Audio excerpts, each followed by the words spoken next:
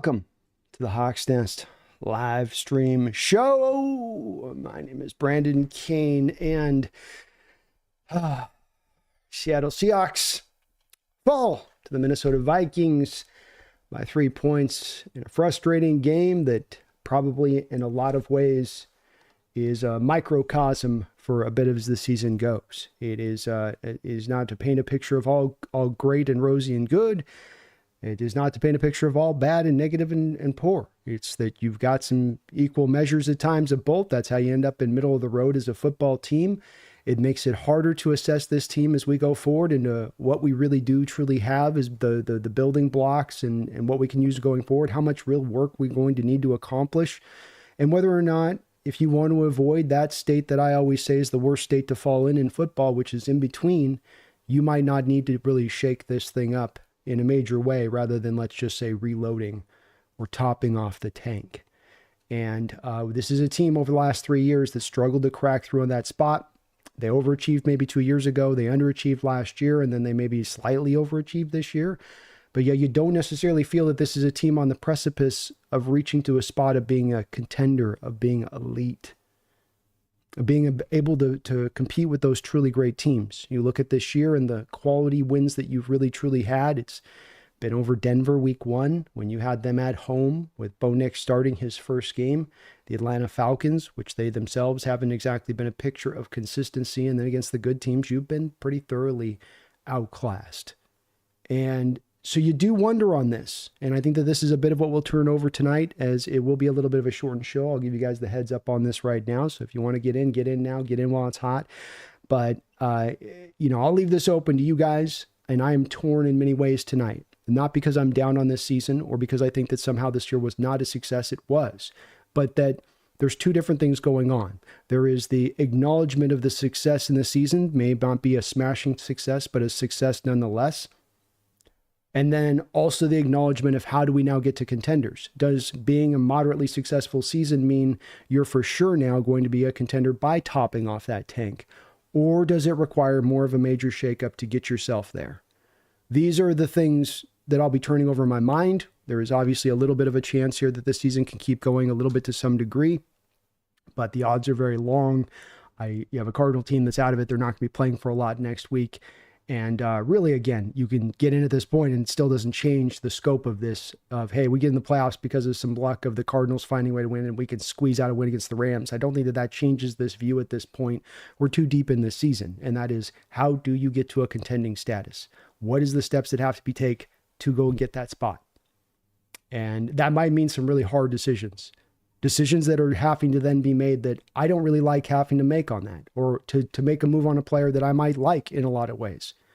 But I think if we've got to think about us being stuck, and you think about teams getting stuck in that place, I say it. There are teams that find themselves in 4 states, like water, right? Finds itself in 3 different potential states. So too does an NFL team find itself in 4 states. You're rebuilding, you're ascending, or you're elite. The 4th state is in between, and it doesn't go from ascending to in between to elite. It goes from ascending to elite. In between is where you get stuck when you've gone off-road.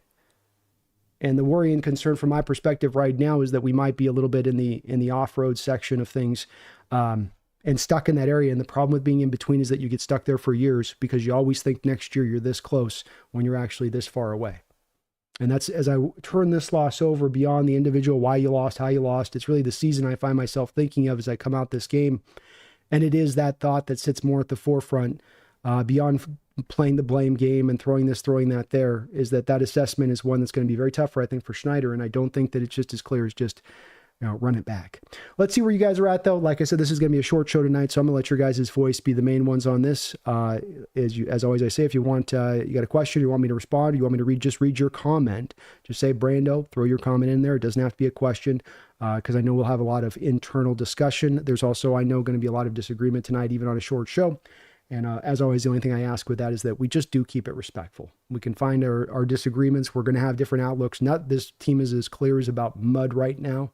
And that means that there's going to be a heavy amount of opinions in a variety of different directions. And I think that we'd all be well suited to look at our fellow Seahawks fan and understand that we're all trying to want the same thing. We may have different outlooks of how we get there, but we all want the same thing. We're all rooting for the same team. And it isn't clear. Because it isn't clear to be in sort of a self-evident mode of, well, this is just what you do and it's like that. Well, it's not clear. And I think there's a couple different roads they can take here, but let's see what you guys think. I'm not going to hold this up any longer. Please do, if you can, hit that like button for me. I would really appreciate it. Also sub up if you can. Addicted Hawks. Hey, Brandon. Hey, 12s. What does it mean when Ernest Jones just gave the first Seahawks press conference like 6:35 p.m.-ish? Usually the press conferences are done by now. Wow. Hard to say. Was there just some discussions in that locker room after this game? Maybe. But that's interesting. Phoebe says, B, did you see the Bengals interception where they were fighting for the interception? Instead, it was a complete because everyone was selfish. I didn't see that. That's pretty funny, though.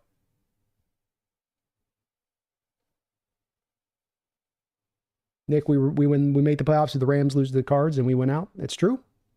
But they've got to lose the Cards at home. We'll see about that part. Jesus says, Geno's now a $30 million a year quarterback, more like $15 million. AI says, we'll be lucky to beat the Bears next week. Yeah, maybe. I mean, no game's a given with this team right now, that's for sure. I'd like to think that we could still go and take it, but you never know. Newton says, despite our O-line, we're recently talented.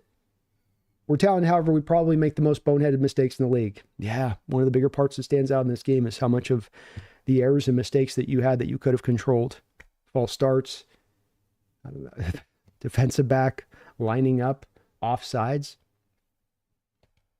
And again, I think this game has actually was a pretty good game for as far as taking a variety of snapshots in a variety of different places that have been earmarks of your team throughout the course of the season. And that's where I start to think on some of this stuff that there is a little bit of there is a thread here connected. And within that thread of connection, that means we've got to make some difficult choices going into the offseason at this point. I could be in a bit of an emotional state, though, too. So maybe give me a day. Give me a day. Hash Slinging Slasher. Hey, Brandon, what do you think we can get for trading DK, Reek, and K9? I think collectively you could probably get probably a first, 2/3, and a third and a fourth, something like that. Let's call it a first and 3/3. Of course, also Hash, you could potentially find a way to maybe package those kind of players in a way that get yourself a player back in return as well, rather than just draft picks. But probably that's about the top end you could expect. I don't think K9 pulls in a 2. He could probably pull in a 3. Reek probably pulls in a 4, could be a 3. DK is probably a 1 and a 3. Man, my nose is itching like hell. Brian, continually changing coaches and schemes leads to low success. Already seen it. True. It's not a good path. Kevin O'Connell says, let's let DK go to Pittsburgh and let's get some bounty for him. Maybe the approach that's taken here as we go into this offseason at this point. We'll have to kind of see on that part.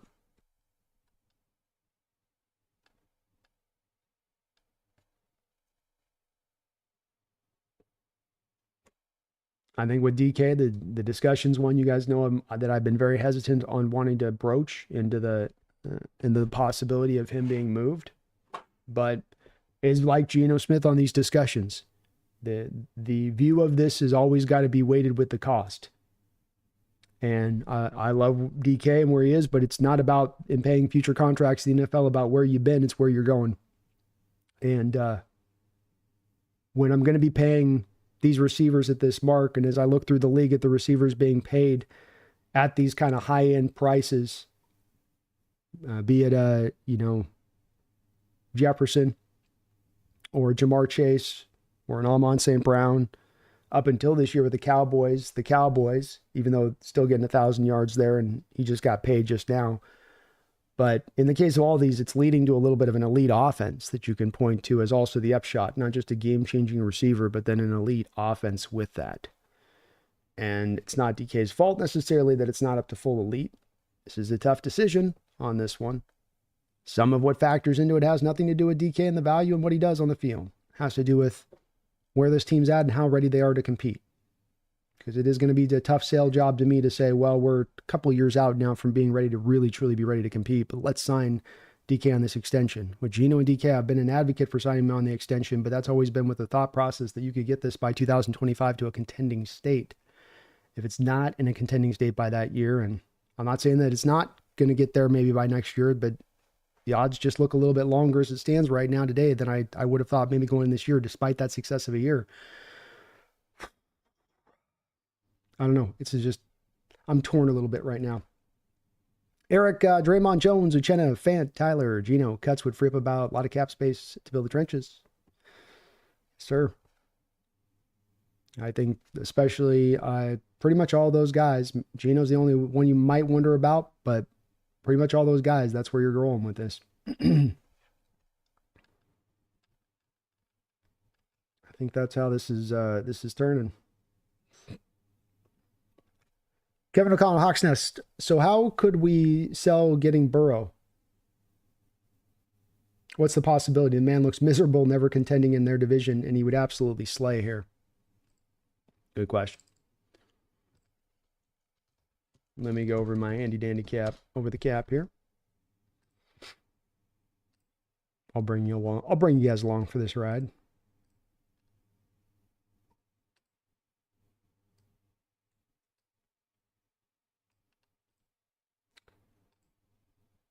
All right, Bengals sitting with a lot of cap space. Okay, so we've got Burrow right now sitting into the second year of his deal. This is where we've got him right here into year 2. So signed to the deal in year 23. So this makes it possible on the surface of it. The first thing you want to take a look at is going to be, excuse me, these remaining 3 years. Because the option bonus, these things, they hit year by year. That's how you get up to the $46 million cap hit, right? It's the option bonus year by year that takes you there. But those are bonuses that click in by the year because the Bengals are cheap, and that's how they roll. This opens up, though, the door for a possibility of making a move. The Bengals will be on the hook for this, and this. That's $24 million of dead money. And as we've seen, that's not an incredible amount of dead money to go. What are the Bengals going to want in return? I would estimate that the Bengals are going to want you to throw them a package that's going to beat the Deshaun Watson package. I think that's what we're talking about here. Do you want to go that far? Yeah, maybe not. But it's probably going to take something like that. 3 firsts and probably 2 2s. Maybe a player kicked in. Maybe you can find a way to do, here's this guy, here's that guy, here's this guy. One thing that could also make this a little bit interesting as far as the Bengals' perspective and considering a turnover of this is that you haven't been exactly signed up to the T. Higgins situation, right? I think he goes in and he becomes a free agency after this year, if I'm not mistaken. They did not get a deal done with Jamar, with Chase either. So Chase is out the door. Do they look at a place of maybe we do have to turn this over? And if that's the case, can you throw them that big package to get them even more in that mode where they look at it and they go, okay, well, we move this guy, we move that guy, and we really buy into this process. How about maybe doing that? You're obviously hesitant if you're the Bengals to pay a Jamar Chase or to pay a, excuse me, my throat's killing me here.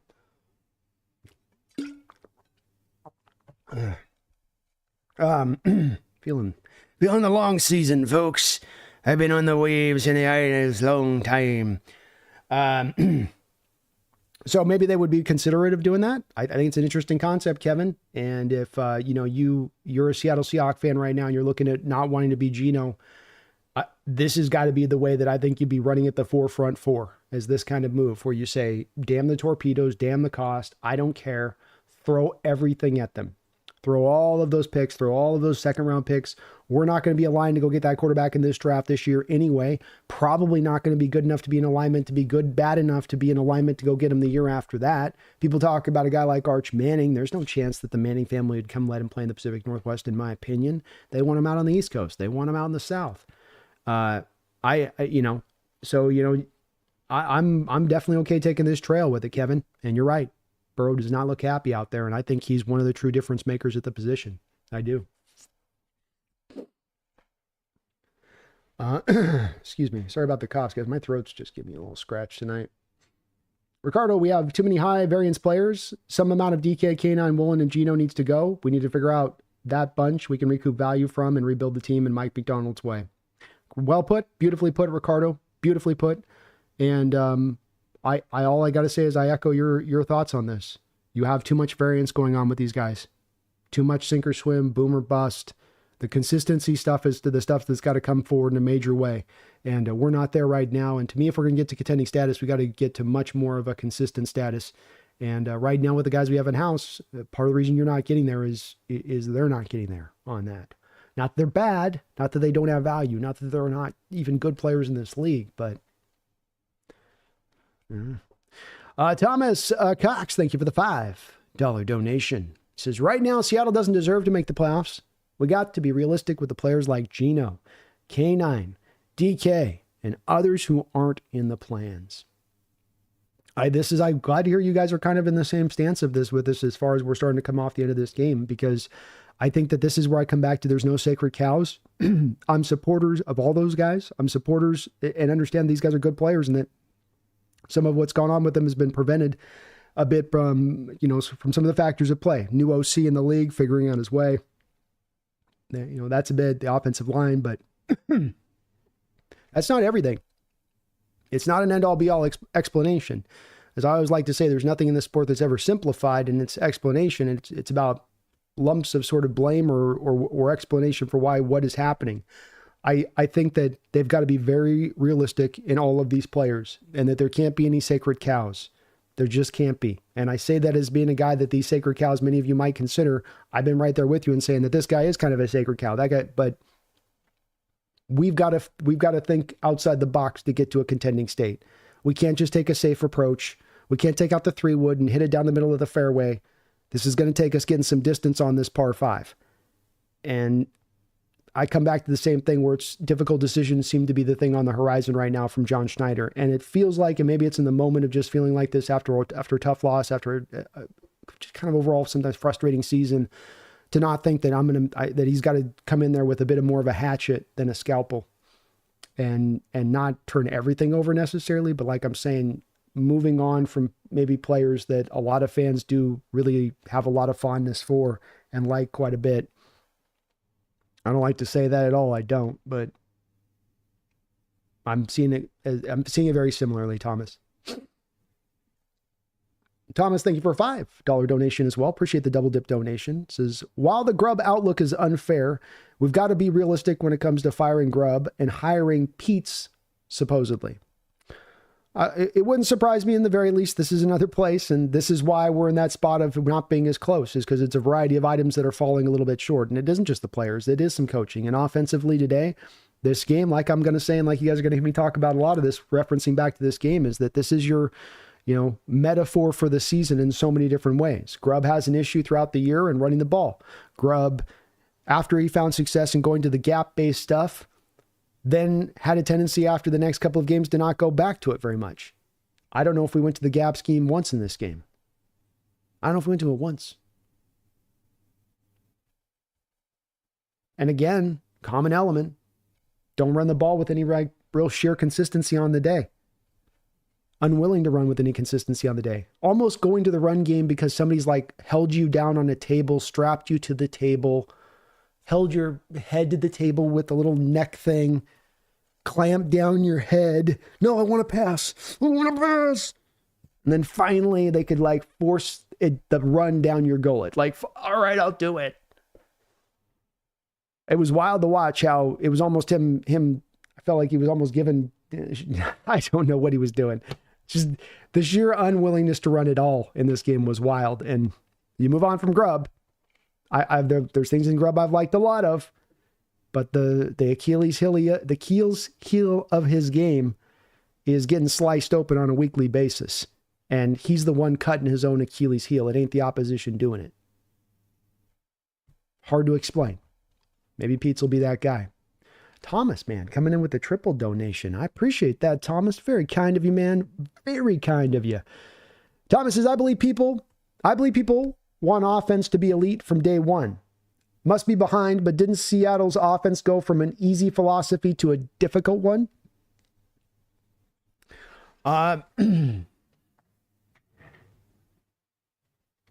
Processing it a little bit here. Yeah, I probably, people are expecting the offense to be more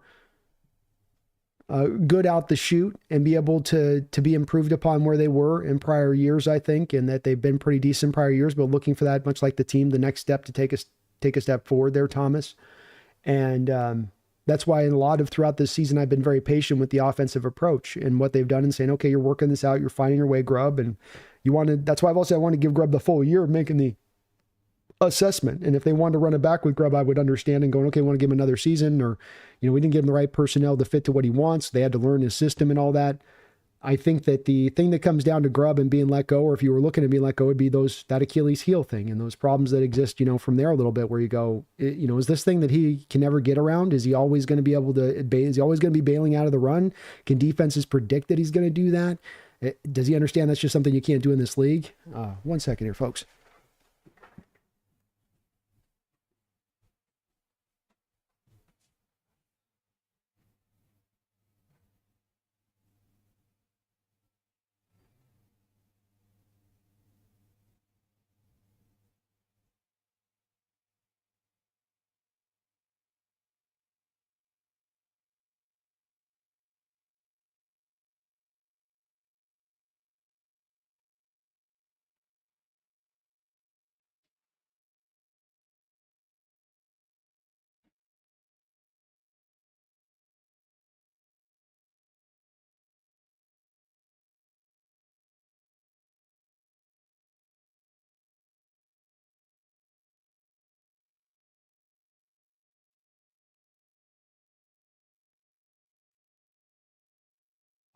Once in a while you get cats and they get their hair going out and you get a random hair go out and goes right in your nose and then it sort of just tickles the inside of your nose, just like every time you breathe. I was like, oh, I could feel it. Yeah, I think the thing with me too on this, Thomas, would be not that they're not elite day one, or not that he hasn't found tremendous consistency with the offense throughout the course of the season. It's been the bailing away from the run game. It's been that the offense is in many ways playing at its worst here as you wind down the season. As your offensive line gets stronger, your offense gets weaker. And that's the part that I think is the more troublesome part to explain away to, or to send necessarily just kind of push away to, well, you got the first season blues and you got to get through those growing pains to get to the other. And I'm not devoutly in the spot of saying that you got to go let grow. Everything's got to be on the table. I think the criticism, though, is on him is valid. People have been screaming for him to run the ball. This whole game, I was in the second half. Run, run, run. You finally run. You actually get a drive that works. Like, look at that. And he's got a weird approach as much as any OCI almost have ever seen as far as his inexplicable unwillingness to just stay with that running play and go with it, on that side. Rodney Prescio, thank you for the $5 donation. You guys are extremely kind as always. I do appreciate that. How does Geno and DK continue to have miscommunication on the field, I think is what you meant. This blows my mind. To be honest, this team is hard to watch. I get what you're saying all the way around on this one. Geno was here for a couple of years prior to Russell Wilson going away. Him and DK have been thrown to each other for 5 years. Why are they not on a better page? Quarterbacks by this point, 5 years into playing with one receiver like this, would have usually a psychic-like connection in what they were doing on the field. Each knowing what the other's thinking and going to do play by play. You don't feel anything close to that with DK Metcalf and this team right now. And I don't have a real solid explanation for why that's the case, Rodney, but I think you're seeing it true, and I'm seeing the same thing with it, and it frustrates the hell out of me.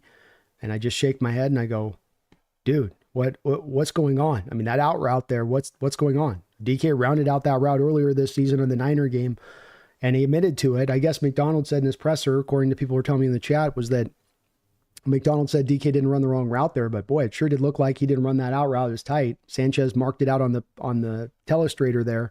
I thought the same thing as Mark, is that it did look like that's one where he could have round that in a little bit more on that play, and he didn't. And I don't know why exactly on that one, Rodney. In regards to your final point, I agree.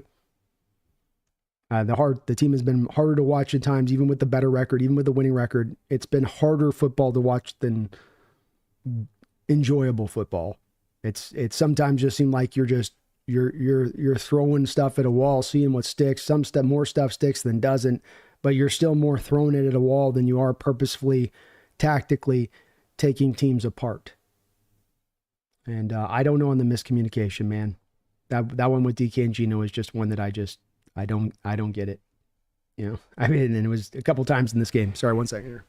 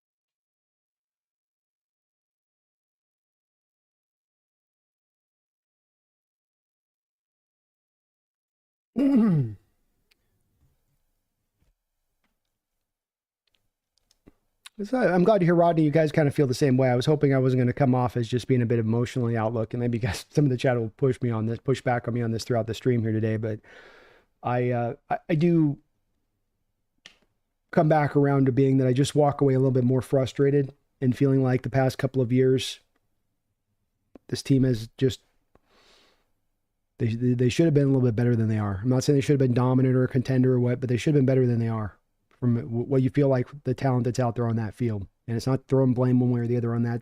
That's just a feeling of things right now for me, Rodney, with that. Thomas, thank you for the $5 donation. If Ty Warren or Burden are available, would you draft either of them if it's a BPA?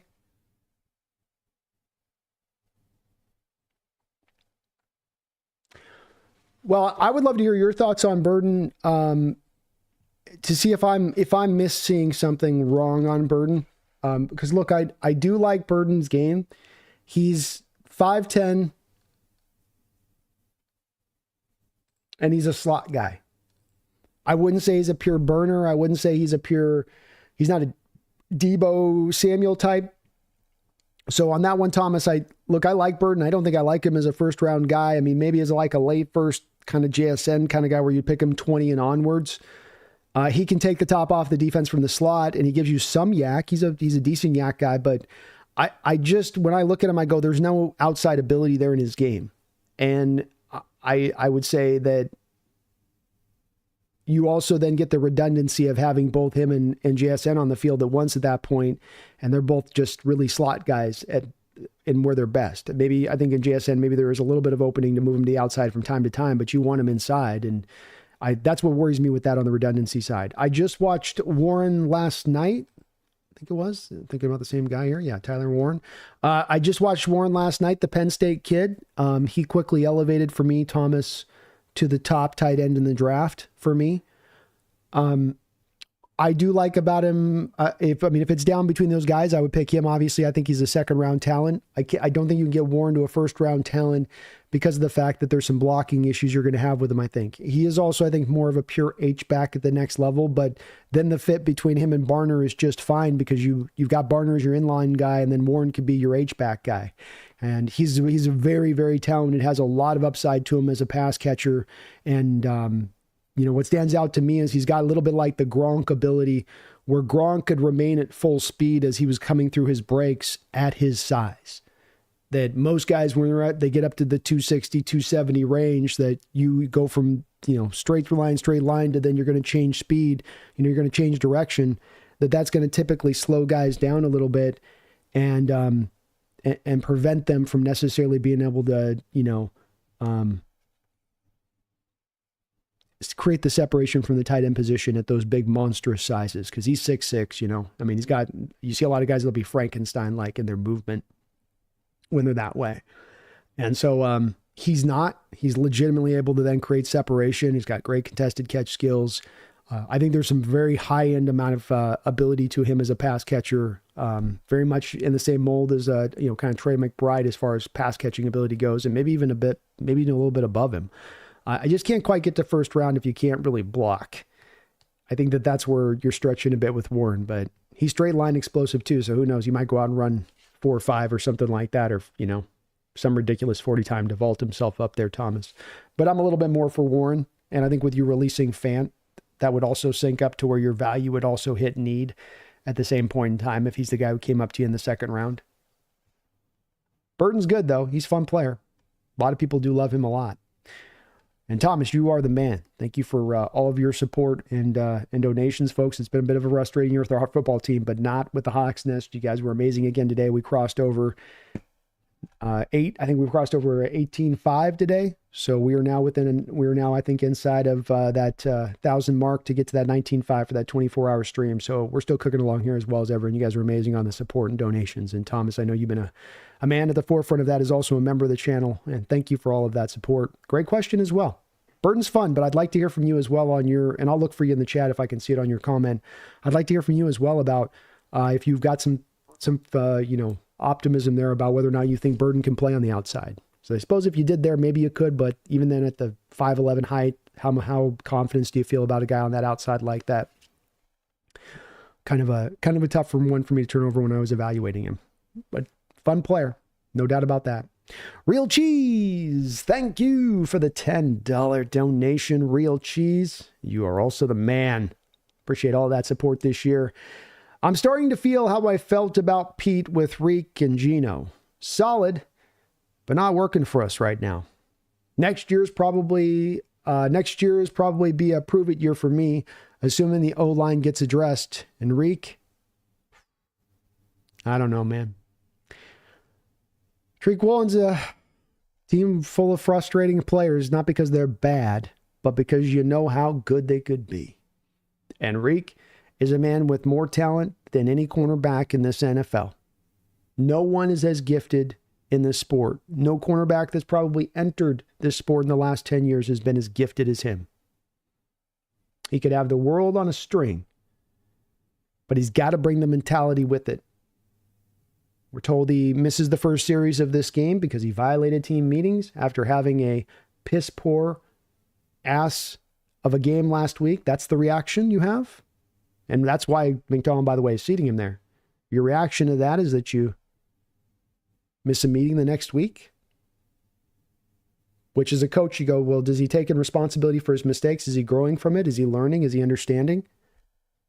Perhaps not. Perhaps I have to take some extra additional steps here to get this point across. You know what, me, Real Cheese, I'm a big supporter for Geno with it. Geno today, 2 interceptions. The Metcalf one may or may not be on Geno purely, or some on DK or some on both. Pre-snap penalty doesn't help to put you at 1st and 15 with 50 seconds, but even let's throw that one away. There's no excuse on that one interception. There's too many interceptions this year with Geno where I say there's just no excuse for that. That's just unexplainable. I don't know what you're thinking. He had 2 other plays that could have been interceptions. But you get on the press there with DK, where DK doesn't even get up the field there and he throws it up. And you almost have Shaq Griffin get an interception. Oh my God, the fans would have freaked out if that happened.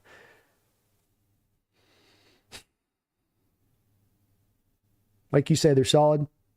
But is this going to take us to contention right now? I don't think you get to contention with just being solid.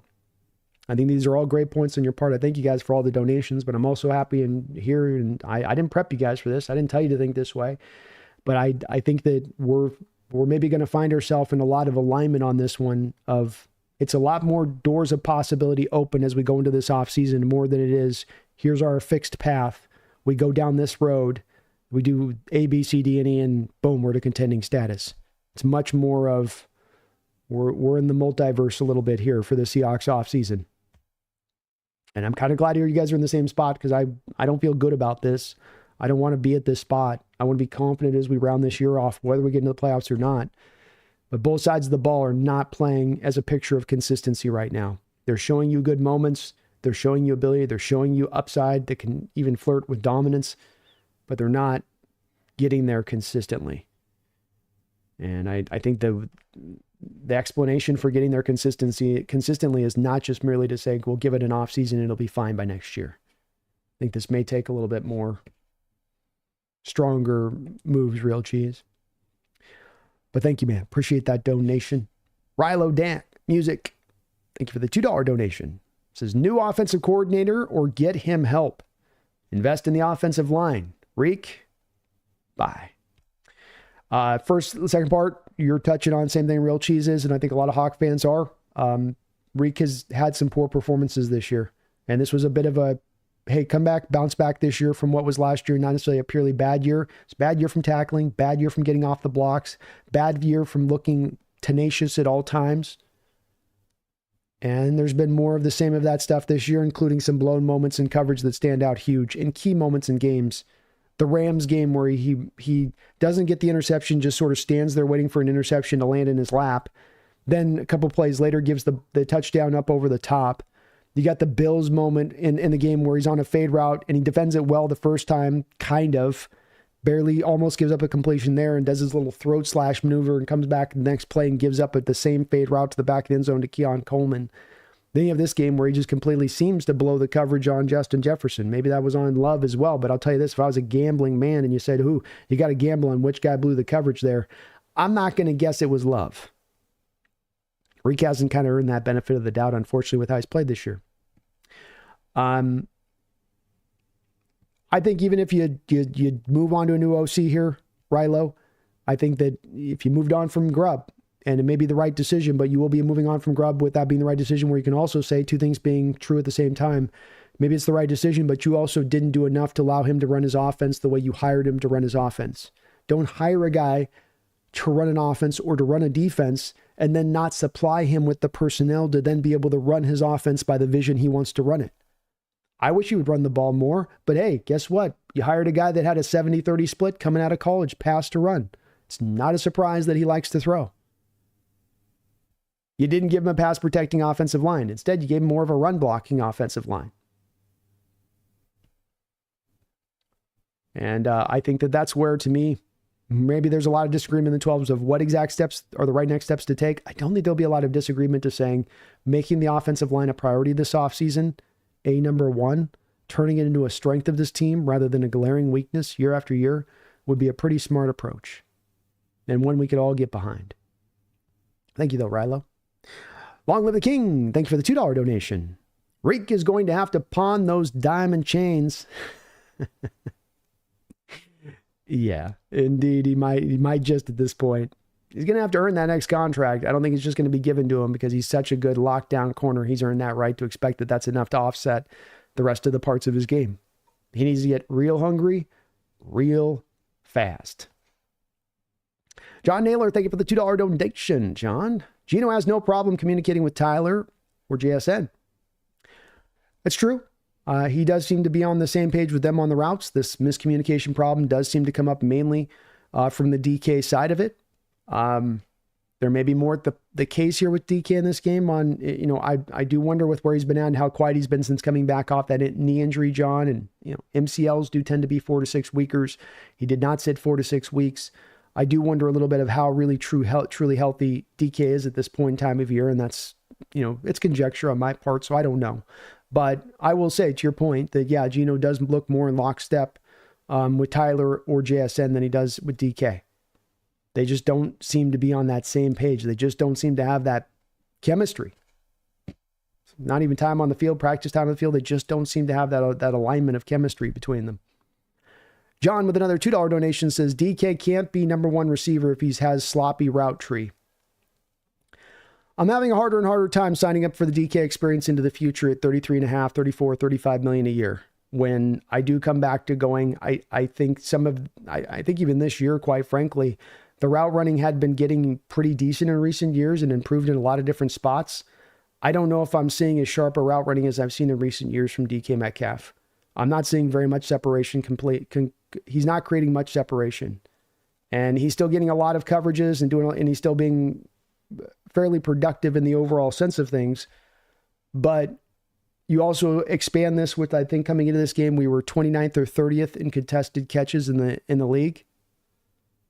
And that's another part of his game that just, again, continues to stand out that you don't get to really rely upon. A guy that should be a physical beast in contested catch situations, but yet it almost feels like the cornerback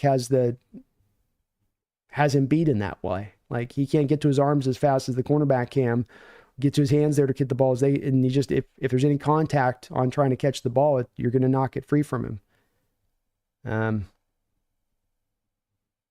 It's going to be hard at that spot, and I love DK. I do. He's been my favorite player on this team, but these are valid criticisms, and I don't know. It's gonna make it hard, John. It's gonna make it hard. But appreciate you. Thank you for that. Mike Skinner, thank you for the $10 donation. 43 pass attempts with an injured quarterback in a game where by no means did it feel like we were out of the game and you had to run the ball less than 15 times. Ryan Grubb, this isn't The Apprentice, but you're fired. You're fired. You're fired. Fired. You're fired. Fired. Fired. You're fired. You're fired.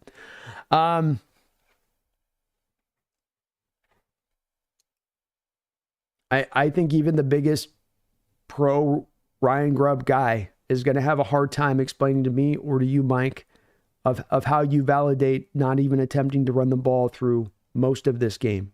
There was some purposeful passes to Kenneth Walker in the flat, which were to serve as essentially runs, but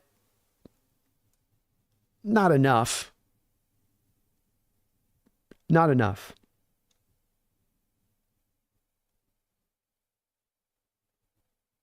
And boy, does it slam home the exclamation point of this when you have that final touchdown drive where for the first time in that second half that you actually do commit to running the ball a little bit, you go down and get your touchdown. And how many games over this season we've seen where he fights that. So, I mean, Detroit Lions game, you ran twice. You can't just go to it and be like, well, he's behind in these games and he's got to come from it. Last week, Mike, he did it twice. He did it to start the game and bailed on the run. And then once you got the touchdown back on the 25-yard run by Charbonnet and the defense got the stop and you were within 10 points and there's plenty of time on the clock, he still wound away from the run then too. And then it just isn't just about then, all right, you're leaning solely on your passing offense to carry this day and make this happen. It's also then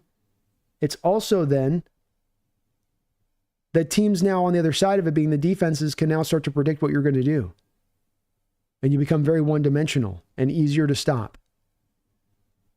And I think we're going to end up leading this. Remember a couple of weeks ago, I presented the stat, Mike, that Elias Stat Bureau had us Seahawks deep into the season a couple of weeks ago as a team that was going to be the team since 1980, the only team since 1980 that has had average 3rd and 9 on your third downs. Your average down and distance is 9 yards. That it would be basically a new modern day NFL record. And just what you saw today. And it's what you would expect to see if you have a pass happy OC. You don't want to run the ball? You're going to end up in a lot of 3rd and longs probably. But I don't know what they're going to choose to do with him. I will say, as I said a couple times, this Mike, that if he is let go, it's not because he's a bad OC. If he is let go, it's not because he has college concepts that don't work at the NFL level. If he is let go, it will be because he did not stay with the running game by a commitment level. And McDonald knows very well, playing under a guy like Harbaugh, that there's got to be commitment to the run game in the NFL. It's not college. You can't just throw at a 5-6 to 1 rate. That's not going to get the job done. Well said, Mike. and thank you for the donation. Thomas Cox, thank you for the $5 donation. A part of me is happy with McDonald and excited the rest of the season, seeing who goes on coaching staff and who stays. It reminds me of the Lions in 2022. I'll be excited. I'll be excited as long as I can see the team's not straddling the fence, Thomas. I'm good with the, moving heavy in directions and having a lot of turnover this offseason. I'm good if they want to, even if they want to dam the torpedoes and maximize everything out to try to truly get to contender state by next year, whatever. I mean, just pick a lane of which way you're going this offseason. Don't just tap up. Don't just top off the tank. Don't take the foot to the line. Say, where's the line? Okay, we'll just tow right up to that. And now we're good where we're at. Take it past the line. Spill it over the top of the tank. And if you've got to reset this, if you got to rebuild, I'll be supportive of it.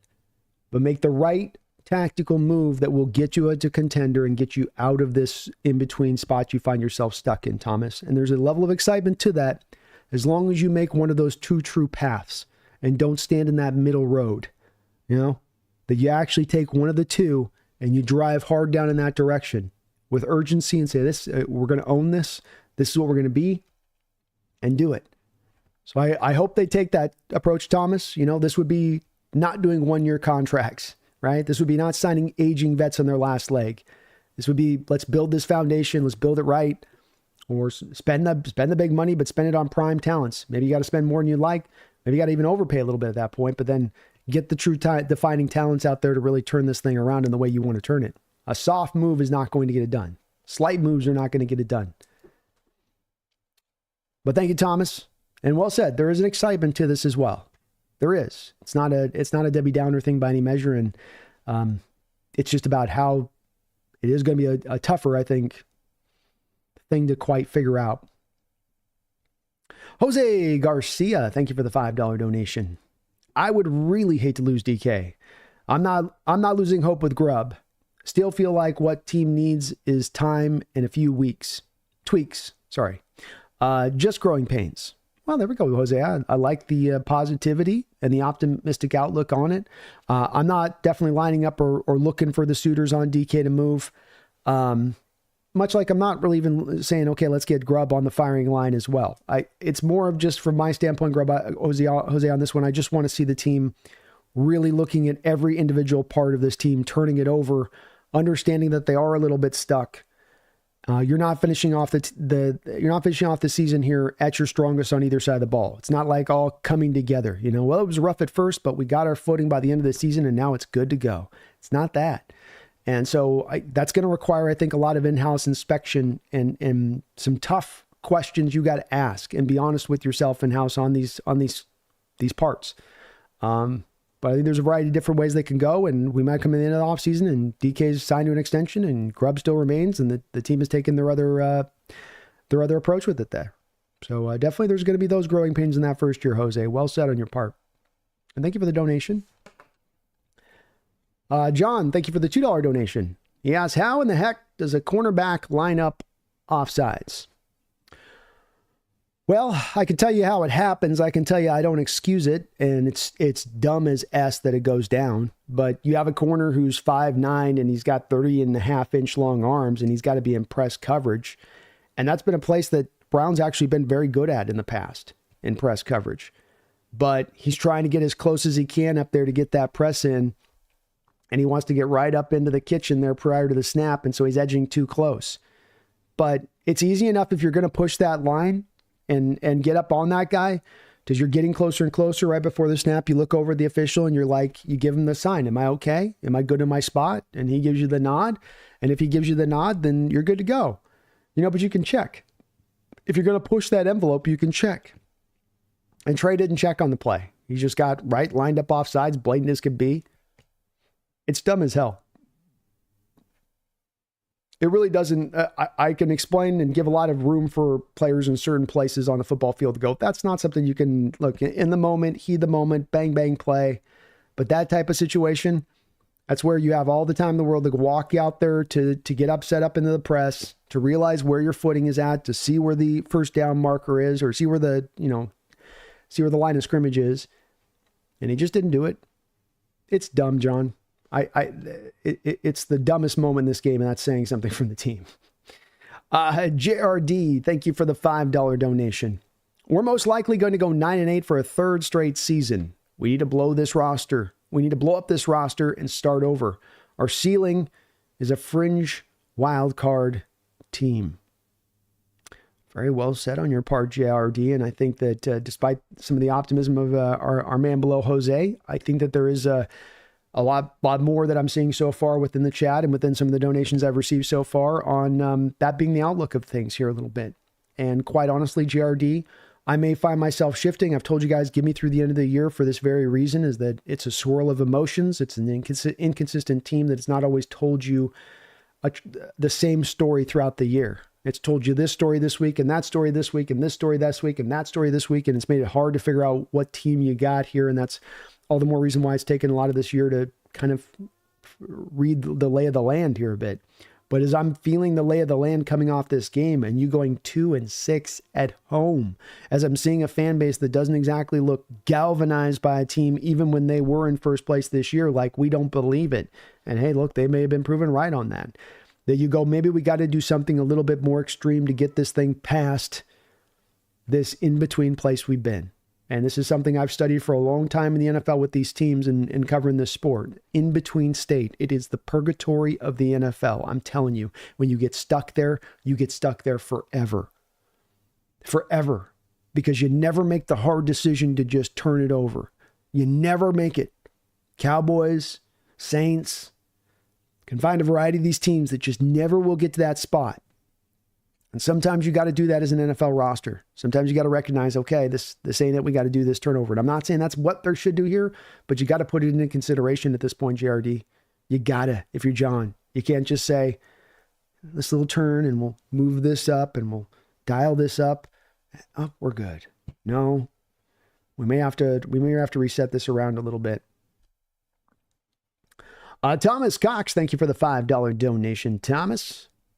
He says, I asked if Grubb is gone, who would you replace him? Oh, sorry. The guys I liked, McDaniel, Taylor, Steichen, Chip Kelly, DeBoer, or Peets for the quarterback coach. Boy, wouldn't it be funny if it was Kellen DeBoer who took over the OC job from Grubb? Of those guys, I think that the guy that I would go to would probably be Steichen. Would probably be if he's available and on the market from the Colts, that would be probably the guy that I would jump on and say, let's go with this guy. I'm not sure as much as with McDaniel. I think Peets and Taylor probably are about the same. Chip Kelly, I'd be a no because you already passed on him last year and had a chance and you interviewed him and you probably just didn't like enough of what you got from him. And I think you're potentially walking into more of the same problem with him as you'd be dealing with Grubb. So probably I would go with Taylor. If Stefanski got available out there in Cleveland, that'd be certainly another guy that I would be hot to trot for if he was in play. I think Thomas, more than a certain guy, I just want a guy who's got OC background in the NFL and has success OC background in the NFL. I don't want a guy that's, well, he's never called a play in his life. He'll be trying for the first week for your Hawks. No, let's not do that. Let's not do that. So give me something with a little more certainty on that. But those would be my guys, I think. Steichen's a really smart-minded guy. He knows his stuff. Probably just didn't have the quarterback to get it done out there in Indianapolis. And Stefanski the same way. Why I really like those guys. I think they're very smart, offensive-minded coaches. They haven't been able to be given the QBs to make their offense run. And smart offensive minds need quarterbacks to make their scheme usually run. Great question, Thomas. Sorry I missed it below there on you. I didn't mean to do that. But man, thank you for all the donations. I'll try to think if there's somebody else. I feel like there's a name or two that I'm not necessarily thinking about here that should probably be drawn into consideration here a little bit.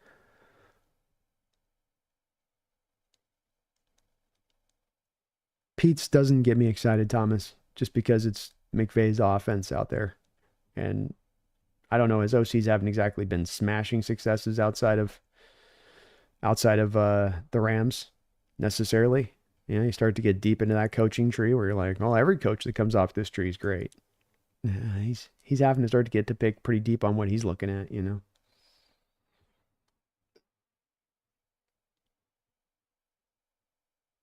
Robbie's is at a wedding drinking away the sorrows from this loss. Let's go, Robbie. Get it.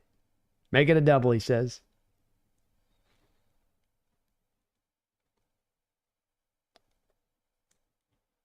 AI says first thing is getting rid of players not living up to their contracts. Fant, Nwosu, Draymond Jones, Tyler Lockett. I think both Fants, George and Noah Fant. Nwosu, Draymond Jones, yes. Tyler Lockett, yes, AI.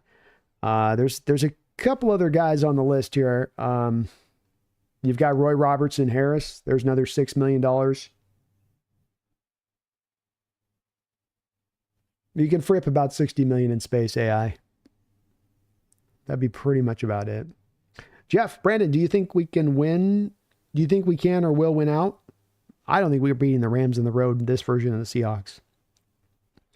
You're not playing with enough consistency on either side of the ball to make that kind of prediction, I don't think. We'll beat the Bears probably, but everything else is a big fat question mark. Nick says the only thing I can think of is the Cards lost to the Panthers. They'll play pissed off. I hope so, Nick. Hope you're right.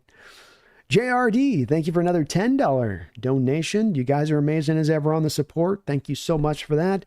I love this current team, but I'm still seeing some of the same problems with a whole new coaching staff. At some point, we have to restart. There's something wrong with the core makeup of this team. Yeah, hard to put your finger on exactly what it is, but that's a bit of the sense that I feel from this as well. It isn't that it's full on broken. This is where it's so hard to get to sometimes nuance of it. It's not that this is full on broken. It's just not good enough to get you past the state of contention. And there could be a lot of reasons for this. There could be some simple reasons. Some of this is probably a behind closed door knowledge as to why it is, where it is, but there's no denying it is what it is. And that this isn't a man of the moment situation. These were extensions from this game of what you had seen from this team pretty much by and large over the course of a season. A lot of variance in your play, a lot of up and down nature, but a lot of the same things you could take away from this game, both in the good and the bad, but largely in the bad, were things that had hindered you and had been nipping at your heels and had been the monkey on your back for all of this season. And you go, something is wrong. Is it the core makeup? Is it this? Is it that? Something seems to be wrong. How do you get it right? And the thing I come to, and I think the thing you come to too, JRD, in your below donation, was that it's not a simple just this one thing. Remove this thing and then everything's great. Remove this thing and everything's amazing. We may need to do more of a get in the mode of a shakeup. We may need to do something extreme. And if it's not a shakeup, if it's not quote unquote going into more of a rebuild, then it's you going extreme the other way. And you're going to have to drive this in a heavy fashion down the other corridor if you truly think you can get yourself to a contending spot by 2025 from a John Schneider perspective. I think you've got to be smoking crack pretty much to think that you're looking at this team right now going, well, just an off season of, sign the left guard, draft another right guard, and more contenders next year. Count on it, no doubt. I don't know how you can look at the team and say that right now.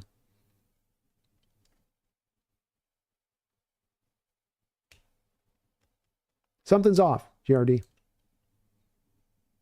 And as I say, that in-between stage of things, it's not to be undersold as far as a Hawk fan goes or as far as an NFL fan goes. You get stuck here, you can get stuck. I call it purgatory for a reason. You're stuck there in a never-ending play. It's like never-ending. Blue Hawks, I don't think Seahawks make the playoffs. I don't either, Blue Hawk.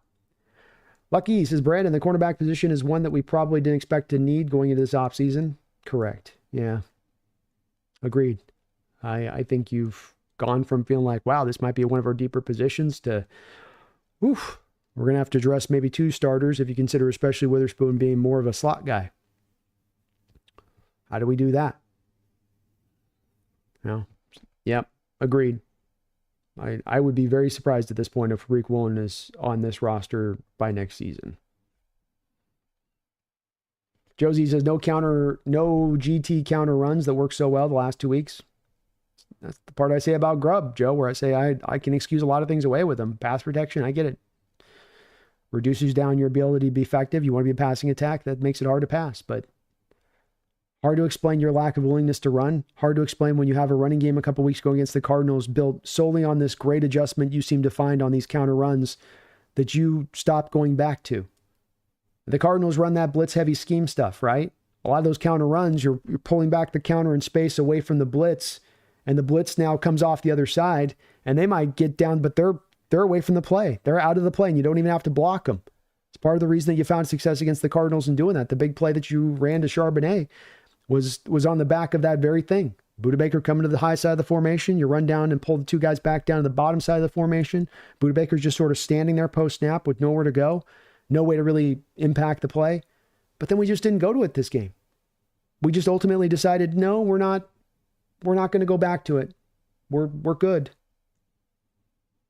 Why? You go, what? How did you go through this week, Grubb? Going, I'm just taking it all out of the playbook, but it's been working good. Yeah, I just don't like them. There's no explanation for why you weren't at least running 5 of those plays this game. That's a fireable offense guy, but it's damn close to being just about a fireable offense in this game when you needed this game, when you bailed on the run right and left. It's nearly a fireable offense. Luke says defense is disciplined, but the offensive side is undisciplined. Agreed. It's a mess. Sloppy mess. Addicted says Grubb did not throw that interception in the first half. Still a Geno fan, but he has not learned to dump the ball when he is under pressure. Sigh. No, the interception's inexcusable, not on Grubb. I would say this is where we do get to, though, Addicted Hawk, of when you get too pass happy and you get too locked into throwing the ball too much and you get too one-dimensional and your volume of attempts get too high. This is when you start to lead to places of now more of those kind of throws inevitably are going to be open to happening. But I'm not putting any of that on Grubb. That is solely on Geno. Eric says corner isn't a need. We need one more on the line to disrupt things. I don't know, it depends on Reek here, Eric. And Job, I think you can bring him back as a restricted guy, but how confident do you feel in Job if you do go that route, especially if you moved Reek? Certainly Nehemiah Pritchett's development factors into this a bit too. But like this team, it's nothing easy. Mick says Kevin O'Connell is such a good offensive coach. He's doing amazing for having Darnold as his quarterback. Yeah, he's a very smart guy. Very smart offensive guy, and he's definitely, you can see how he has helped Darnold out. He called a great game today against our defense. And yeah, smart mind. Well said, Mick.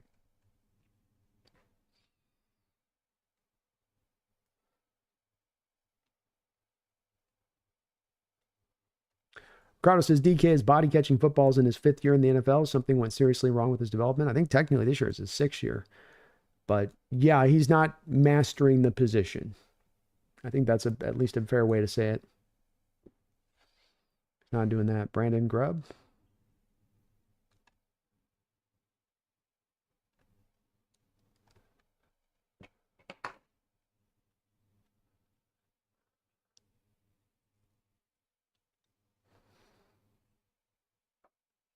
Jeff R. Brandon, are you annoyed as me about Grubb doing 40-plus passes and 11 runs? Yeah.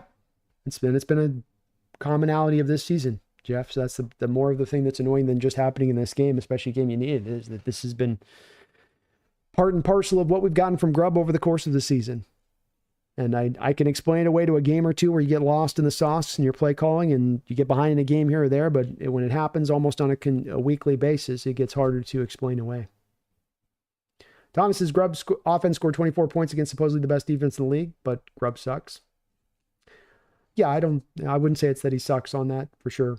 I know that's you're replying more, I think, to the chat on that, Thomas, with what you're getting from them, and it's certainly not to say Grubb sucks. It's about as we get to it, it's that is the thing in his game that's the hole in his game, is it too big to overcome the good? And that's really the question I think that the staff and front office will be turning over in regards to him this offseason. Alpha is bad at balloons. This game has completely ended any faith I had in Grubb. McIntosh, K9 were averaging 4 yards per carry each, and we ran it a total of 11 times with them. You can't throw it 40 times with a hurt quarterback in the rain. Well put, man. Alpha, I don't have a lot to add on top of that other than I agree. I can't add a lot on top of that other than I completely understand that outlook of it. I'm in the same place on it. And again, if this was just a problem or a game or two that you encountered this, it'd be one thing. When it's something that you more often than not face game after game, it raises questions. Dune says, I do not agree with the trade DK movement. Our receiving core consists of parts that fit together. He and JSN complement each other. For sure. And I'm not necessarily advocating for DK. I'm just saying that teams got to look at all the possible moves they can make this offseason. And it's about how do we get to contending state and what are the best moves to take us to contending state in 2025? Or do we have to reload this into the future? Luke says, we only ran like a dozen times tonight. That's inexcusable in my opinion. Agreed. I don't have any explanation for it.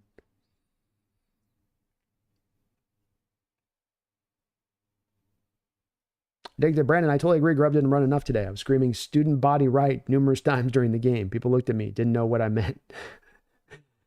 Yeah, it's and again, not bad. I'm not saying he's a bad OC, but this is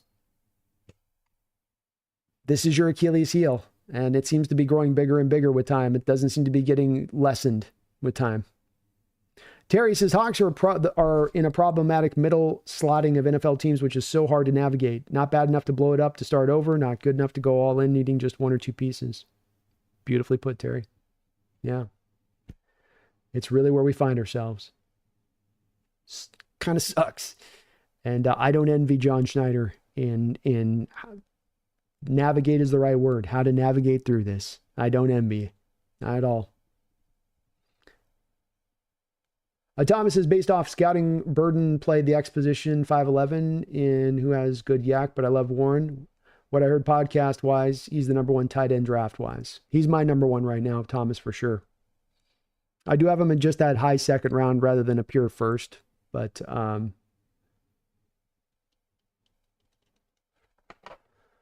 let me look this back up, man. I got to look this back up, Thomas.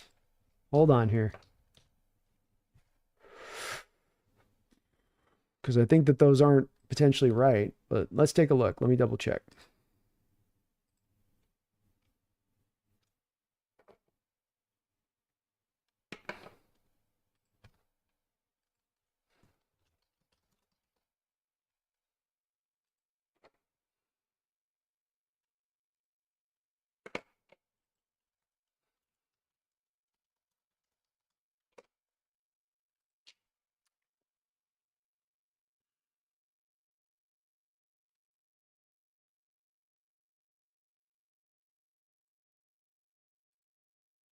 All right, Thomas. Let me do this here. Hold on one sec.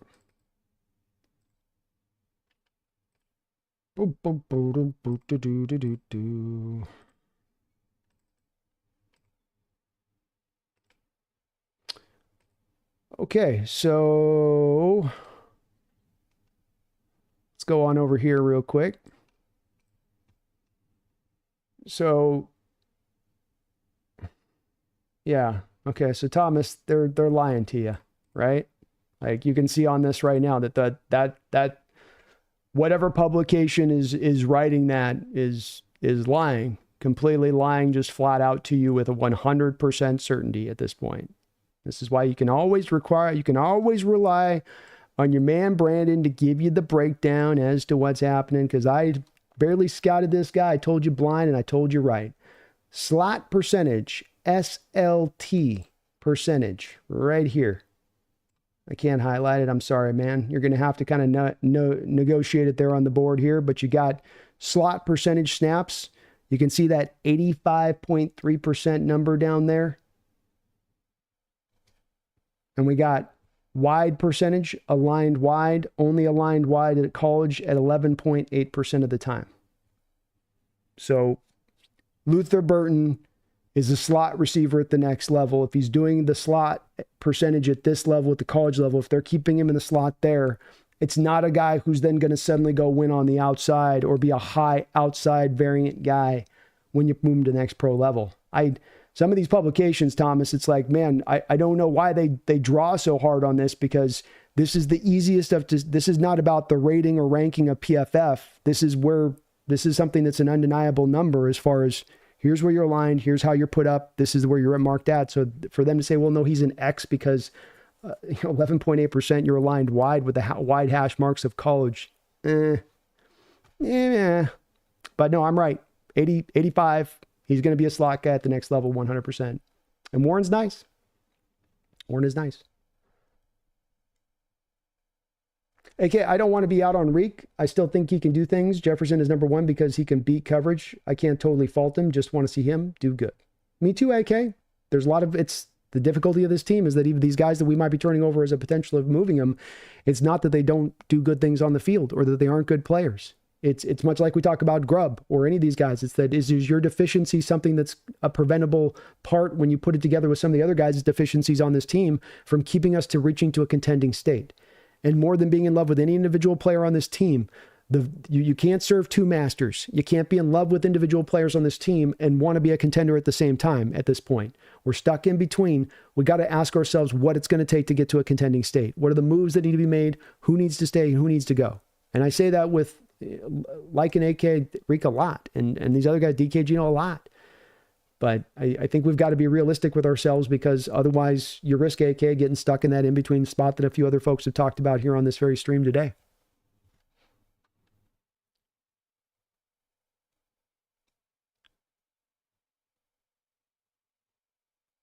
JRD, thank you for another $10 donation, JRD. He says, also, John might need to go.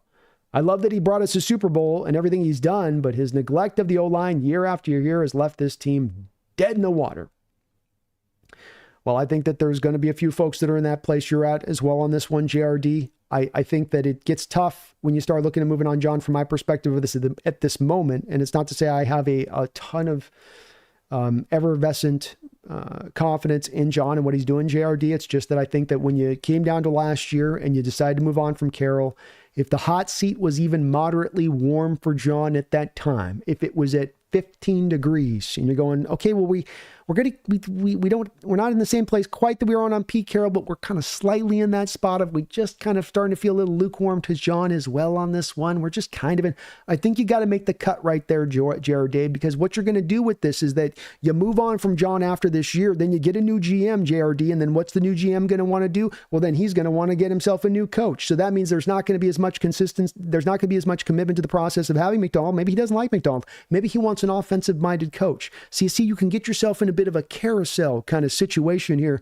if you go into that far of a range on this. And that's why, to me, JRD, when I come down to it, I say, you had to do that last offseason if that was going to be the move. It's not to excuse John away. And JRD, if he ignores the offensive line, once again, another offseason here for the freaking 15th in a row, it would seem, I'm going to be right there with you as far as saying I've got very little confidence in this offense this year and very, very little confidence in John this year going forward. Because much like we're talking about with any of these players or any one OC, even our general manager, it seems, is not immune from this one thing that's your little small thing, this one thing that's your bad thing, this thing that you just don't deal with, this thing that you won't pay attention to, this thing that just keeps, it's growing and it's getting bigger and it's getting larger. And oh my God, it's starting to overtake everything else and it's just getting bigger. And now the things you do well start to shrink and get smaller and more compacted, even though those were really good things. The Ernest Jones move, man, that was a really good move and what you did with that. But it gets overwhelmed.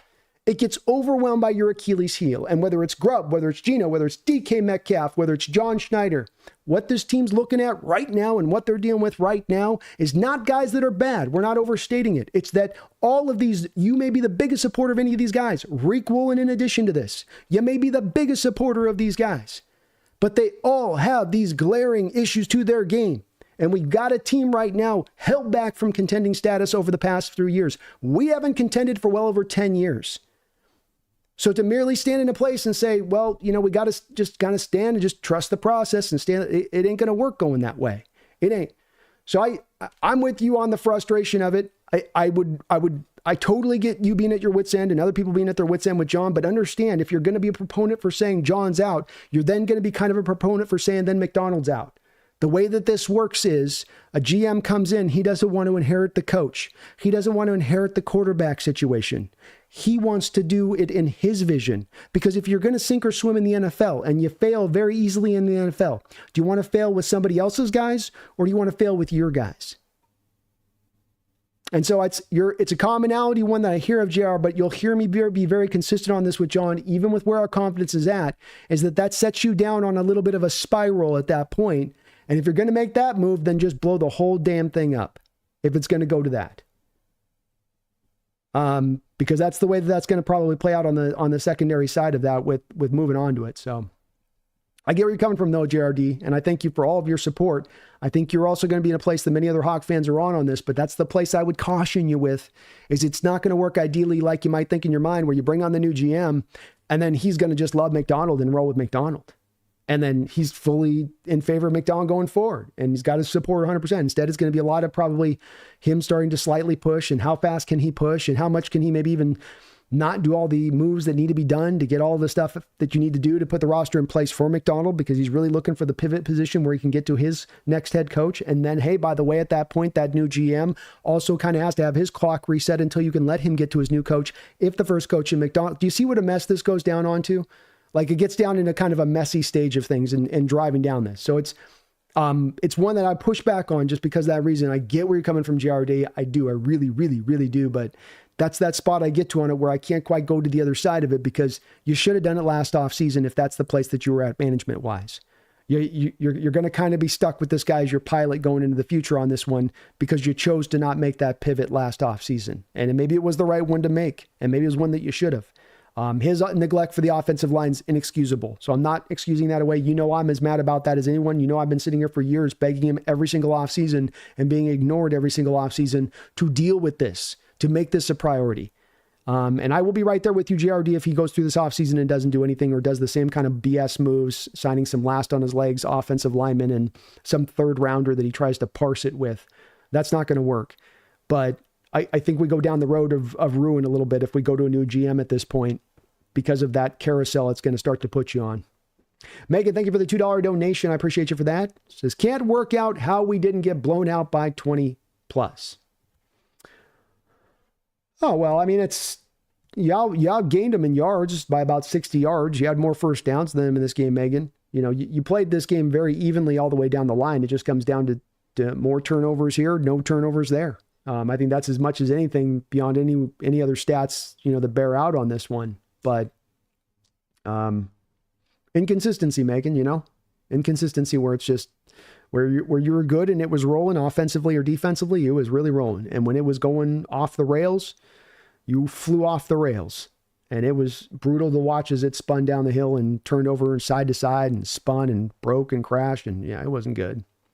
John Naylor, thank you for the $2 donation. He says, Derek Bevel, miss me yet? Check with me in the last, they got 2 weeks left, man. A little bit right now. Maybe fully by the end of the year. Thank you, John. Oh, Bevel. Megan, thank you for another $2 donation. Says, are we allergic to the run game? That's why I say I just think you got to take Grubb and put him into a psychiatric ward to get him to take his medicine, willing to be committed to the run game.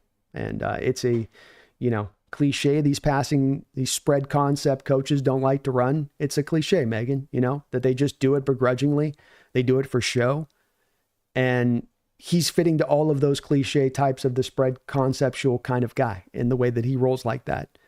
And I don't quite get it. He's been slapped in the face time and time again with the fact that you need to run the ball. He's coming off of a game last week where the head coach literally was confounded once again, as he's been multiple times this year, openly to the press, saying he doesn't understand basically why they don't stay with more of the run game.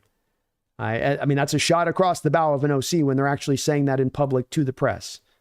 And his adjustment to that is to double back down on the run, double back down on the passing attack, Megan. I don't know. You'll have to give somebody else will have to find some explanation for it on this one. To me, it's confounding and beyond logic a little bit what he's thinking. JRD, thank you for the $5 donation, JRD. The O-line worked when we had Russ back there making magic out of nothing, but unless we have a quarterback that's that caliber, which is hard to get, we are cooked. I don't think we've had a particularly good offensive line for a while, GRD. There's maybe a season here and a season there, but if you look over the last 10 years, and I've done a deep dive on this between pass blocking and run blocking, and if you look at the group as a whole over a 10-year period, you've not done very well year in and year out. It's a crew that you do short sell. And Russ, when he was at the height of his powers, especially 15, 16, 17, 18, he was able to get you, as you said, out of a lot of trouble that, other quarterbacks aren't going to, by and large, be able to do, especially Russ when he was at his best and most mobile as he was to be able to get away from that stuff. But, even at that time, even during that run of Russ at his best, you still got him injured. Miami game, the Niner game. A couple years later, you got Donald injures his fingers. You eventually got him broken. You got Geno broken last week with it. That's why it comes down to, I think, that the one place of uniformity that will exist in the fan base on this GRD is, hey, we're going to have a lot of disagreement, but let's at least agree on this. And that let's make the offensive line a point of priority. Let's put a major amount of investment into that. Let's let that be the leading priority point for us this offseason. We'll see if they truly will be willing to do that, GRD.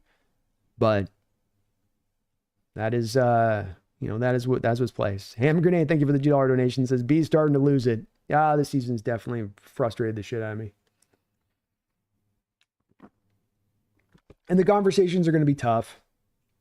Every one of these conversations, Reek, Geno, it is going to be wringing hands, nose-to-nose fights through an offseason I can just see coming.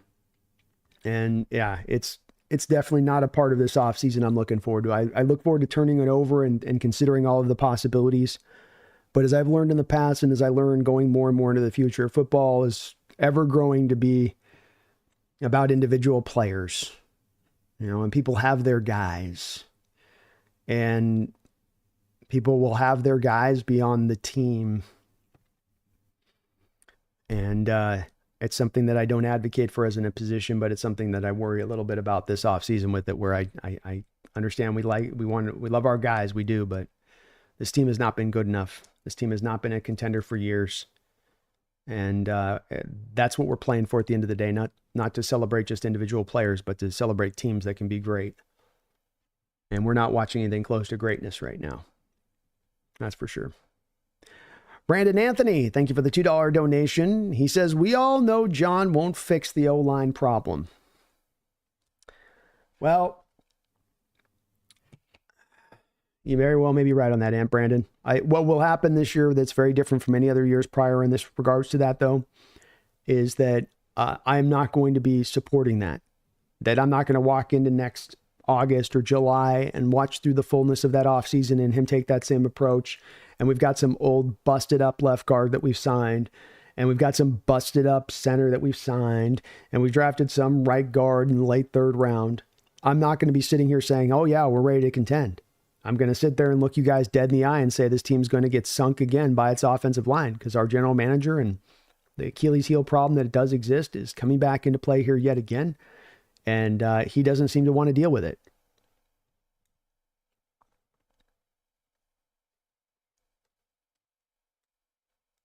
Sometimes you're only as good as overcoming your biggest weakness. And sometimes your biggest weakness will overcome your greatest good. And I have a team of players. I have coach, at least an OC. I've got a front office where I can blanketly put this over the top of all of them. And Hand Grenade just talk about me losing it, where it's like, that's so frustrating.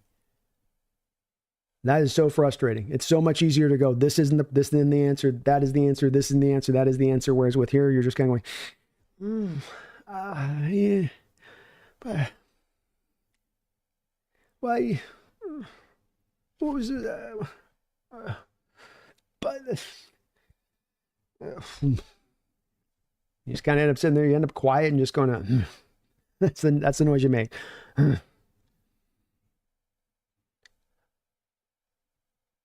Thomas says, my worry is that the team hears that Woolen is a cancer and they won't trade any valuable draft picks, but I want players who want to be a Seahawk and have a killer instinct. Woolen doesn't have it. Yeah. Stephen Coleman says, I do not think we will see Grubb here next year. It's getting harder to see on that side of it. Cannon James, our O-line isn't run blocking. K9 gets hit. The backfield, get in the backfield, then any running back in the league, trash.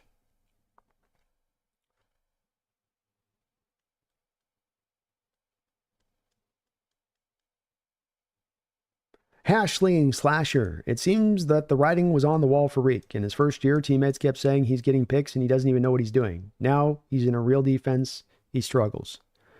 Yeah, the development side's not coming forward, to your point. Where's the development? Where's the steps forward in your game? AK, I still believe we need DK on the team. Without his double team, JSN doesn't get open. When DK is number one on one-on-one, he can make plays on his own. I love DK, man. AK, I do. But it also is about, you got to sign him to a deal this offseason. And is it worthwhile for what you get? And there is a definite plus side you get with him. But is there an alternative approach you can get with somebody who can do some of the things DK does without having to pay $34 million a year? I'm not saying that's the route I want to go with it, AK. I'm just saying that's the consideration. And maybe the answer is to go back to DK on that. But I think that that's part of those things where questions we got to ask with every individual player this offseason, especially one where you're in line for making them near the highest paid at their position in the sport. Mike Skinner never said he would fix problems, but Shane Waldron was a better OC than Grubb. It may be fair to say at this point, considering how weak Grubb's been and his willingness to stay with the run game at all. Daniel says, so we have to win out in the Cards, beat Rams next week for us to make the playoffs. That is correct, Daniel. Pattern recognition expert says getting rid of Grubb would be the worst thing they could do. There we go. Some Grubb support. I like that. Remember the time. I can't wait for Mike Mack to blow up this roster this offseason. There is no excuse for a Seahawks team to go 3-6 in Seattle. When did the Seahawks become the Mariners embracing mediocrity?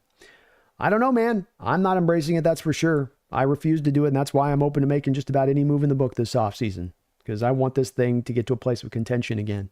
Not merely slightly better than average.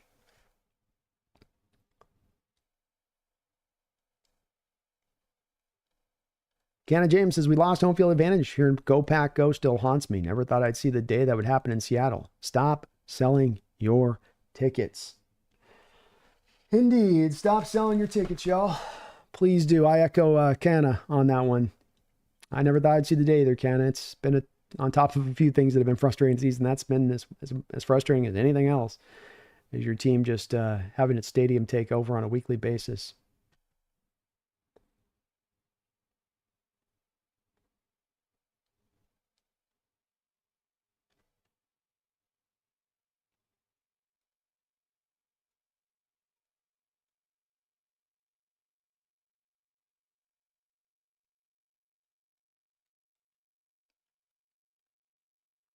Real Cheese DK playing through a bad knee injury. I can understand him being sloppy on routes, but that's when you stop making tight turns and maybe even out of time. Yeah, there could be a deal here where DK's dealing with a little bit of the knee injury still on that. It's a good point, Real Cheese. Thomas, I'm pro Grubb. I can't defend not running, but Grubb didn't allow 27 points when the defense was on the field. He did put up 24 points against 13-2 football team. Fair points? Fair points, Thomas. And I'm not in any way saying Grubb is bad. That's never in any part. I hope that's not coming off in that fashion. That he can certainly scheme up a very good passing offense. He's got some creative concepts. He's found some answers at times. That's for sure.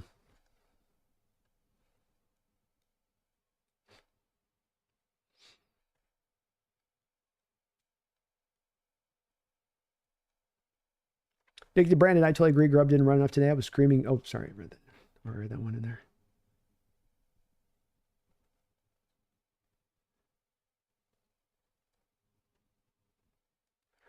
Go Stupid CJ says DK isn't easily replaceable, but he does nothing great besides run go routes as a 6'4", 240-pound wide receiver. Can't make contested catches. Yep, agreed. I think that's a fair way of putting it. It's not easily replaceable. There's a lot of things he does that benefits this offense, He's even outside of the production he gives you as far as catches and all of that goes. That is for sure. But it is also the counterbalance to this of you're signing him to a new deal. He's going to be signed to a $34 million per year deal. Do you want to do that for a player that has some limitations? And maybe the good overrides the bad on this. It's, I think, a consideration point. That's all I'm saying with it. Just consideration. I'm not coming to any conclusions tonight, folks. I'm not. I'm asking for open-minded approaches and consideration, and that we look and turn over all of this in a real thorough manner. Thomas, I want Grubb too, but there is a lot of smoke with McDonald being unhappy with the offense. I'm hoping Grubb gets a Leslie Frazier, but for the offense. think it's trending a little bit in that way here. I think especially the fact he's been at times vocal to the media on this is a little bit of an indicator in itself. Esteban says, got to keep DK. I don't care what haters say. The moment he's on another team, it's going to make us look real dumb. I don't want to let him go either, man. I do love him. Do we beat the Bears hand grenade? I think so. I think so. Pretty sure. Kind of vaguely sure. Patterns is getting beat. Reek at the end of the game was unacceptable. Yes, it is. I think that's his responsibility, is to be deep there too.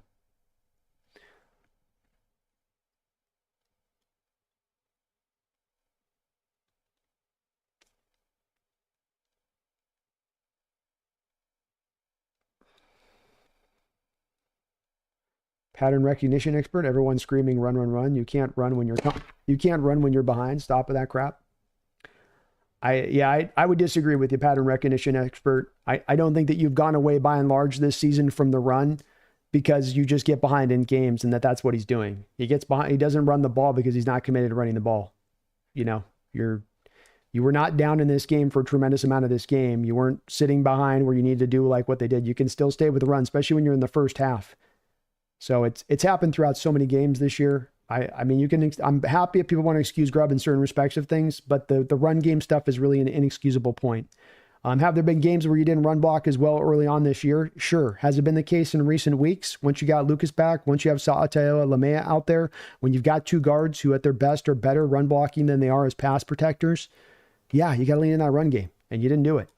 Let's not cover that side of it up on the other side of it either with Grubb. I'm fully for the people who want to be pro Grubb, and if he wants to come back. But this is the part of his game that's got to get cleaned up and fast. He's got a stunning lack of commitment to the running game, and it's not the lead that takes him out of it. Little Vince, do you think we can still win the division, Brandon? I don't. I think the Rams are going to be hungry. The Rams want it more than we wanted at this point, quite frankly. I can't put it any other clear way than that. I just think they want it more than us. Ghost is, can Julio come coach DK on how to use his hands? You either got it or you don't at this point, Ghost. I think.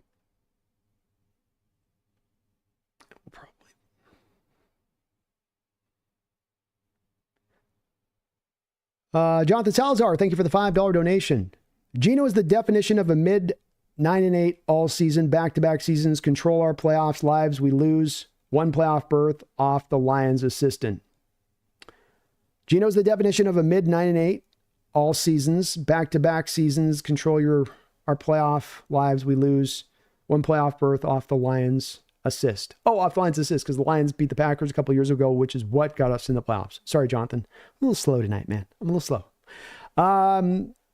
Well, that's where you've been as a team the past couple of years. I'm not a big quarterback gets the wins or losses, Jonathan. I think it's really a team cumulative part of it, but you've been where you've been the past couple of years. You are where you are this year. And when it comes to Geno, the interceptions, the turnover-worthy plays, the inability to play clean at times, one of those parts that's going to make it hard. And again, a lot like the DK thing, it's something that is not just a view of here's player A, how good is he, how bad is he? It's here's player A, and now we've got the specter of having to sign him to a contract extension. Do we want to do that or not? Is that the route we should go? It gets a little bit harder of a question to answer, I would say, because of that. William Leonard, thank you for the $5 donation. William, he says, we may have a winning record when it's all over, but the organization will have a giant L for the season. Merry Christmas. Well, thank you for the $5 donation. And it's a successful year overall, but like you say, it's also one that there's a little bit of a lack of satisfying. You drink it down the shot, but there's a little bit burn in that throat, right, William? That whiskey burns a little bit. That 2024 whiskey it's got a little, right? It's a little bit stuck there in the throat. And I think that's been the way it's kind of finishing up. Both sides of the ball, highly inconsistent. Don't really have a true identity as a team when it's all said and done from the season. Not sure what to think about what the team's going to be as you go into next year. Not bad. You just don't know what to think. You don't know what the exact moves are that need to be made. They don't sit necessarily clearly in front of you. And nope, that's the move we got to do. And that's the move we got to do. It's all a little bit of a question mark right now. Merry Christmas to you, though. And I have a bit of the same outlook in certain ways on this one, William. Feels like a team over the past couple of years that's had more talent and should have been able to perform better than they have. And this is something even a guy like former general manager Randy Mueller, your former Seattle Seahawks general manager in the 90s, was telling me when I interviewed him this offseason, where he felt like, the past couple of years, I felt like there's more talent on this team to perform better than they have. And it is just a general feeling I come to when it's all said and done kind of year after year recently with this team. And it makes me go, well, we got to do something a little bit more major at that point. Rodney, thank you for the $2 donation. He says, you're the general manager. What do you do with DK, Brando? Well, I thank you for the donation, Rodney. I'm really drawn to the moment of my emotions of not having a clear answer of what to do here. And so I'm going to have to punt the question a little bit, Rodney, on I generally right now, I think you keep him, but I've really got to think this one through in a deep fashion. And I hope the general manager thinks it in a deep fashion as well. If the team is not ready to compete in 2025, and that's the first question we got to ask ourselves, are we really ready to compete in 2025? And if we do believe that, why do we believe that? Is it just because the young players are going to take a step because naturally? Is it just because we're hoping on the second-year returns of Mike Macdonald as the second-year coach? He's not onboarding his scheme. The players master it. Bop, bop, bop. I don't like that. I don't like that. And quite honestly, if the answer is that you're not competing in 2025, I have a harder time on holding on to either Geno or DK. DK is going to start to get to a place, he's not an old player, but he's getting to be an older player. And if we're signing the contract now for the legacy side, but we're not going to actually be, he's not going to be actually at the height of his powers by the time we're actually ready to be good. Maybe it doesn't make a lot of sense to do that. But that's why it's a complicated question for me, Rodney. And if you catch me right now, especially as a guy that's been a super pro DK guy and doesn't want to look to move in any other direction but DK into the future, ride or die all the way, that I got to be given a little time on this one to kind of try to turn this over and look at the whole situation. But I will say that there's a big part of me tonight as I look at this team coming off this that says, you're not ready to compete for 2025. You need to shake this thing up hard. And that means that the word that comes up on the other side of that is, I think one thought to the next is then no sacred cows.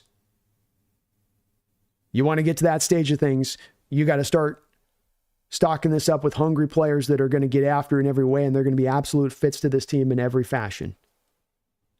And so that draws me into the area of everyone's in evaluation point. There are few, I know he's a cornerstone. I know he's foundational. And it's more of, let me really look at this player. What is the value of the player here? What is the value on the open league? Is this guy due to be paid? What are we going to have to pay him? What can we have for return? How can we offset this? So I'm not even jumping into full just, hey, let's go DK. I'll land on the spot of Rodney saying for the moment right now, I don't want to. But I want to put every consideration out there on the table from a Seahawks standpoint of this, because I don't just think minor little itty bitty teeny tiny moves this offseason take you to a contending state. I think that that's the pathway to in between. That's the pathway to purgatory. And I'm not going to advocate for that. Thomas says, what do you think about Clint Kubiak? He's done some good stuff there with New Orleans, right? Got one of the better careers out of Derek Carr this season when they didn't have good pass protection, Thomas. He was scripting a lot of stuff up there where they could run block well, but they didn't pass protect particularly well. Didn't necessarily have, outside of Olave for most of the year, much dynamicism out on the outside. He'd be another guy that I'd be potentially interested in, Thomas. Like the fact he's got his father's background there, where he's been acclimated to the sport, will know what kind of is going on. Robs, I feel like we were giving up really quickly on a few guys like DK and K9 and even Grubb. I feel like we can pick a handful of games. I think we can pick a handful of games that they showed how they are the top players on our team. Well, with DK and K9, there's just decisions to be made a little bit about paying those guys or not. And that's a big consideration point there, Robs, with it. And there's certainly guys that it's not that they are bad players. This is the part that gets hard to get into, Robs. This is the toughest part of sports discussion to get into. It's the part you see me driving for on the often, but I'm fighting and combating all the time sometimes to get to that place. The word I use over and over again is nuance. Nuance. that we get out of the black and white, the adversarial, you're with me, you're against me position of things, and we look at it in these kind of situations of the guy isn't bad, there's some good they give.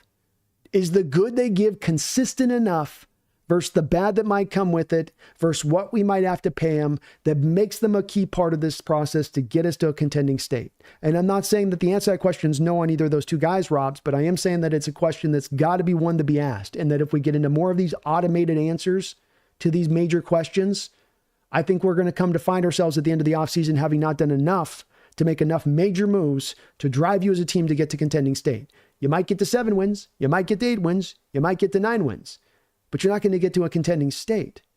And ultimately, beyond any individual player, this is the goal. This has got to be the goal. But they're good. They all bring something to the table, Robs. They do. I speak about some of the bad, but there's certainly good things they bring to this, and that's what doesn't make this an easy decision at all.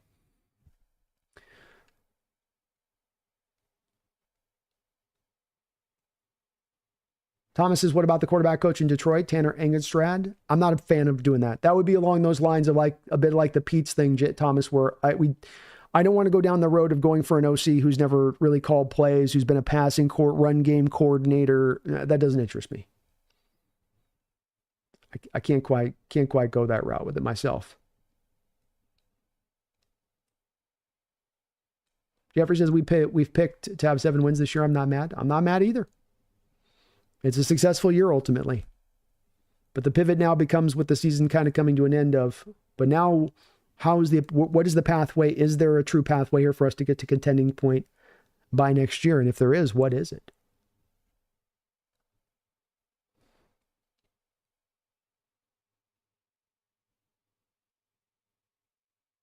Glenn says, I believe we can win out. Rams are not that good. Problem is, it won't likely matter for this season. True. And Robs, I agree with you, man. Or you're talking to JRD. It is the core issues are the trenches, or at least the offensive line especially.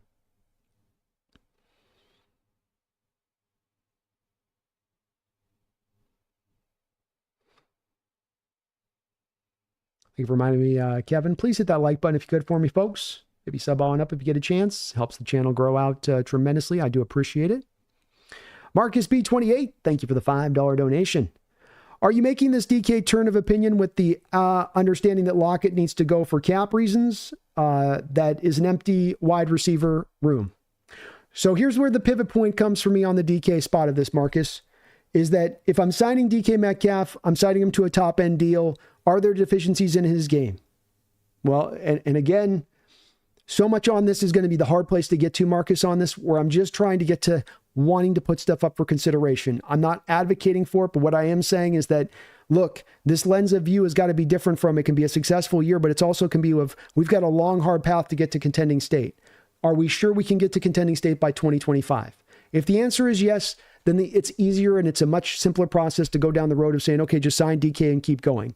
If you're wanting to contend in 2020, if you think that's a realistic fashion. The problem here is the team's told us the past couple of off seasons, by the way, on this, Marcus, we're ready to contend. We're ready to contend this year. We're going to contend this year. And you weren't ready to contend. So let's also acknowledge that in recent years, your team's had a broken process in thinking that they're going to be a lot better than they ended up being at the end of the year. And so this is why it's such a key question to me, Marcus, about whether or not you are ready to move that needle or not. Because if you're not ready to contend in 2025, and you go, okay, well, then it's going to be 2026. Well, then in 2026, who's going to be the quarterback? Is it Geno then at 36, 37 years old? If it's not Geno, who's the quarterback? Is that then you now starting to go look for a rookie quarterback? And then do I have 2027? You've got to wait now till you get to the second year of that rookie quarterback to have a season under his belt to then be ready to really go push the envelope. And then where's DK at that point? You know, it's a bit of the timing of this that I wonder, I guess, at the heart of this, Marcus, of I think there's some slight deficiencies in DK's game that aren't necessarily overriding the good, but when you're paying it $34 million a year, it starts to make it a little bit of a tougher pill to swallow. And then you factor in addition to this over everything else, I don't know if the team's ready to go in 2025 at this point. In fact, if I was a betting man to you guys, we got to rebuild an offensive line. We got probably a couple corner positions we got to figure out. We don't know if they're going to re-sign Ernest Jones. You might have to go find a middle linebacker. You know, so you definitely got to go find another receiver outside of Tyler. So this would be one about punting a bit on next year, Marcus, if you did. I would acknowledge that 100%. It would empty out the receiving room if you went that route in a lot of ways. But it becomes a decision to me of if I'm signing DK or Geno, it's got to be because I know for sure, I know with no question that we can be contenders in 2025. Not that we kind of feel that we will be, but we have without question we will be contenders in 2025. Understanding that recently you've made the mistake of thinking you were making moves for in the moment, like a trade of a Leonard Williams, which I loved Leonard Williams, and that's an in the moment move trade though, right? That's a let's go for it now trade, right? So yeah, it would empty the room out. I'm not pushing for the move of him on this, Marcus, either, but I am saying that I have a lot of wonder about whether or not we truly are going to be ready to contend in 2025. It's been a very inconsistent team. We're not finishing up strong on either side of the ball when this season's finishing up. When we went up against any kind of challenges this year, we fell far short more often than not. We went up against true challenges, not bottom feeders, not teams that won't make the playoffs, but actual challenges, and even in our own house gave it to us. I think that requires us to have to consider everything on the book, everything that's on the table. And it's just the chemistry ain't working overall too. Like the whole synergy between this team right now is not locked up. You can just kind of feel that a little bit. It's a team of individual parts that's greater than the whole. And I think we got to be realistic with how to fix that a bit. But that's what I'm turning over in my mind on this, Marcus. I'm not pushing for 100% one way or the other. I'm just, I am struggling a little bit here. You know, he can't get off press coverage. He can't get off press coverage on Shaq Griffin. He rounds out another route and maybe he's injured, right? But how many I can count like one contested catch from DK this year. He's not creating a lot of separation with his route running. He doesn't give you a lot of yak. I love DK. He's been my favorite player here. But I'm always an advocate of telling you folks that it ain't about just having something you think about a player and then that's what you think and then it's done with. It's always with more information, opinions will change. The more you see, the more you witness, the more you can kind of build up. And so that's just the part that kind of opens this up for me from my standpoint with a bit, Marcus, on that. Sanchez, thank you for the $5 donation. He says, we know what the team looks like with DK and low investment in the offensive line. Let's go big on free agents for offensive line and see what happens. Yeah, I would like to, this is the spot that I've advocated for. Let's, whatever it takes to make this happen at this point, let's make the offensive line a strength of the football team. Let's make this something that can be a bedrock we lean upon rather than a glaring weakness, rather than our main weakness year after year after year. Let's take that swing in that way at this group. We've tried to put the heavy investment into skill position players and running backs and tight ends. We've tried that. We've tried this path. Hasn't really worked. We've not been a top-end dynamic offense. Your running backs have not been able to be terribly productive. They've been marginally productive.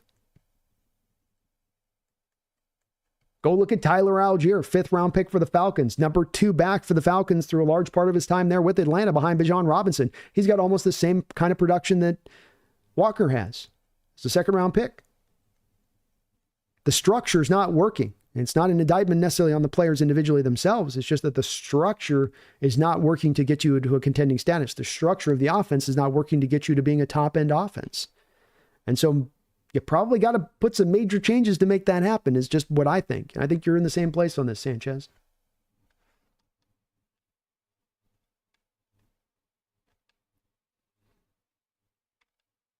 Thank you for the donations. I really appreciate that.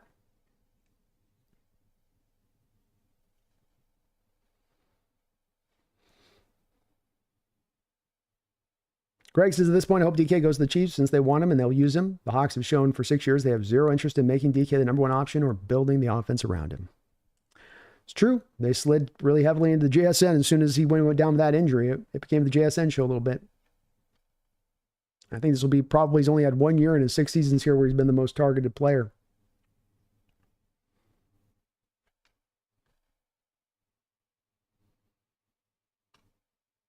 AI says it's ridiculous to say we're ready to contend with his O-line. I mean, Schneider's judgment is terrible. It's not a good indictment on him. Yeah, that's for sure. It's a bit rough.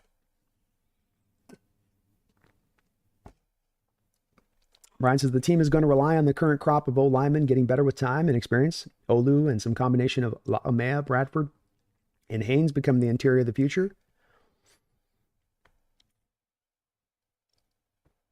I hope it goes down, Brian. I do.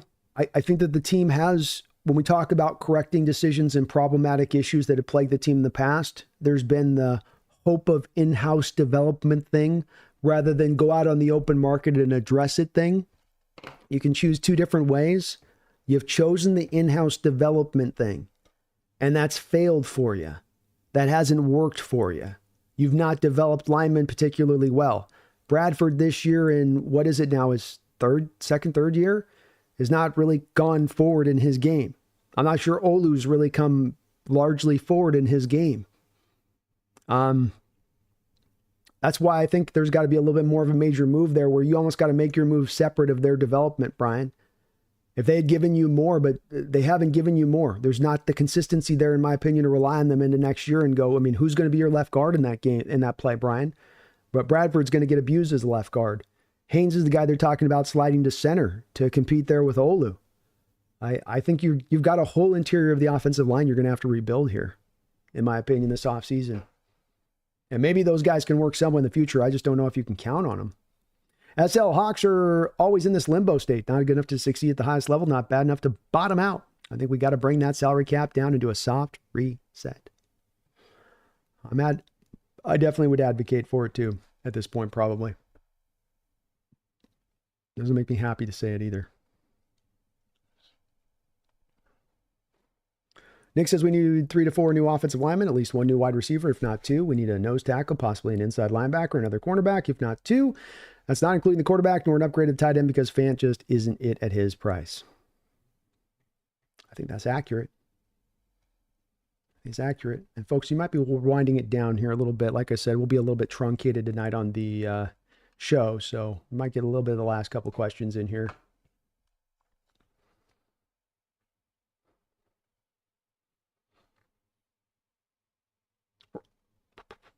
Roll.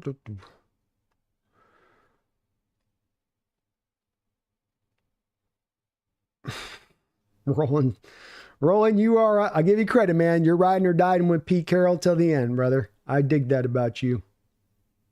Marcus says, stick the plan. Hawksnest, the Vikings were not considered a contender prior to the start of the season. Fix the interior of the offensive line.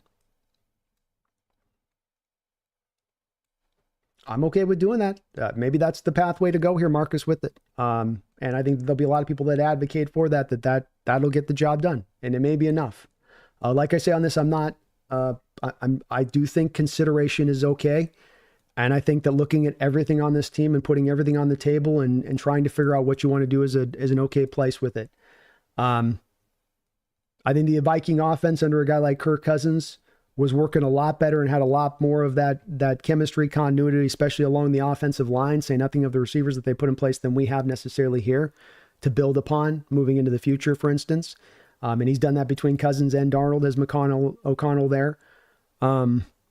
So, there is a thing where you could say, well, let's just wish and hope we turn into that contender state. But is the Vikings situation that's played out this year, Marcus, is that by and large what happens for teams to get to a contending state? Is that nobody counts on them contending and then suddenly they're doing it? Or is it more by and large that to get to contender, you can kind of see them coming? That it is a Detroit team, that it is an Eagles team, that it is a Bills team, that it is a Chiefs team, that it is a Ravens team, right? That we knew these teams coming in were going to be these big dogs at the top. And as I always say, you don't want to, Marcus, count on the anomaly. You want to count on more of the rule of thumb when you're trying to predict out which way things are going to go. But I'm potentially okay with going that direction. I just want to put everything in consideration at this point. SL says, bring back old school smash mouth Seahawks football, not this amateur college crap. Let's go. SL says, or Dune says, the sad part is we're not even getting the best out of what we have. No, we're not. No, we're not. Coming up short. Yeah, John Schneider did say that last year.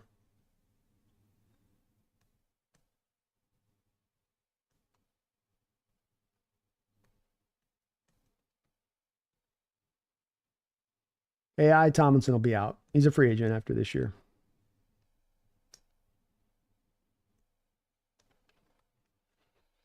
Greg says Brandon DK has led the Hawks in targets 2 times in his career, 21-22. Okay, there we go.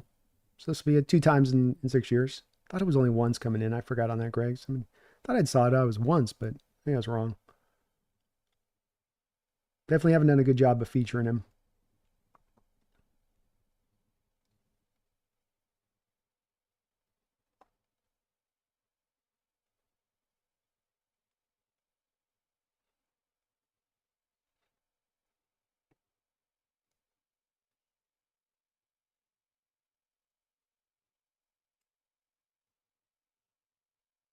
Johnny Gelato says our team's entire purpose is to waste Charles Cross' best years.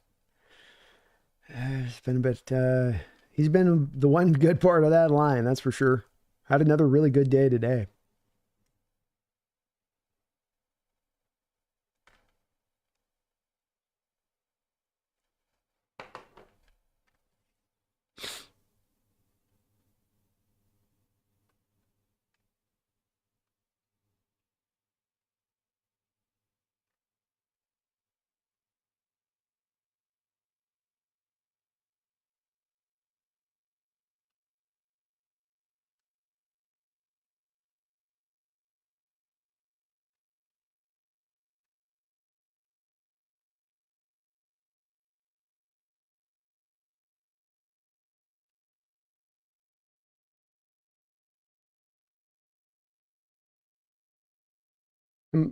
Marcus, good people are making too, so we're all good on this. Like tonight, I think with my mods in the chat too, just I caution, like emotions are going to be running high, so let's give people some rope tonight, Megan, on that side of it here with the viewers and whatnot. Like we're going to have a little bit of there's going to be some tough discussion tonight on this. I get that. I've anticipated a little bit of that. And Marcus, I hope you are still here in the chat.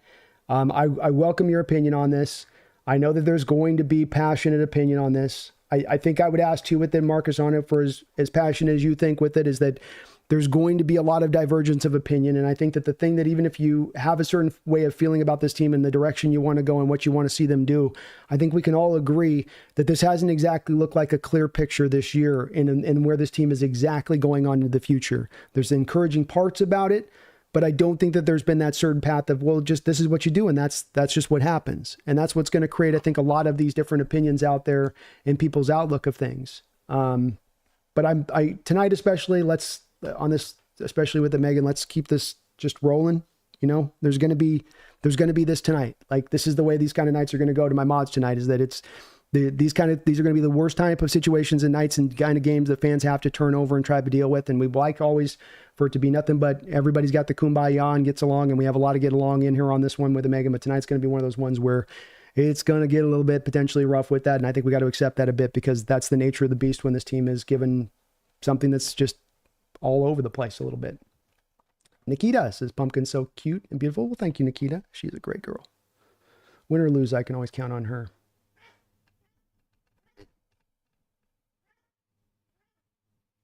All right, good, Marcus.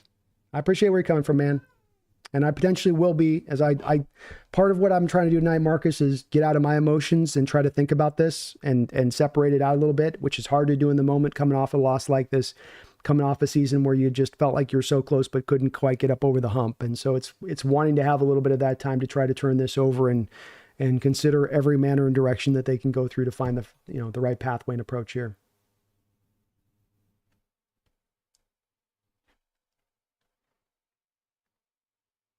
Nick says, dude, Mike Mack actually put Trey Brown to cover Tristan Jefferson, the number 1 receiver in the league. Try to wrap your head around that.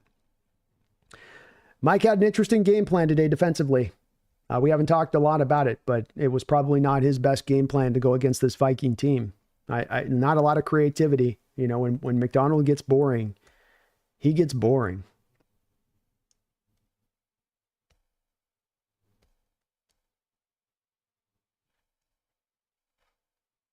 Beat me to the points is I wish we would have stacked the box more. It was working. Yeah, when you did run the stack boxes, when you did run the pressures, you were able to affect him in a major way. Being Donald, you sped up his clock. You know, you got him pressured. You just didn't do it consistently on the day. And I don't know why, especially when it was working as well as it was. BP, Merry Christmas. Merry Christmas to you, my brother, as well. Appreciate you.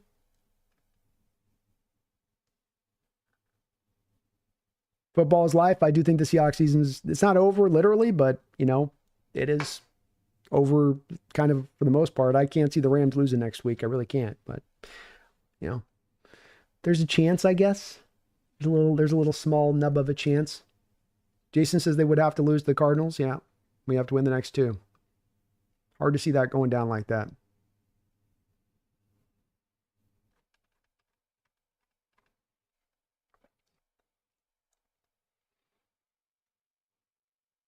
Jason Tudor says, weird. I thought you saw quite a bit of creativity by Mike McDonald. Oof. I'll go back, Jason, and obviously take a look, redouble check the 22 on this. It's obviously a feeling in the moment, so you can't exactly chart to it, but it seemed like we stayed more in the 4-man boxes throughout a large part of this game. And when you did go do it, it's not that you didn't go do it, but when you did go do it, that's when you found success. But snap in and snap out, you weren't showing snack boxes. You were staying in those 4-man fronts. And I thought even a moment in this, Jason, the two different opening drives by the two different defenses kind of showed you the difference of this, where Vikings move their offense right up the football field. You stay in the 4-man fronts. You don't bring any pressures because we see with McDonald, he has a tendency to not want to run the stack boxes in 3rd and 3s, 3rd and 4, 3rd and 5s. And they were able to take advantage of that. Just sort of dinked and dunked you and slowly worked their way up the field. First, the Vikings, who got you in a similar situation of a 3rd and 2 when your offense got the ball, ran those stack fronts, got us to false start, got us to 3rd and 7, and then were able to stop us.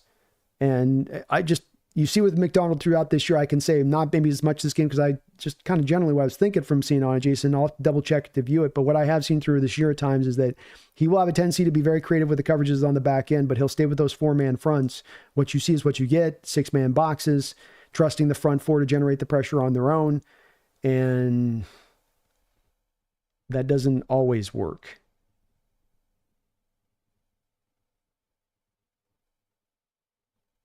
Greg, Brandon, to your point about the Hawks' decision to target JSN more than DK, if JSN keeps getting 9+ targets a game, you could pass DK's career high in targets of 141. And he certainly has taken a bit of a backseat, I think, with JSN's emergence. You don't see him as much in the slot. You don't see him moved up as much in motion like we did prior to the year. Is it the injury situation going on with DK? I mean, hard to say on that. Much like a lot of this team, Greg, it's kind of just frustrating and beyond explanation in moments.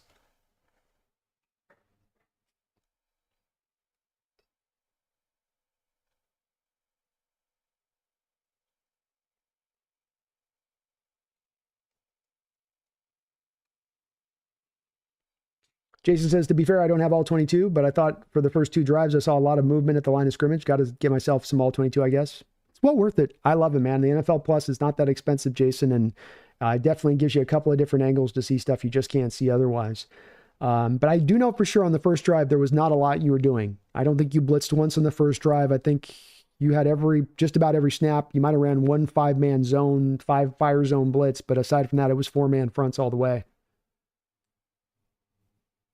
Wang says, as long as we beat the Rams and get to 9-8. Just might. Brian says, continuity and consistency wins titles, not constant change. I think that's one of the things, Brian, that wins you titles. I think there's a couple of things that win you titles. I certainly don't think necessarily constant change helps you, but you've got to make sure you've got the right mix and match of things that works together in conjunction. That you might have individual talents, but those individual talents might not flow together all correctly to make everything fly. And that's the frustrating part, is that it should maybe, but that's the part that's got to be evaluated, I think, this offseason with it. I think, to me, Brian, just trusting in just continuity of just go another year and run it back with the same crew and hope that development comes. As I said with this, Brian, a bit of my issue to this comes up from the fact of that's been your philosophy by and large the last 10 years. You've not made any major stroke change outside of the Russell Wilson trade season. And really, you can make the argument you had as much success that 1 year off the back of making those major changes. So you've taken this approach with it. And if you want to look at the offensive line and go blow by blow through the prospects we've had for the past 10 years that you've done this in this manner, and there's this bit of, well, we'll just trust our in-house development. We'll just trust the in-house process. We'll just trust that what the year forward will be enough to do it in that way. My opinion on that is I don't think that that's going to be enough. It's a part of what goes into this. Sure, it is. But I think that it's also been a tripping point for you in prior years to getting you to a point to being contending. Not to getting you to a point to being a pretty good team or a little bit better than average, but getting you to a point of being contending. Because I can say just as much to this, Brian, if you just lean on consistency, if you just rely on the continuity side of it and hold to the self-house development side of it, that's also the place where I can look at a lot of these teams that are stuck in the in-between and see that that's also the decision that they tend to make, where it tends to be just trust in our own internal process. We develop better than our teams develop. We draft better than other teams that draft and develop. This guy will take this step forward this year. That guy will take that step forward this year. And when it has been so inconsistent across the board this season, it is a little harder for me to see that certain step just happening by that nature of another year of growth. It'll help. It'll certainly take it far, but I don't know that it's enough in itself to say, well, that'll, with ultimate confidence, that'll be, you're right over the top on that to the other side of it. Brian says, it's a whole new staff and scheme. Give them some time. It's a new house. I'm down to. And with McDonald, I'm with it. I'm not advocating for anything defensively. I'm not even advocating for firing on Grubb. Again, on this too, as I've tried to do with this, Brian, and I've probably done a real miserable job with this. It's the hard part to get to on this side of stuff, Brian, is that I just want to, I don't think that there's anything wrong to say, I want everything to be in consideration this offseason. I don't think the teams earned the right to look at this team, and I think you're advocating a little bit for this, Brian. I don't think the teams earn the right to look at this team and say, that team's going to be to a contender next year. Easy. See it right now, how the pathway and approach is to getting a contender next year. You don't have a lot of cap space. You're going to have to cut some players. You got some contracts you got to sign. There's some decisions that got to be made here. And so I think that there's nothing wrong with a team that's not able to bust through, that's stuck in this in-between spot to say, hey, everything's got to be on the table for consideration. I don't think that we should run from that. I don't think that we should be scared of that. And I think that there's a little bit of a drive. I'm getting a little bit from the chat as we go on the stream a bit of don't consider that, close that door, shut that window. Don't think about that. Just doing this. And I go, this team hasn't earned the right to be that. This team hasn't earned the right to be that, in my opinion. And I think that it's completely fair to say it's all on the table and I'm going to consider it all. And that might make some of you uncomfortable out here to have to hear that, but that's the right move to make for this team. The tendency over the last 10 years is to take this approach of trust in the process and let it roll through. Trust in the process and let it roll through. Trust in the process and let it roll through. It's not working. We're not breaking through. You've got one playoff win through since 2017. You're going to miss the playoffs again here in 2024. You don't even know if you're ready quite yet to be a contending team by next year. Any person that's telling me to trust the process on this, you may trust it, but you can't tell me with ultimate confidence that this team's ready to contend next season in this division, in this conference. They might be. It might happen, but wouldn't it be much better to say with that certainty that Detroit had going into their offseason, or Eagles had going into their offseason this offseason, or the Bills or a variety of other teams to say, no, we know we're going to be contenders. We don't have to guess. And I would argue that the fact that you have to guess is kind of an indicator in itself about the state of the current team. So I see a little bit of some worry in going down that path with it. I'm not advocating for doing anything major. I am advocating for considering everything major. And I think that this team in prior years has been a little bit unwilling at times to take it the whole measure, that they've half measured a lot of different things because they thought they were close, because they thought that next year of development was going to come.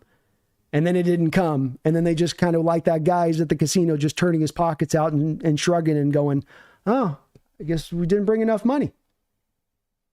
And that's why I want this in consideration, not why I'm advocating for it, but why I want to consider it, which I don't think there's anything wrong with that, because I think that there's a benefit to doing that. And then we're really truly turning this over as to what this will really take, not what we would like it to take, but what it will really take. And I think that there's a bit of a tendency that I tend to find here with this organization, with sometimes even our fans, where we fall in love with our own a little bit too hard. And, maybe too much to the point where it prevents us from getting it over the top in the way that we need to do. But I'm turning this over to with it, Brian, on this one. I'm still trying to figure this out at the moment. And just considering things. CD Woods, continuity with the right people wins titles. Continuity with the wrong people doesn't. Well said, CD. Mr. Dog, unless your defense is lights out, you got to have a good quarterback. Probably, yeah.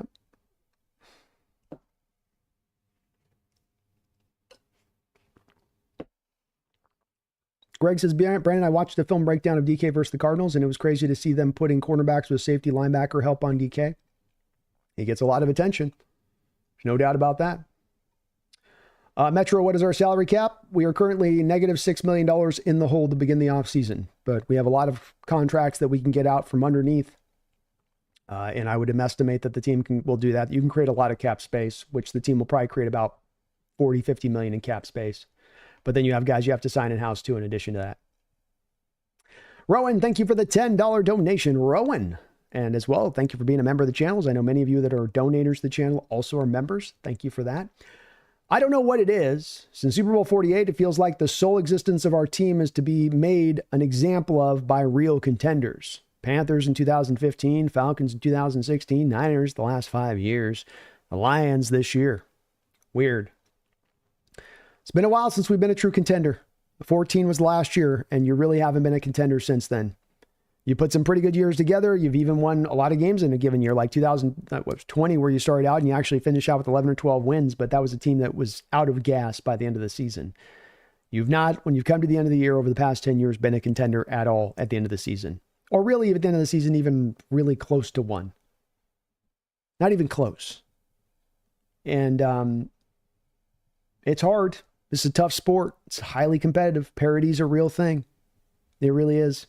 So I'm not saying it's easy, but that's also a big part of Rowan, why I advocate for kind of considering everything right now and what you need to do in order to get this in the right direction. Because you're hitting the glass roof. You're slamming your head up against that glass roof and you just can't quite break through. We need to find a sledgehammer, man. Greg Kemp, didn't K9 get hurt again? He did. Rolled his ankle. Red Necker says, I keep hearing we have to establish the run and it never happens. I know. You didn't even try to establish the run in this game.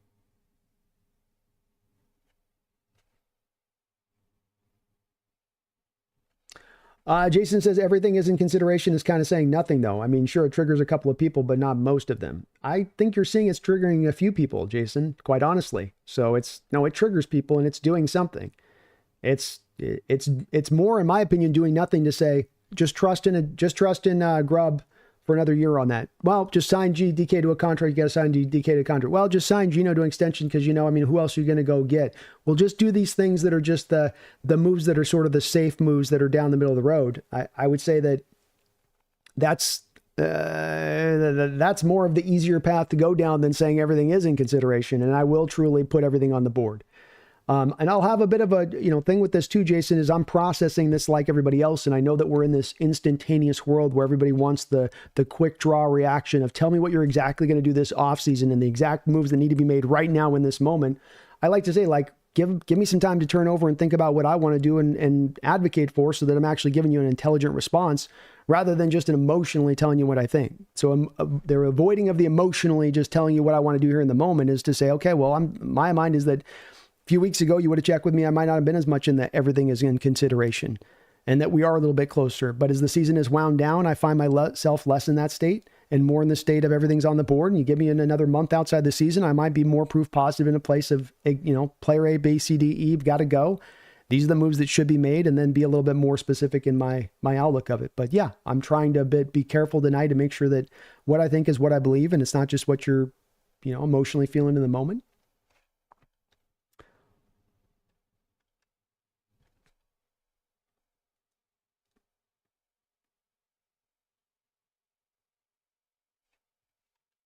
Jason Schumacher, absolutely don't want to run it back. Didn't work this year. Why would it next year? Personally, I feel we should fire JS and Grubb and bring in an experienced OC and a new GM. Jeff Crackwack says, might be time to move off the GM. So a little bit of GM push here in the chat. I think it would have been last year if they were going to do it. I think that would have been the time for John Schneider to go if he was going to go. But we'll see what they do. Purple says, show the cat some love. Little buddy's hung in there all year. She has hung in there all year. She's been a good girl. Haven't you? You been a good girl? I think you have.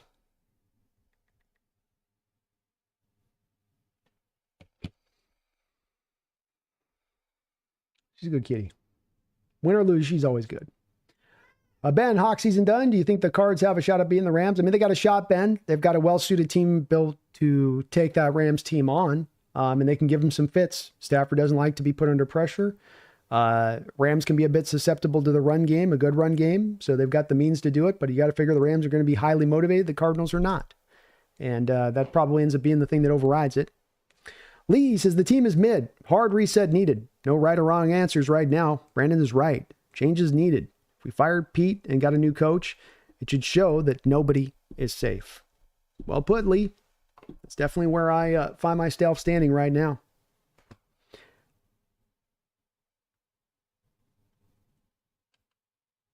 Yeah, Ben, I think we're gonna have a hard time seeing the Cards beat that Rams team. I really do. TheSeahawksNest, 2020 was an odd year. Our defense was not good, and our offense was hit or miss. I don't call that a good season when I look back on it. No, I don't either. Somebody might try to point to that as the year where it was a one good year, and it was like, yeah, you started out hot, and then you just ran out of gas completely. The defenses solved our deep passing concept, and it was shut down at that point. See Aloha 808 says the season's not finished. Love the confidence. Love it. Glenn says when Mike had a year under his belt, knows what he has on the team, everything and everyone's job should be on the table. Love it, Glenn. Agreed. Mike's got to be able to drive this too with John and saying, hey, this is whether John likes players or not. If this guy is not a part of my conceptual core of what I want to do rolling forward, then he's got to roll with that, I think, here. You got to give him the ability to be suited with the guys that fit to what he wants exactly and as much as you can from John's perspective. Connor says, Jamar Chase, you are a Seahawk. Tell me, I think the fact that they gave Mike a 6-year contract as a head coach admits they knew this was going to be a process, even though John claims we are underachieving. Yeah, I think so too. I think they know that this is going to take a little bit of time. Dr. Gonzo, Geno, and DK are not worth extending. Trade them in Woolen and K9 for trenches and draft capital. Could be a direction they go here. Rolling, we'll see with the Bengals on Chase and T. We'll see if they keep Joe, you know. There's some question marks, I think, here to the situation with the Bengals. Remember, they're rolling that they don't tend to be a team that likes to pay guys. And that's including Chase, who's a little bit, I think, annoyed with them and how slow they've been to pay him. Taker610, thank you for the $2 donation. It says, we owe Paul more than this. Indeed, this is not carrying on his memory well, where you can't even get to the playoffs on a yearly basis, much less get to contending state. And maybe that will drive some of this in the way that it needs to at this point to wake the organization up to getting him there. Or maybe they just need to be patient through the offseason. I don't know. But it would be nice to get back to a contender state, even for just a couple of years, to start to make some more of that noise again. We've been very quiet. Jason, I just wish Jody would sell the team. Probably not happening anytime soon on that one. Connor, the one thing I'm pretty set on is a new offensive coordinator. There hopefully should be some good options options this offseason. Could be. Wouldn't surprise me if they take that direction of it, I'll tell you that. Tommy, it's good to get down. It's good to get down to build the trenches and find the quarterback, or find the quarterback and build the trenches. Geno is our quarterback until he isn't. As John said, everything's on the table. Time to make some bold moves. The Rams team is not that good, but neither is AZ, and they have nothing to play for. Yeah. It's kind of the bottom line on it. Kind of the bottom line.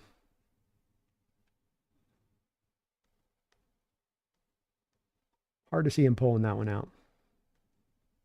Monsoon, do we even have a defensive coordinator? They never show him on the screen. McDonald seems to call all the defensive shots. Well, he's calling your game play. He's the play caller. So he is kind of your DC, really, at the end of the day.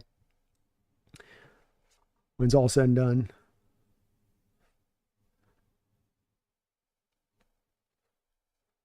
Leon says, does it seem like we find a scapegoat for every season? Yeah, I mean, it's been a little bit maybe of that in recent years, Leon. Whereas maybe there's bigger problems at play here that go beyond just a single entity. As I say, it goes to really maybe just how the team is constructed, how those parts interwork together, whether it all really syncs up. It's why I say the consideration angle's got to be at the forefront here. And how do we get that point to it all syncing up? And why isn't it syncing up? And what's the preventative aspect of this truly? Without pride, without ego, without, hey, we've put this much assets into this, it should be this, but it's not that. Why isn't it that? What's the reason it's not fitting to that? It needs more assets. You got to really hit it hard. Hard to say. James, anyone else see Geno missed the rough, the right side blitz, 3rd and 2nd on the sack that left the seam route wide open before the sack missed? Field goal. Shaking my head 2 plays in a row. Yeah, I was right about the time in the game, James. I was lauding him for recognizing the blitz and being so smart and how he was dealing with the blitz on that drive. And then I must have jinxed him because as soon as I brought it up, boom, he struggled with the blitz on back-to-back plays there where you go, oh my goodness. You know what I mean?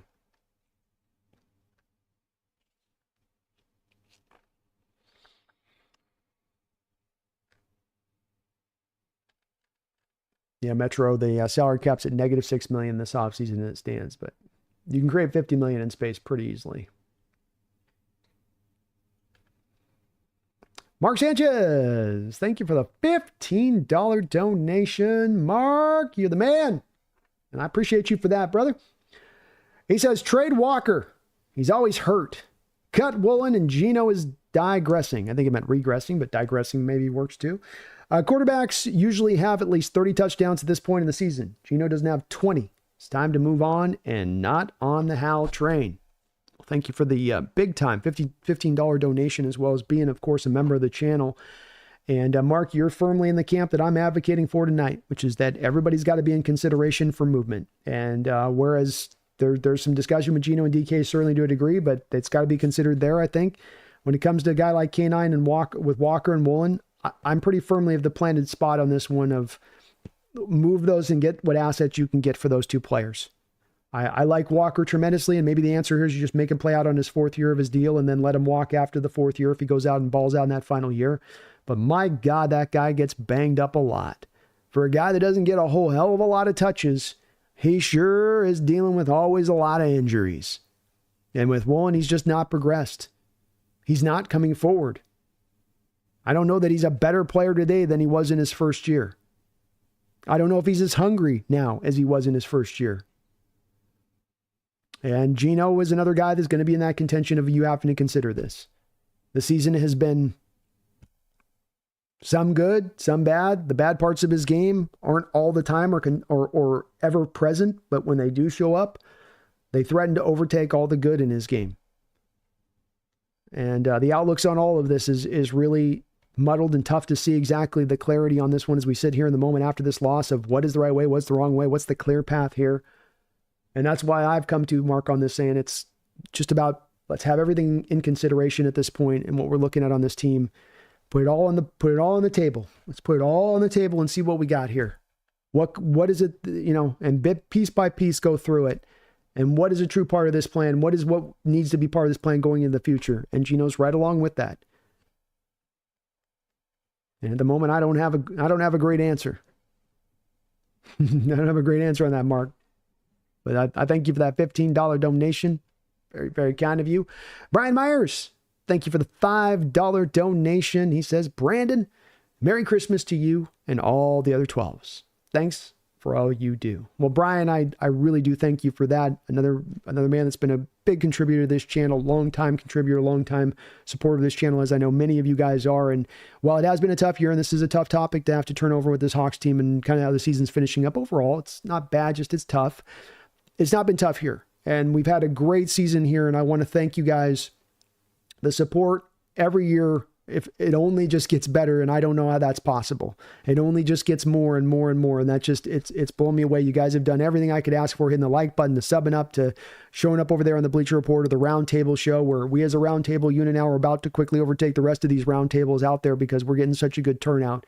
And that's because of what you guys are doing out there and that support and watching and doing everything you can. So, I really thank you guys, and Merry Christmas to everybody out there. I hope everyone's having a great holidays, and your team's maybe not doing good, but hopefully you're around your family, and hopefully you're able to have yourself a great time around that family. That is what matters most. And we put that all into perspective, even in losses like this at this time. But thank you, Brian. I appreciate that. It's been a wonderful season from everybody in here, and I do want to say that it's been appreciative that even though we've had to turn over a lot of tough topics here, that we by and large are able to always keep this thing respectful.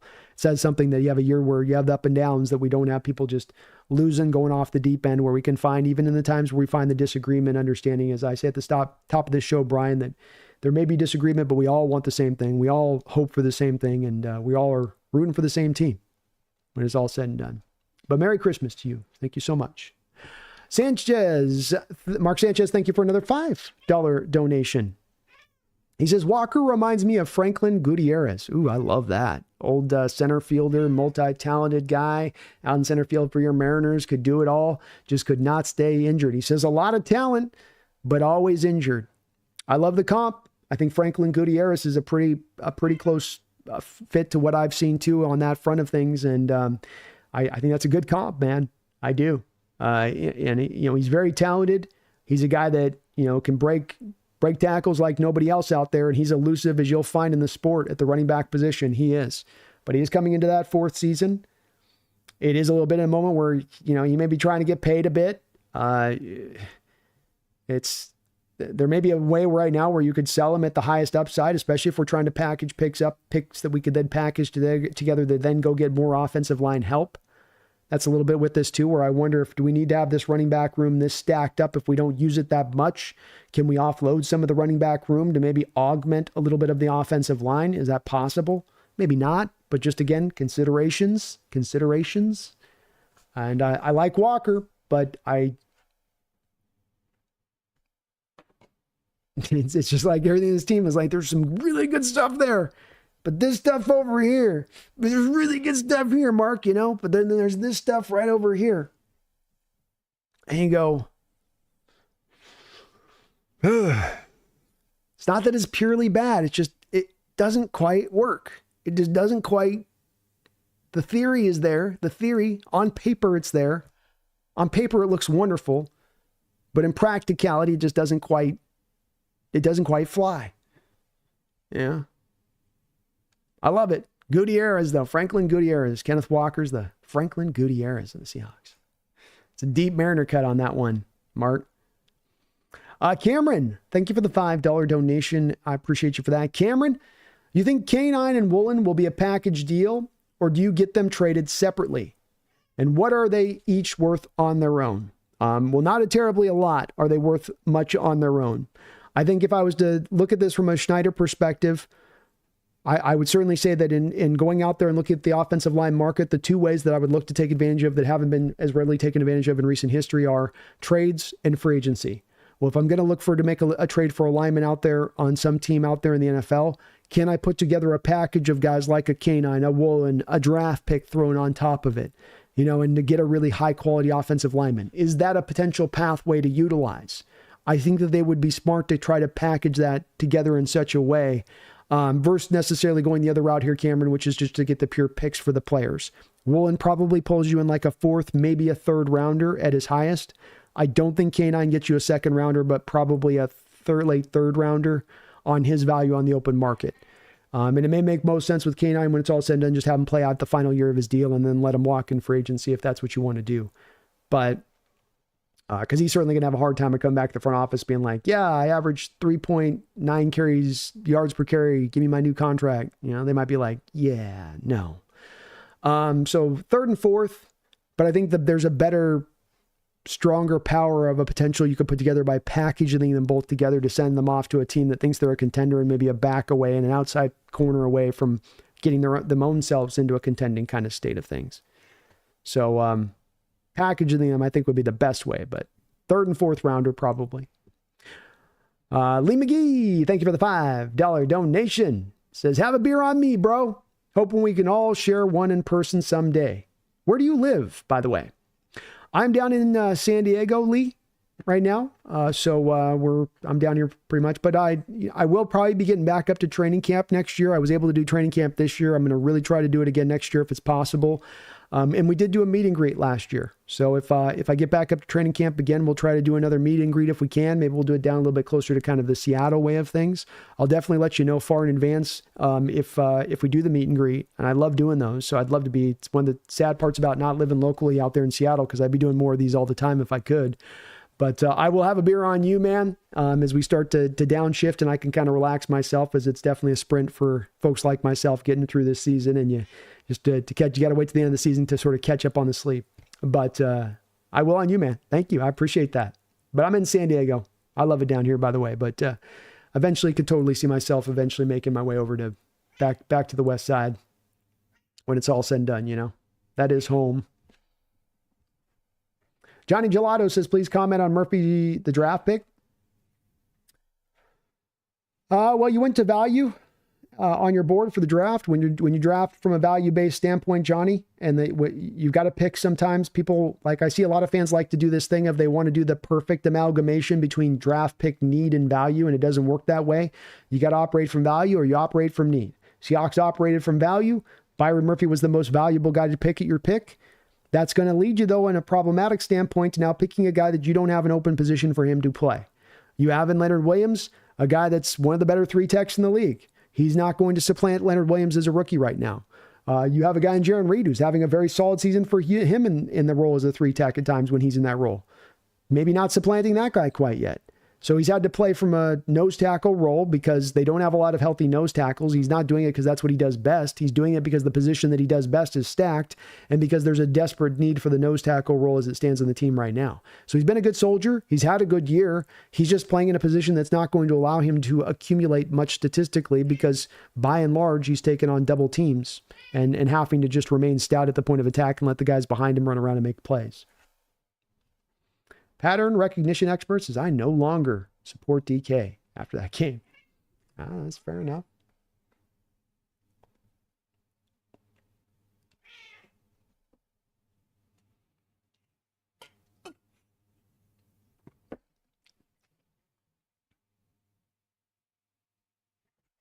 Hold on one sec.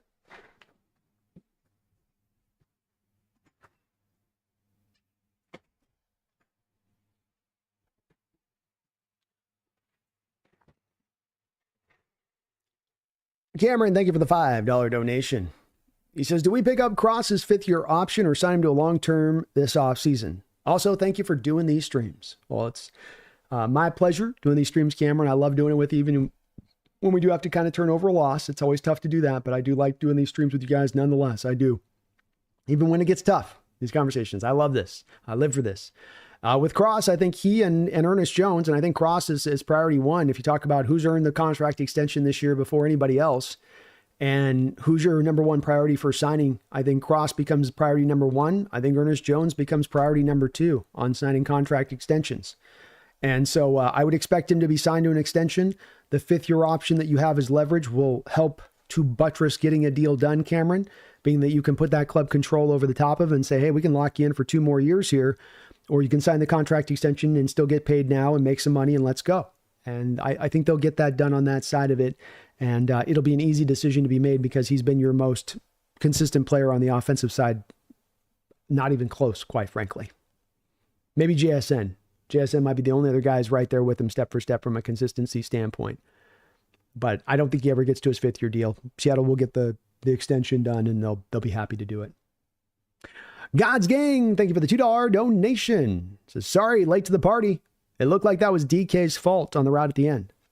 It looked like it to me. We saw Mark Sanchez draw it up on the telestrator there where it looked like similar to the San Francisco 49er play in the first Niner game where DK rounded out the in-cutting route. Seemed like he rounded out the out-cutting route. Did he do that because of the knee injury, which may be a part of this? If you've got a torn MCL and you can't, that thing's not fully 100%, one of the things that comes out of that is that you're not going to be able to change direction as well. And we already know with DK, he's not exactly a great change of direction guy.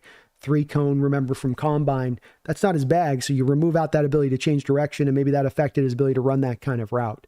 So it looked like that. I guess McDonald said it was maybe not his fault with it. So, take that for what you will on that side of it. But hey, man, I'm glad you're able to catch us here today. Appreciate you for the donation. Thank you as well, Cameron Lee. Cameron twice over on that, by the way. Appreciate you for that. Cross will be easy, man.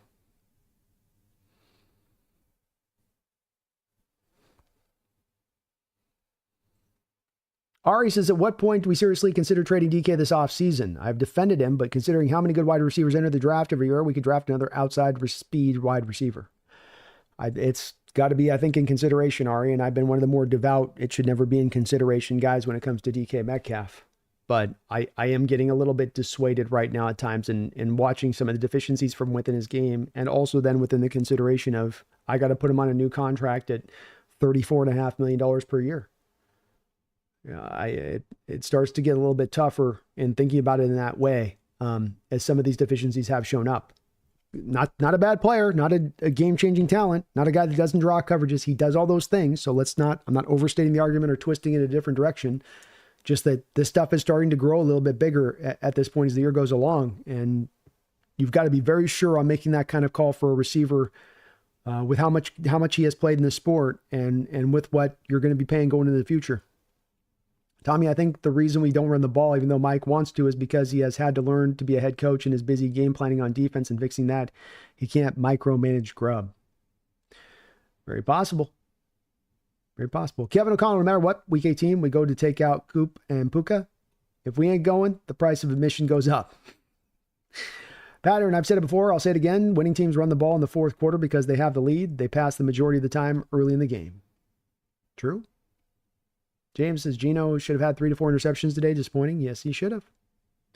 Lee, just 2 more weeks of football for me. I can watch my 2 schools play their bowl games, not worry about the playoffs, which the Chiefs are going to win again anyway, and I can focus on basketball. God, please don't let the Chiefs win again. Connor, yeah, you're right. When McIntosh touches the ball, good things do tend to happen.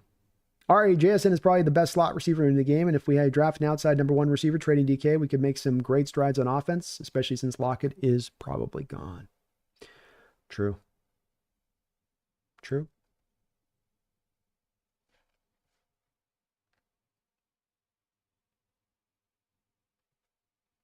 BC says, how does a live stream have subtitles? Why don't all of them do? There's closed captioning option, BC, that you can select when you go live. So I guess a lot of them don't choose the closed captioning option, but I think it'd be a no-brainer, right?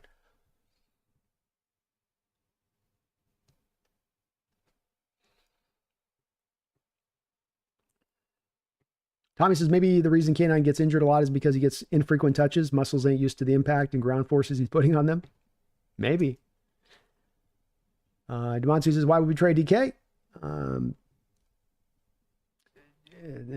If you were to trade DK, it would be because you don't want to spend $34 million for some deficiencies in the guy's game. That the deficiencies in his game outweigh it being worthwhile enough when you factor in the cost. And if he wants to be paid a top 5 wide receiver, but he doesn't have necessarily top 5 receiver skills, you're kind of overpaying then for the skill set he has, which is usually not a good approach to take on NFL football teams, if that's the outlook. I'm not saying I know it to be the outlook, Monson. You're just saying, why would you if it was why would they come to the reasoning on why they would if they would? And that would be the reasoning why they would.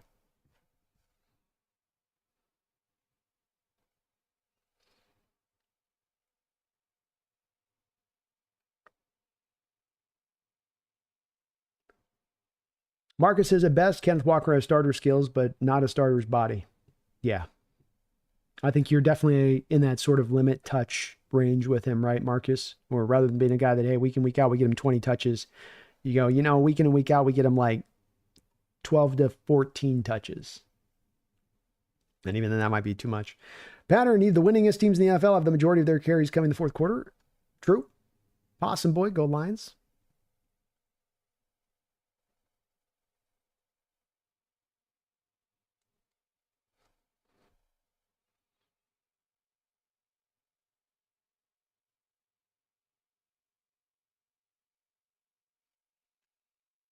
All right, says DK also hasn't improved since 2020. It's the same lackluster route tree and no contested catches. DK was supposed to cut earlier because of the coverage. It was quarters on the right side. Yeah, I think he was supposed to cut off the route. I think some of you all are saying some of the similar stuff. Addicted. I see you mentioned the same thing. I think that's the reality of what we're looking at here in that route. And it's not the first time it's happened with DK this year. So the first time that he's had an interception because he's rounded a route off. And I love DK. I do. But I think it's fair to say, I mean, what has he taken steps forward from 2020? Is this a guy that's rounding out the skill set as he goes year by year? Are we seeing that improvement there? I don't know. I think that they're fair questions to be asked. God's Gang, thank you for the $2 donation. I love DK, but it's time to move on. Unfortunately. Yeah, it certainly would not make me happy in any way to get to this point of it. I'd be very sad if we get to this point of it. But you can see things kind of coming down the line a little bit as a potentiality, and this is one that is approaching a little bit potentially here. And If the contract thing wasn't in play, it'd be a little bit different. If he was just entering into year 2 of a 4-year deal, maybe a bit different. But heading into the final year of a deal, you got to make that call. And there are things that are not rounded out fully in his game.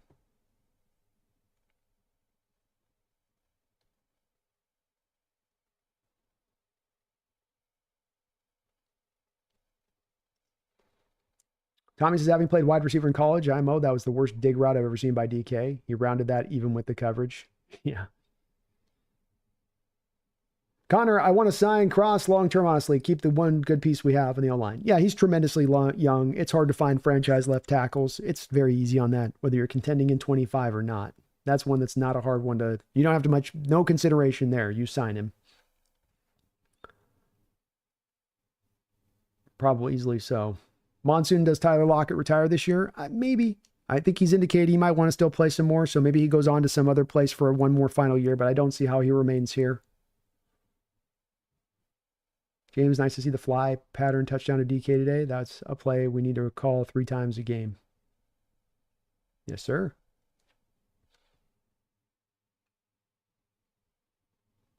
Ari, thank you for the $2 donation. And for your super chat here, first super chat here on the channel. Really appreciate that, Ari. Love the channel, Brandon, and thanks for your streams. Well, thank you for the donations and the support, as well as being real active in the chat here. I love that. It definitely helps the channel out all the way down the line on you doing that. And I really appreciate the support, man. I'm really blessed to do what I get to do. It'd be great if we could turn over a really great team and be able to be in the mix of that in one of these years. And boy, I can only imagine what this channel is going to be like when we get to really turn over something that's just unmitigated joy and pleasure. But until that day, I want to say it's really great being able to hang with you guys. And even in these moments, I've had a lot of fun over these years in doing this channel. And we've not had one really consistent year of winning since I've done this channel and gone live. But it's been every year a tremendous amount of fun being able to do this and chop this up with you guys. But thank you, man. I appreciate that, Ari. James says Murphy needs to take Jones defensive tackle, and we need a 350-pound nose. Definitely going to need a nose tackle this offseason. It's one of the places to definitely look at.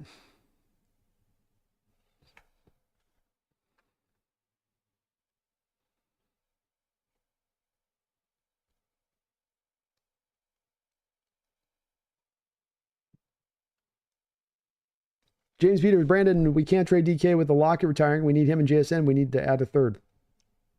It's not the forefront of my list of wanting to do, James, and I'm just saying in consideration, and it's the consideration point on this is just up as the pivot point.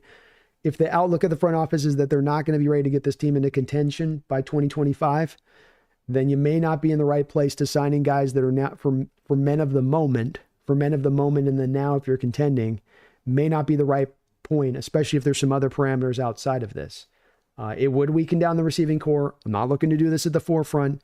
I don't think that it can be the only reason to go and then sign DK to an extension, being that we have to sign DK, because if we don't, then it's only JSN and bop it a bop. That then makes it sort of irrelevant then of what DK value is and whether or not it's worthwhile to pay him that $34 million. And that's why I don't really want to have that in as a factor at play here necessarily, with the exception of you think of yourself as truly ready to be a contender, not kind of think you're ready. No, you're ready to be a contender. It's hard to see how the front office can quite necessarily have that outlook of things as we head into this offseason right now. Duran says, keep DK if and only if he takes a hometown discount. Trade Woolen for sure. Yeah, it gets a lot easier with the DK if, $28 million a year. It's a lot easier to do that versus 34 to 35. 26, 27 million a year versus 34, 35. That's a pretty big difference. That's a quality lineman you can go afford to buy in difference of that. I'd love to see that as a happy compromise on this, Darren. Love it. Tommy says the way you run that route, the way you run that route, DK had correct. If it was a dig, is to dig your feet so that you slow down and then come back to the ball sharp at the sideline. You don't round it to outside leverage. Yeah, he rounded it out. It's hard not to say that he didn't. It's pretty much what you see there for sure. James, I was disappointed when we had the 1st and 5 and didn't get in the 2 tight end sets and run the ball at midfield just to throw the running back screen and lost yards. That was a horrible play sequence. Yeah. Odd too, because you're running that screen like you think they're going to blitz you, James, on 1st and 5. Why? Right? Why do you think that the Vikings are running a blitz there? Greg, I'll never get the obsession with jump balls and all X wide receivers are limited. That's why they play X wide receiver. It's no X putting up top 5 wide receiver numbers. It's all Z slot wide receivers, and DK was third in receiving yards before the injury. Definitely not a bad player here, Greg. There's definitely things he brings that are good there. I think that though, if you're paying the $34 or $35 million, it's probably got to be for a guy that, you know, is going to be ultimately productive, or he brings your offense to a place and his presence helps to bring your offense to a place of dominance. On either end of it, let's just remove DK's jump ball ability with it, Greg, removing that point of it. And that's neither of those two things are you getting with his presence there. And if you haven't gotten those things with his presence there, why do you get him then in the future? Because you fix the offensive line? Maybe. Get a better quarterback? Maybe. I'm open to that as being an outlook here on that one. But it's more to me than the jump ball thing, Greg. I'm not as much about that. Contested catches. Seahawks are one of the league worst. I think we're ranked 30th, 31st, 32nd in the league in contested catches. A big part of that is that you get DK reeling in no contested catches. He doesn't work good off contact catches. The man weighs 240 pounds. 180-pound cornerback knocking him around shouldn't always jostle the ball free, but it does. He doesn't utilize his catch radius at all. He's 6'4", but it's really the body's only good for how it can box out defenders, not how he can utilize that extra reach he has to really extend himself and be able to really maximize that height advantage that he does have on the outside. And so there are some limitations here. The route running, there's some limitations there. There's some great things he provides on the other side of it, Greg. The game-changing talent, the drive towards the double teams. But I think both things can be a bit true on this, you know, and that it's not as clear and simple as that he's just this amazing player that they just aren't getting the most out of. I think there's some stuff that limits him by his own measure in his game.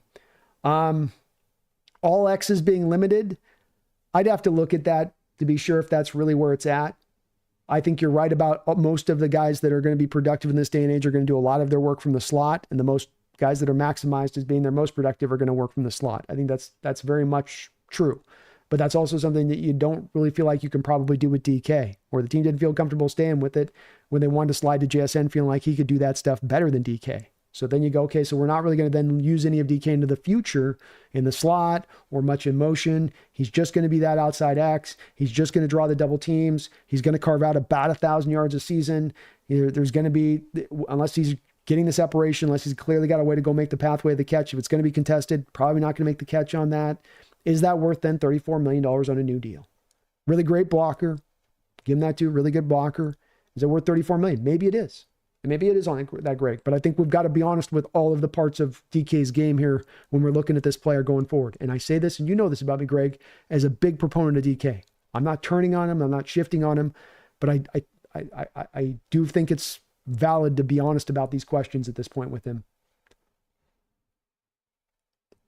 James says, I think we can let DK play out next year, but I think his knee is worse than they say. I wouldn't be surprised if that was the case too. And if that is the case, I'd give him a lot more of a measure for what he's going through here.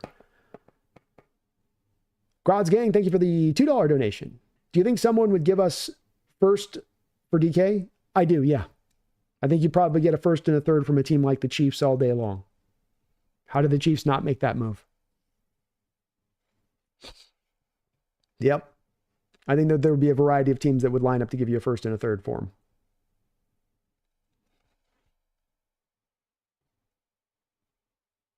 Part of that too here is that, you know, there's the element of sell high. Duran says when we can put John Schneider on the hot seat. I mean, I'm okay putting it this offseason, Duran. My guess on this is just that they would have had him out the door if he was on the hot seat last offseason. I don't know if they were at a point last offseason, Duran, where they're like, John, you're doing smashing. You're amazing. You're great. And then he has this season. They're like, oh, what happened to you this season? It feels like they're going to give him some room on this one. And maybe they shouldn't. But if you're making me ask kind of prediction game on this, that'd be my prediction. Ari says, Murphy is a rookie, so I understand the mistake, but Ernest Jones dropping the pick honestly hurt me more. It wasn't an easy pick. He was kind of having to fall down. It was kind of a wayward throw. Tommy, I do think Mike is going to turn this team around. He just seems like a coach who won't accept failure. Agree? Yeah.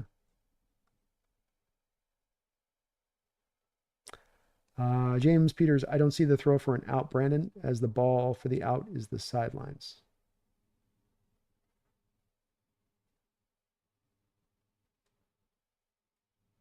I don't see the throw for an out, Brandon. Are you mean on the final throw there, James? I'm sorry, I'm not sure what you mean on that. Amazing Mario Brothers B. I cannot take another offseason of Schneider joking around in his pressers while he makes more horrible free agent signings and kicks the can down the road with the quarterback position yet again. See if he does the same thing. Hopefully not. I'm feeling like this might be the bedtime for maybe a little of a shakeup here, Mario Brothers. But we'll see if John will. You know, he has had kind of a set approach he's taken on this in recent years past.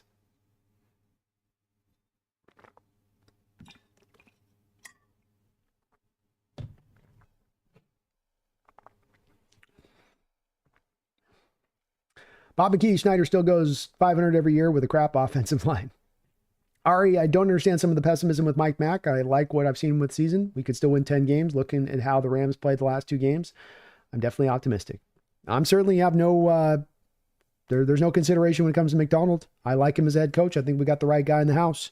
It's just about now kind of finalizing the plan and to get you into the right angle to get this thing into the right direction, to get this thing turned to a contending team, which is the answers are not easy on that part of it, but I do think we have the right coach. I think he's, for most of this chat, done 3 hours today. Ari, I think most of the chat on this has not necessarily been looking to point to Mike on this, that it tends to go to others with this as far as some of the blame goes or responsibility.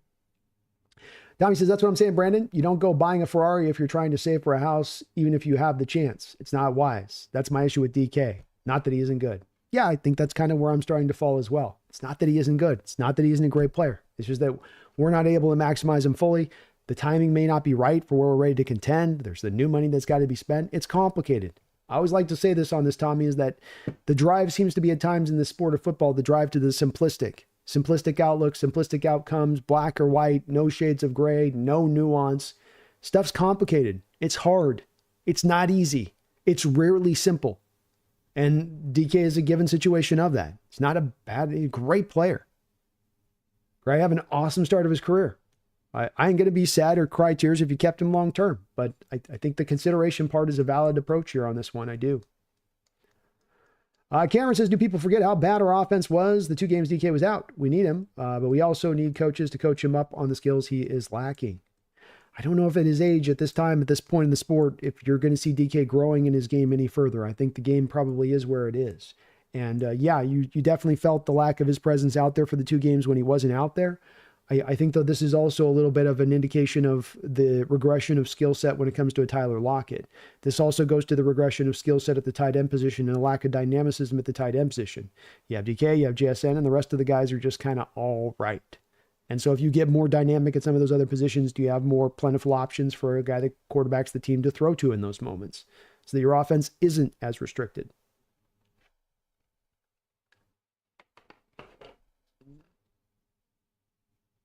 James Peter, Brandon, it may be DK's left knee hasn't shown the ability to plant and cut on his left leg the second half of the season. Could be on that. And that certainly would give me a lot more room on this one versus where we're at, for sure.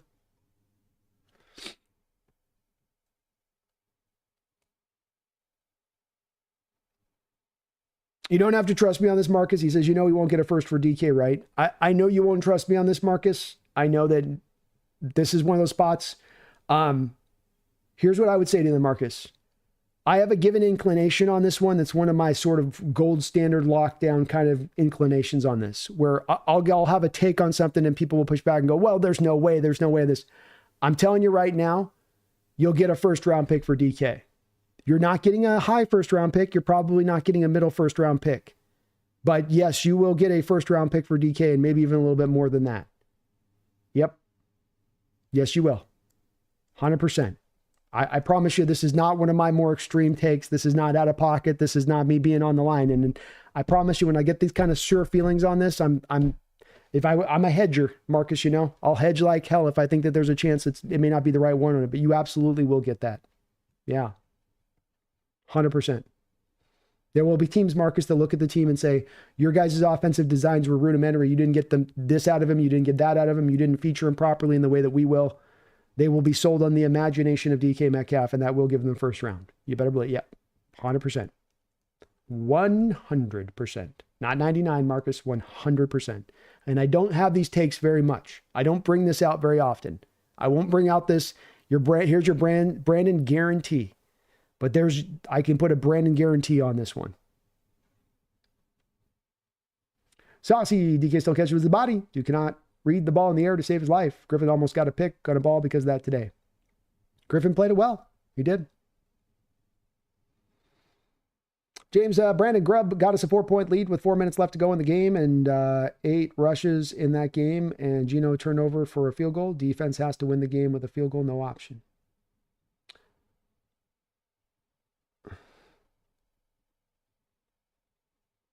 I'm not sure what you're saying there, James. I'm sorry, man. Yeah, Grubb's not all bad, James. It's just comes down to Grubbs has that lack of the commitment to the run thing. And then there's a lot of stuff that then extends out of that.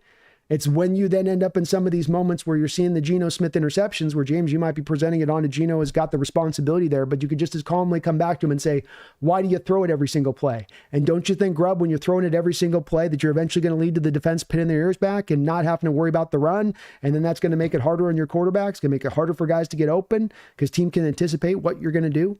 It's where you might still be getting ultimately some points and some other things on the good side of it, but there's also some restrictions to what is coming into play here too. And I don't think Grubb had purely a bad game. As I say with this is the hard part about this, James, and it's the toughest part about doing the stream tonight right now. I'll be honest with you. And that it's trying to look at the player or a coach or this guy or that guy, and it's a lot of the same problem across the board, man. It's a lot of the same problem across the board. It's not that they're purely bad. It'd make it easy if they were purely bad. You'd say, that guy's shit, get him the F out the door. It'd be easy to go guy by guy by guy. Crap, great. Crap, great. The problem inherently, and the problem that's going to be the hardest part for I think the fan base and the front office to come to on this, is that it's a muddy ass picture. It's unclear as hell. There's nothing clear about which way you need to go on this to get this right. And when it comes to a Grubb, it's not that he's a bad coordinator or not capable. It's not that he's in over his head as the pro game. But his lack of commitment to the run game is ridiculous, James. And it's one that even the head coach has mentioned multiple times this year. So this isn't just me, an idiot punding out here, an idiot just, fool talking his butt off here. This is also what his head coach has told to the media, which is also, I wouldn't have to remind you, I'm sure, something you don't tend to see head coaches do where they throw their coordinators under a bus there over a couple times over the course of the year. Almost a little bit, James, like he was trying to send a message to Grubb there in those moments of, hey, asshole, why don't you start running the ball? And Grubb's answer in response to that is to not consistently run the ball.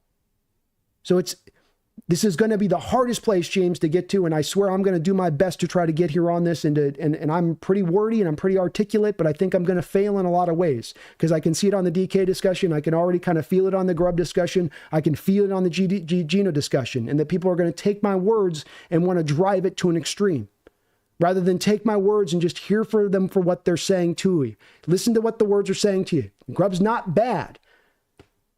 But is the fatal flaw, does the Achilles heel, does the thing that is their worst thing, they got all this that's good and great, right? But this worst thing, James, is that the thing then that keeps them from being great? Is that the thing then that keeps them from being in a contention? Player by player, coach by coach, front office by front office. That's the thing that I think is a valid thing on this, that we got to get out of the simplified on this if we hope to understand this situation.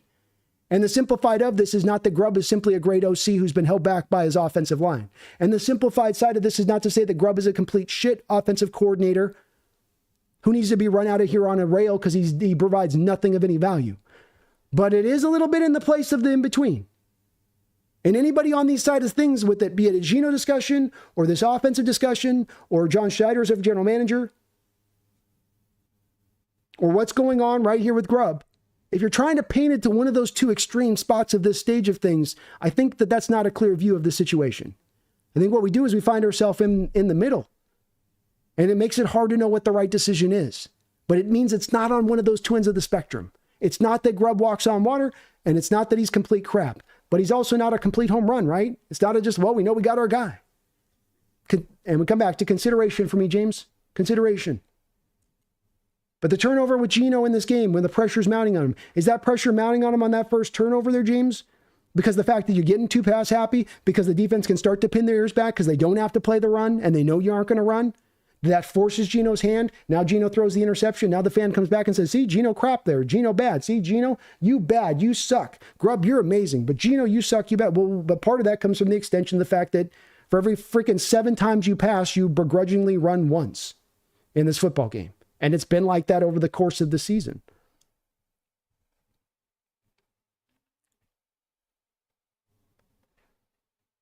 God's Game, thank you for the $2 donation. He says, I can't be mad this season.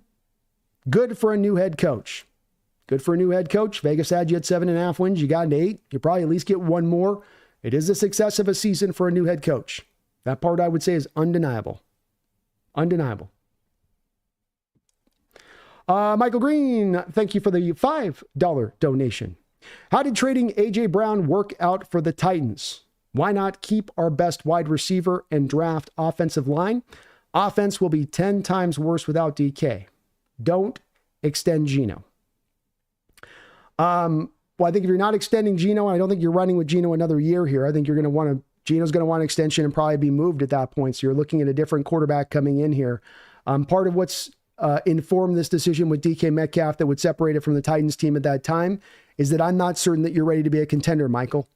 That Titans team was a contender at that moment that they made that trade. They were a team that looked at themselves as a contender and thought that they were in that role when they made that move. That was also a move that you made with A.J. Brown where he was younger than where DK is going to currently be as a player. And there's a lot more tread taken off this DK tire. This is also the difference between, at that time, you're paying DK around $24 million. This next contract is going to cost $34 million a year. So that part's also there.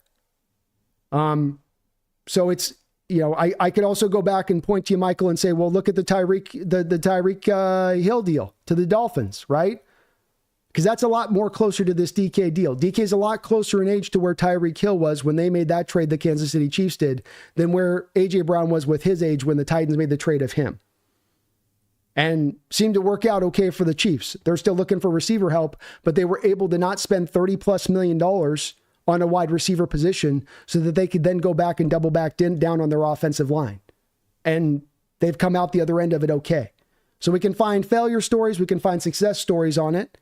I don't think either one of those two situations should universally inform us one way or the other on this. I think what it should inform us on is that every individual situation is different. But to me, Michael, if you're moving on from Geno, and I'm okay with not extending Geno on that side, I'm completely good with going that way with it. But if you're going to go that way with it,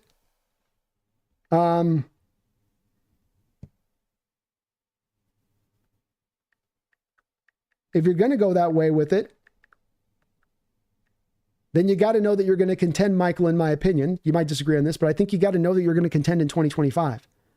Because if you don't know if you're going to contend in 2025, you really don't know if you're contending in 2026. And now you have the real possibility here of you're looking at just signing DK kind of by the legacy situation because you just like him a lot as a player, not because the team will be ready to compete while he's still in his prime as he starts to move through the back of his prime. I don't know if DK at 31, 32, 33 is as effective as a player of DK at 26, 27, 28. I don't know if his game is going to age really great. I don't know if his skill set has advanced in a way that will overcome physical shortcomings as they go down the line. I'm the biggest proponent you guys will find on this channel of DK Metcalf. I've been one of the biggest pusher backers on this. I'm not even at this point, Michael, saying trade him. I'm not. And I'm trying as I can to make sure that that's not what I'm trying to say here. But I'm saying that everything's in consideration. Everything is on the table. And really the ultimate goal here is not how can we retain a DK, how can we retain a Geno, how can we retain this guy? The ultimate goal is what gets us to a contending state. What's going to get us there? What are all the moves that we have to make in succession to get to that spot? And there's going to be some tough moves in that role. Not all the moves are going to be easy. Or it's just get rid of this guy, get that guy. Easy. Some of these moves are going to be hand-wringing and hard to do. But they may be the right moves. And I'm not saying to do it right now. I'm not saying go with it. I'm just, you guys are asking why or what would be the driver of it a little bit. I'm just kind of presenting that a little bit. Thank you for the donation, though. And I don't think there's any way, extending Geno is going to be a very hard thing to do at this point for me. I agree with you on that. And if he wants to find a team out there you can trade him for, I think you got to start to be open to that. If that's the way, maybe they get him to play out the final year of his deal. I don't see how it'll go along with that. we'll see. Thank you, Michael. God's Gang, thank you for the $5 donation. I agree. Grubb needs some work. He's looking at it like a college game, and it's not. We have to give him another year and see what he does. They very well may give him another year. We'll see on this. I have seen head coaches in the past be very quick with their triggers if they're not particularly happy with their coordinators.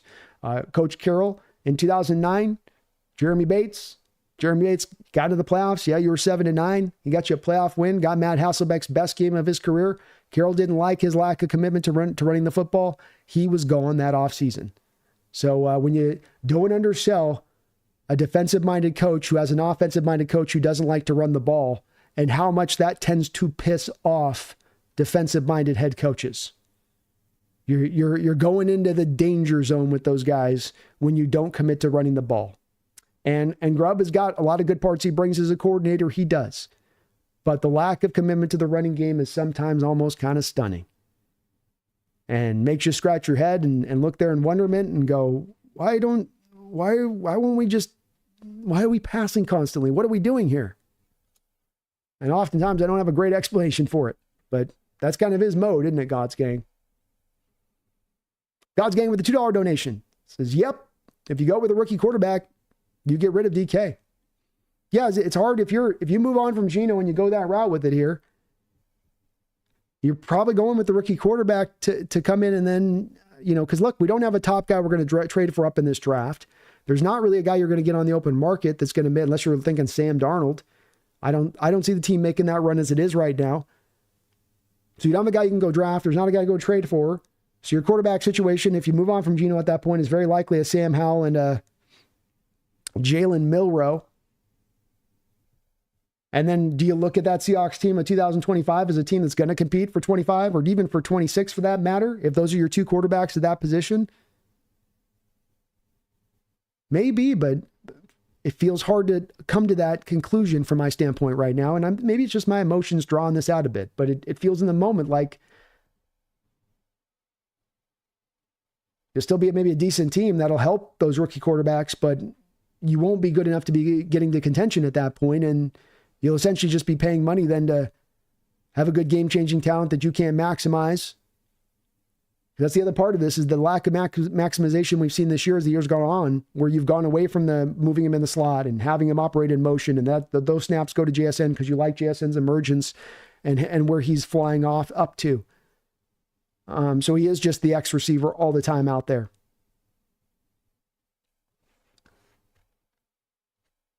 That's the big factor of this too, is it's a bit of where's the team and what's the quarterback situation for DK. Not just purely DK. We get back to though how complicated it really is to try to break this all down and parse it all back and try to look at it all in totality, because it's a lot to turn over. It's not just as simple as great player, sign great player, help you win. I wish it was on this one with a variety of these players on this team. It frustrates the hell out of me that's not. Young Vagabond, thank you for the $10 donation. I really appreciate you for that. Young, you guys are as kind as ever on the channel here. I thank you for that. Went to the game. O-line played out of their mind. Olu got hella mixed up on the last play where DK had the choice route. You think the front office is on track with their long-term goals?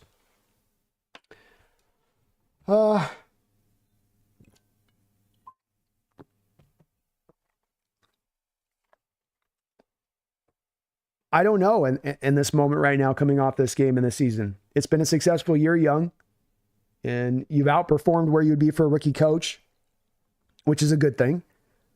But the next step of that now is to say, rookie coach into the second year, okay, how do you start to look at this team as being a contender? A true contender. And that's the hard part to exactly come into play and to understand if the team's really on track to be that. I know that John Schneider can put together a pretty good team. I don't know if he can put together a great team anymore. So confidence is a little bit shook as far as getting to a contender state. It's been 10 years here with John. He's not been able to get it done. And this team is not finishing out on either side of the ball at their strongest at the end of the season. The same inconsistencies throughout the year have been still at play here as we finish out this year, as we're really in, by and large part, by the way, at our healthiest at the end of the year. and yet you still have this inconsistency. So I'm not in favor of moving on from John, but if we're talking about confidence right now, Young, and that he knows what needs to be done to take this team from middle of the road to contender, I've got some questions. I've got some concerns. I think John's got a lot to prove this offseason. And I think if he takes the same damn path that he's taken by and large for a 10-year period with his off seasons, you're going to get the same damn results next year. And that's why I do come to thinking, Young, that this might require a little bit more of a shakeup, that we might have to do some more extreme steps than we've done in prior years to shake this out of the in-between state that we find this football team within, stuck within. That it takes something major to get out of it, that a soft move ain't going to do it, a half measure move ain't going to do it, that you're going to have to really hit this hard to get yourself out of it. You might have to even eat a season, God forbid, to make this go. I don't like saying that, Young, but it's where I find myself after this loss and another season of a lot of inconsistent football. And not a lot of dominant, not a lot of contending looking kind of football. Great question.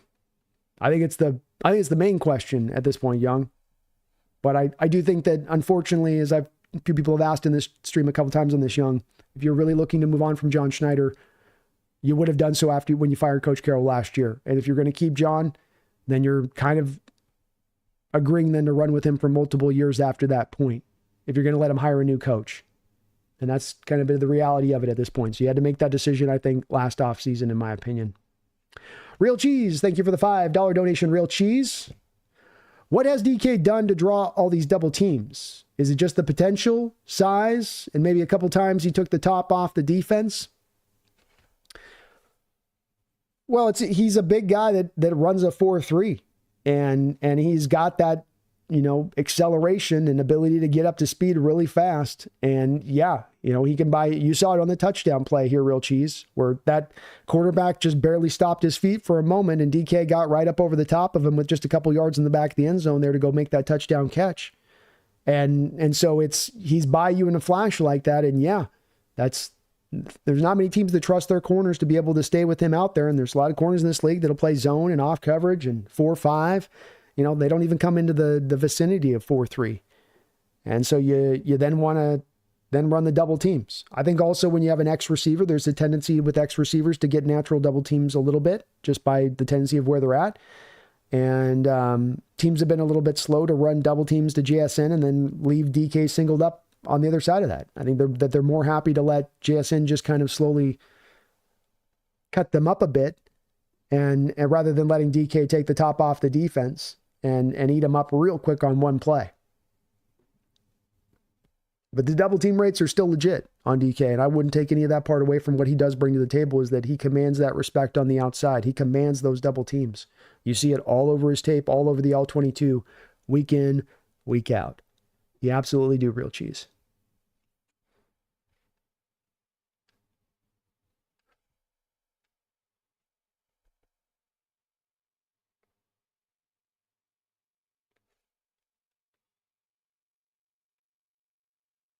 Dr. Gonzo, package a couple players or a pick or two with DK. I bet we could get 2 first-round picks and then some.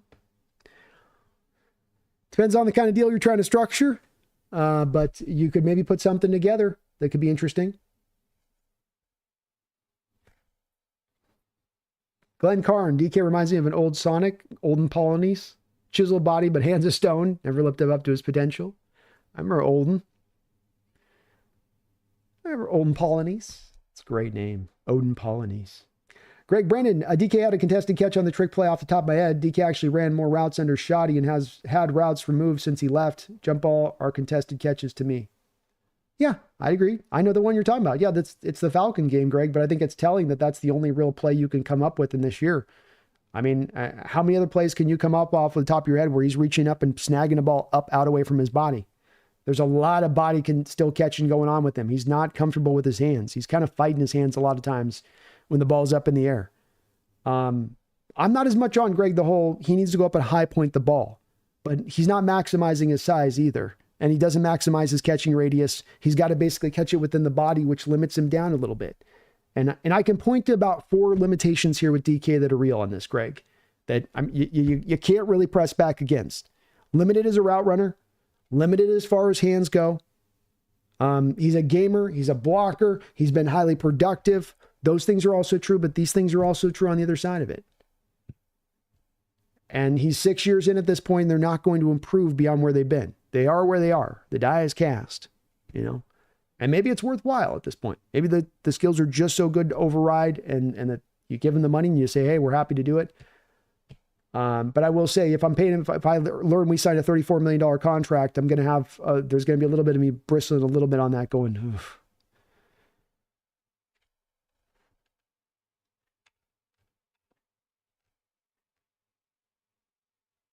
Thank you, Young Vagabond, for your first big fat dono on the $10 donation.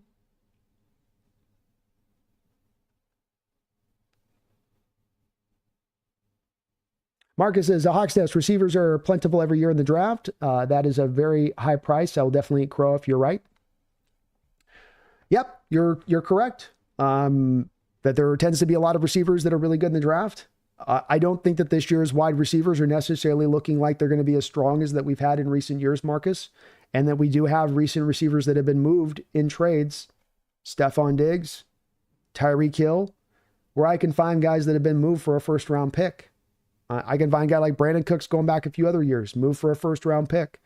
So it may be enough to override it. I think that because DK is such a unique talent, that there'll be a team out there that falls in love with that unique talent and sees what Seattle did and says, you weren't maximized to the utmost. So I relate this, Marcus, to you of a guy like a Colby Parkinson, as I know this doesn't maybe make sense, but stay with me on this. Part of the reason that Colby Parkinson got paid is the Rams looked at Waldron's scheme here in Seattle and they said, man, that thing sucks. You are not getting the most out of this player. We can get so much more out of that player because we're so much more smarter than you in how we run our system. And that drove Parkinson to get the deal that he got. It wasn't past performance. It wasn't because he had already shown it. It was because they were doing some of that imagination math to come to that spot of things. I do believe that the same thing would be true there with DK. But we'll see. We'll see, Marcus. Like I said, I wouldn't usually push and say I feel as much certainty on this. You know me, I'm a hedger. I normally would hedge on this one. But I just do kind of sit this on this one and go, I just kind of sense, you know, just kind of sense.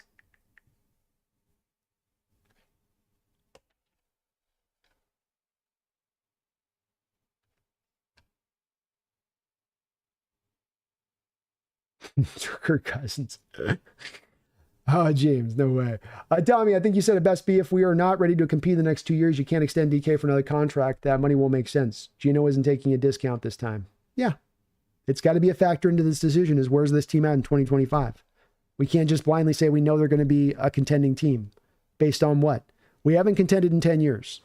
No matter how decent it is to be kind of middle of the road, that's been the reality of our life here recently. And we got to be real with ourselves on that, I think.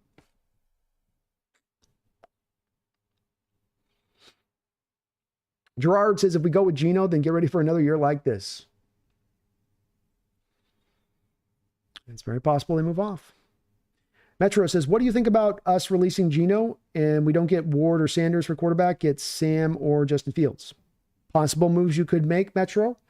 Don't know what the team thinks about necessarily a guy like Justin Fields, though they weren't too interested, I don't think, on him on the first pass when he was out there on the market this offseason. Don't think you're having any chance of getting Ward or Sanders. Those guys will be long off the board by the time you pick, and John doesn't trade up in the first round. Releasing Geno's a possibility. You might be able to find a trade with a Geno and a team out there that doesn't have a, possibility of finding a quarterback in this draft, but likes their team and thinks maybe they can get a little bit more out of Geno than we've gotten out of. I don't think you're going to lot for him necessarily, but if you couldn't get that, you can definitely release him and save a lot of money collectively in cap space by going that route, Metro. Lisa's draft to wide receiver Pat Bryant, 3rd round. He's on my list to take a look at, man. Haven't had a chance to check him out yet.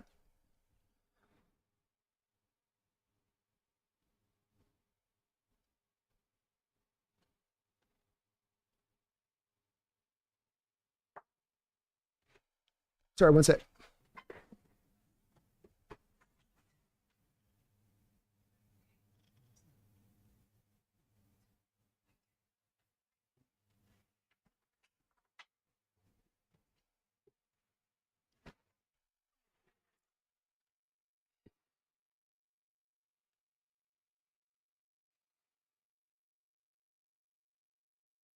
Barry says we might be stuck in mediocre forever. I hope not, Barry. JL says we most likely would have won today if not for the face mask. It's not all bad. No, it's not all bad, man. Ultimately, this will be a successful year. And Brandon, Brandon Barner's been playing great, man. Very impressed. That was a hell of a touchdown catch in the back of the end zone today. James says, Brandon, what about trading Geno and signing Kirk Cousins to a veteran minimum deal like Russ? Well, first off, with Kirk Cousins, James, when has Kirk Cousins ever taken, much like Russ, any less money than he possibly could get on the open market? That's the first thing. Number two, Kirk Cousins has looked like worse than Geno Smith. He can't move anymore. He couldn't move very well back in the day, but he can't move after his Achilles injury. He just got benched. I don't think that would be a very good guy to target at this point.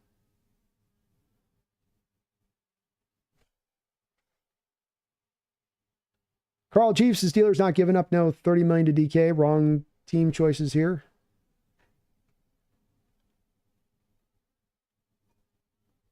We'll see. I know the Steelers were interested in trying to trade for DK last year, Carl. Like I said on this, I understand that there'll be people's opinion on this that doesn't. I hit these opinions sometimes points on this, Carl Jr., where I have real strong feelings on this type of stuff. I end up being right on this down the road with this type of stuff.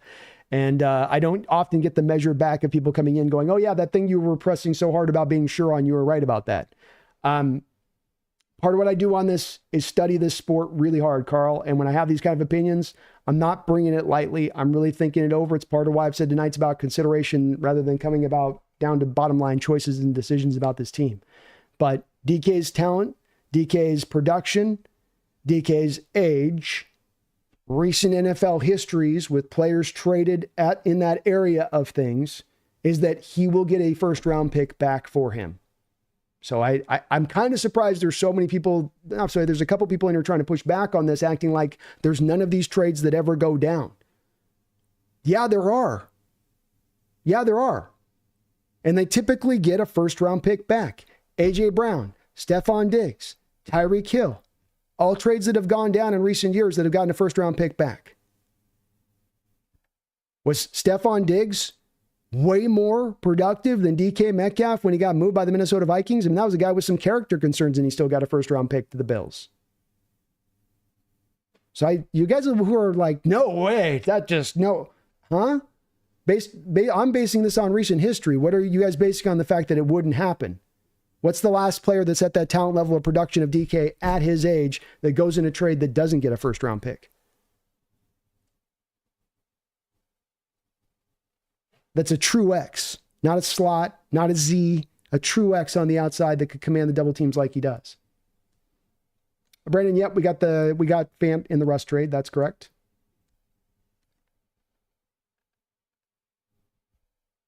Tony says, I agree. The talent on the roster overall is a C+ at best. Yeah, B-, C+ maybe. James, Brandon, to be fair, DK, we can't block long enough to send DK deep on fly routes. Yeah, that's true. We do have a hard time holding up on those long developing routes. I'd agree with that. God's Gang, thank you for the $2 donation. Do you see us bringing in a different DC and who? I don't, God's Gang. Your defensive coordinator is Mike McDonald. You brought in the guys you brought in to work around him, but he is your DC, not Alan Durr. Durr doesn't call the plays. Mike McDonald calls the plays. It's Mike McDonald's defense, and everything that we're hearing of Mike is that he sounds to be like he's pretty happy with what he's getting out of the DC. Carl says, even if DK ran the right route, he was nowhere near being open. Geno sucks the moment. As somebody mentioned below, some of this was Olu and the pressure given up quickly up the gut and the poor pass protection in that moment.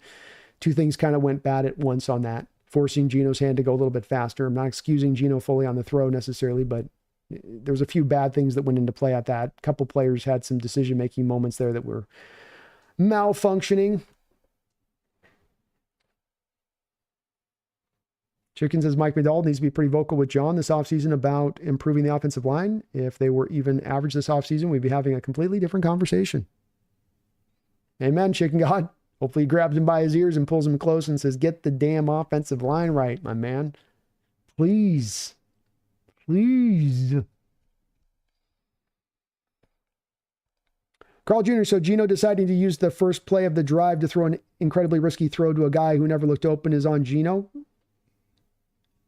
He can get out.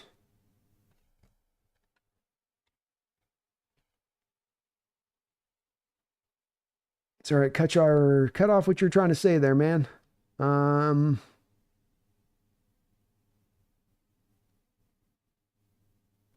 And just a reminder on this, guys, if you're trying to respond to somebody in the chat, definitely respond as you will with that. If it's Brandon, meant to mean for Brandon, please just put Brando, Hawks Nest, HNN, B. We have a lot of discussion going on in our chat. We got well over a couple hundred people tonight. People are flying and flaming and rolling in every different direction. It does get hard at times to parse through where I think you guys forget to put HN, Brando in there. And I don't know what's necessarily always intended for me that you want me to read or respond to, or what you're trying to have somebody in the chat that you're responding to. So please do put Brandon, Brando, HN, Hawksnest, B. I'll look for that. If it's not in on that, I'm just going to kind of scroll on through as it's just inner discussion going on at that point. Dick Dogs, Brandon, without DK, JSN gets double teamed all day. Agree, DK has to take a team-friendly deal, otherwise trade him, but JSN won't be happy. It's very hard to double team slot wide receivers. This is why slot receivers tend to be some of your league leaders in catches and yards, because it's a lot harder to double team them, addicted Hawks, than X receivers. The other part about this is that you're not just going to move DK and go, okay, well, we're good at the wide receiver position. Let's just roll with what we got. You're going to look to deal with your wide receiver core beyond this. And part of the deficiency in the wide receiver core, absent JSN in this, has to do also with the regression and age of Tyler Lockett. It's not merely that you're down DK Metcalf, but it's also that Tyler Lockett gives you no more dynamicism anymore on the outside. So what happens when you get some more, maybe you don't get as much of a game-changing talent at the DK and the X, but you actually get a vibrant Z out there as a countermeasure to what JSN's doing. So again, we come to on that addicted to Hawks. Whenever we want to get to simplification when it comes to the team, simplify it. Let's go to the simple. Let's take all this complication and simplify it down. That's where we got to, I think, draw a little bit measure of the brakes on this one and go, yeah, that's not going to be the way the conditions are going to play out. Looking at the Buffalo game and saying, well, see what happened in the Buffalo game? That's why we can't move on from DK. You're not going to move on from DK and do nothing at the wide receiver position. And we've got to also account in the Tyler Lockett aspect of this, and that he's not getting a lot of separation. He's another guy on the thing, doesn't give you any contested catches, doesn't give you any real yak ability. He makes a couple catches a game. He's kind of just a guy out there. So your receiver position is not just going to stay where it's at if DK moves on. You're going to find other guys you're bringing in to help this core out, and talented guys at that, I would say. You aren't going to find the talented DK. I'll acknowledge that. And again, I'm not even acknowledging for moving on from DK, but I don't think that you can make this decision based upon, well, now look at our receiving core. It's got to be whether or not, is DK worth the money? Do we want to spend the $34 million? Is enough of what he brings to the table make that worthwhile on this in the grand scale of things? Can we contend in 2025? Complications, not simplified. Complication, not simplified. Do as we can, please, I ask, to drive towards our complicated vision of things, and that nothing is simple in this sport. This is where it's really hard on football, because baseball and basketball and bowling and any other sport you want to look at, it's pretty simple. You want to watch tennis, he hit the ball or he didn't hit the ball, right? It's inbounds or it's not inbounds. Football is a terribly complicated sport with 22 guys on one individual field at any given one time. The more we get to simplified, that's the more as I get along in doing this with age, and the more that I drive more back to being complicated in the nature of things, that we shouldn't be driving to a simplified manner and view of things. And I kind of think, in addition to this, that dumb teams, moronic teams that are either stuck in between forever or who don't win jack diddly dandy, are those teams that operate from a simplified mindset. Are the teams that drive to look for some single common denominator that can guide them on their pathway through, when you got to take all of this stuff into account and make it a really full bore decision based upon all the parameters at play. And I see a heavy drive to go to the simplified, to make things black or white. And I'm telling you, as you're going to look as a commonality of this channel as I move into the off season, this is going to be something, if you say it in my chat, I'm going to push back against and say, nothing is simple and nothing is easy. And if it's just, well, if we remove DK, then JSN gets double, then that's simple, right? Nothing is as simple as just that. Nothing is as simple as that. So it's something to take into account, but it can't be the end all be all thing. It certainly is not enough to pay just the $34 million of value alone for then a 1,000-yard season, because he pulls some of the attention away from D. They work together in their skill set. I agree with you there. But what can you do with other receivers and bringing in at their cost and their rate? How you offload those assets versus what you're paying?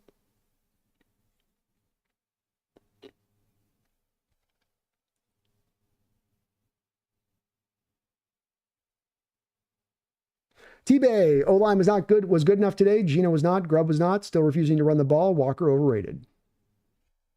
Probably fair. Carl says defense has not stepped up on one good team all year. They are nowhere near being a viable contender on defense. Facts.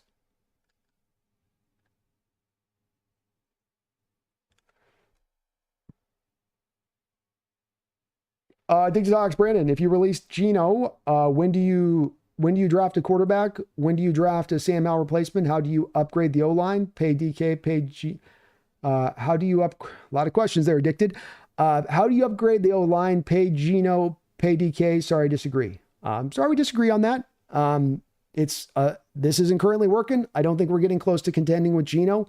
I don't think that we're ready to contend in 2025. And if that's the case, and if you're at a pivot point where you have to decide to pay him or not, he doesn't want to go out on the final year of his deal. And Addicted, let's remember in the preseason, his people were clamoring to get a new deal done. If they're clamoring to get a new deal done last offseason, then they're going to be right in John's ear to screaming for it to get done this offseason. And it's really about looking through the view of, are you ready to contend? It's not about, this is a little bit like the question above that you posed on well, if you move DK, then you got JSN and then the replace. It's a little bit of not talking about how we get to contending here, Addicted to Hawks. It's a little bit of like, well, what's the failing point we go as we don't have this guy? And the point of being this is that we're not good enough with this guy. Geno, for what he does in bringing good to the table, is not taking you to the promised land, is not getting you to a contending state. It's not solely on his shoulders, but it's just not happening.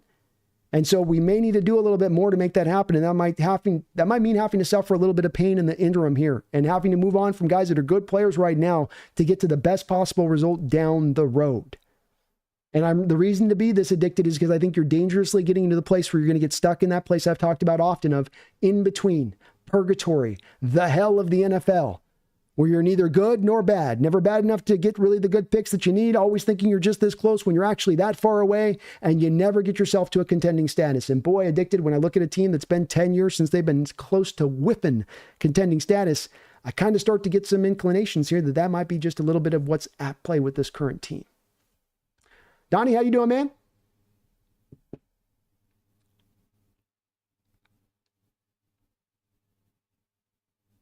Greg Brandon, I actually listened to some of the routes DK has been asked to run with different OCs earlier in the chat.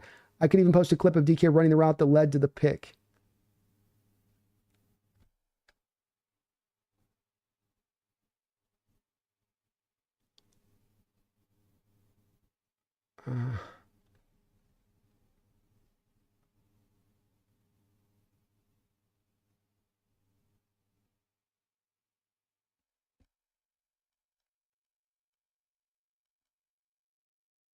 I actually listed some of the routes DK has been asked to run with different OCs early in the chat. And I could even post a clip of DK running a route that led to the... Can you elaborate on what you mean by that, Greg? I'm sorry, I'm not sure what you mean by what you're saying on that point.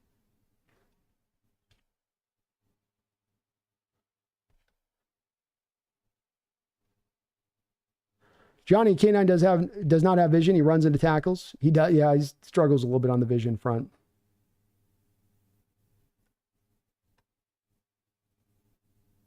Femi will be what happens when we lose the Bears. I hope we don't.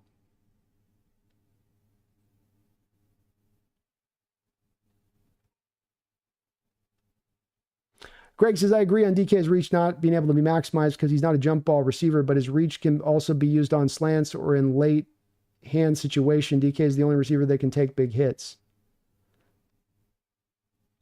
Yeah, I think that there's just some disagreement from us on this side of it, Greg. I think he's a body catcher by and large. I think it's like the route running, Greg, and maybe this is enough. Hopefully I'm on where your point was on the route running. I can find some good routes the DK runs. I can show you the out and up against the Falcons with some real subtle movement there in the open field to get himself open at that touchdown at the end of the Falcons game at the end of the half, where you can see some really good route running. I don't think it's consistent. I think when you're 6 years in the league as a wide receiver and I look at your route running and I go, it's not consistent, that's a bit of an issue. It's not an overriding issue. And again, as I saw posted above, it's not to say that DK sucks. I ain't saying that with it. It's about, are the issues limiting enough to where I don't want to pay the guy $34 million?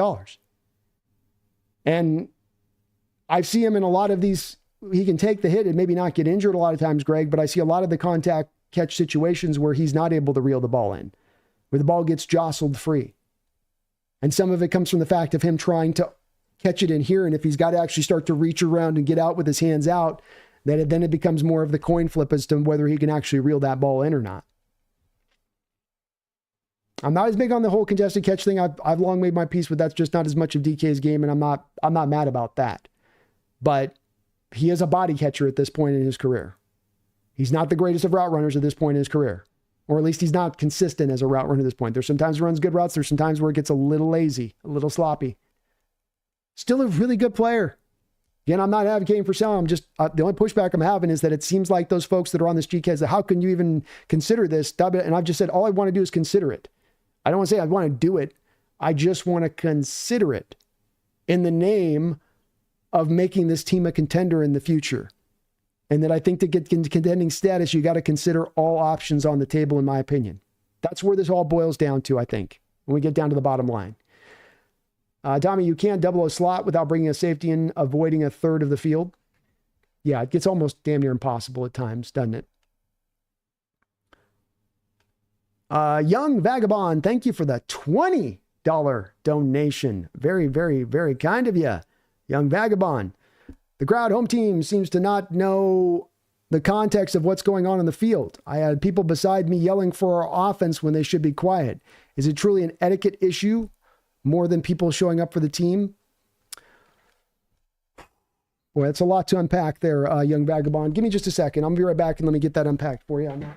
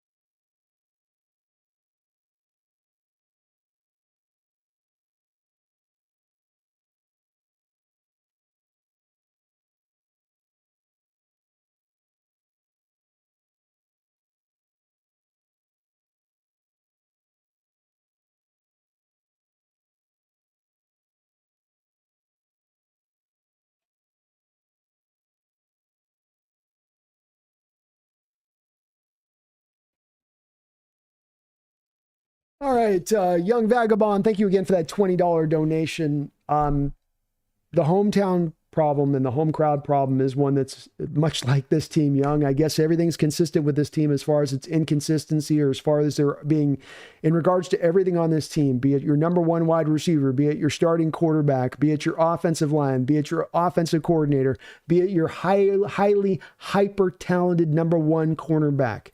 Nothing is effing simple.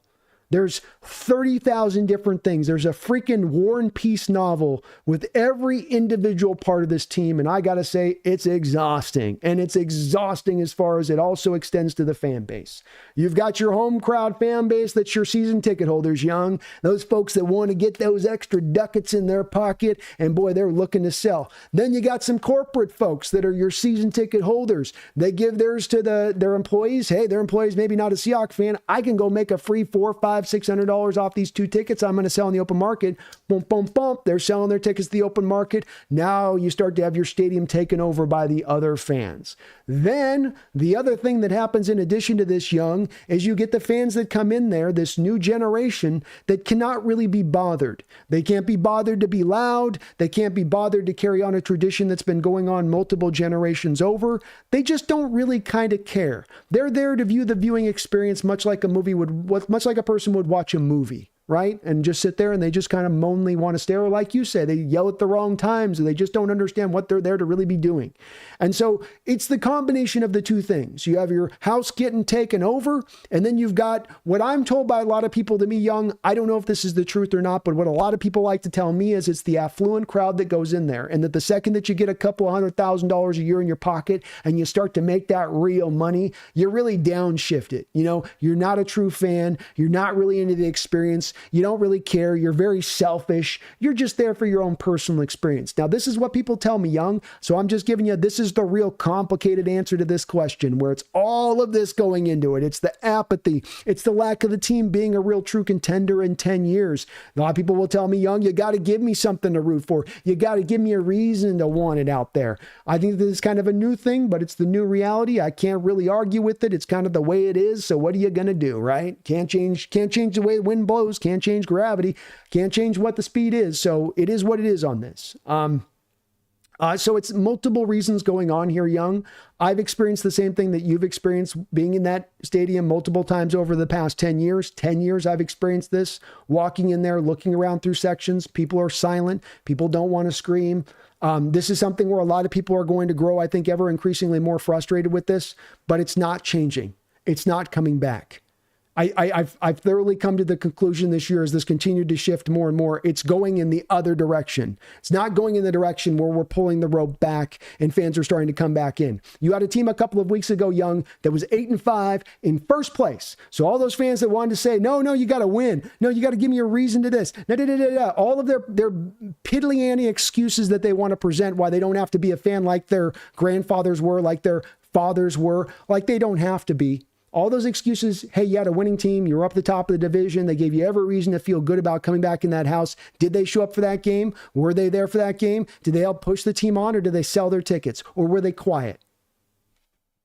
And so I just don't think it's going anywhere anytime soon. It sucks that it's gone this direction of it. I wish it didn't go this way, but hard to fight against this current, which seems to be so strongly going in this direction. And as you probably learned being in that stadium, you can look next to your person, you can be respectful to them and say, hey, why don't you get up and be loud? And all they'll do is they'll look at you with a dead-eyed look, and they won't do a damn thing.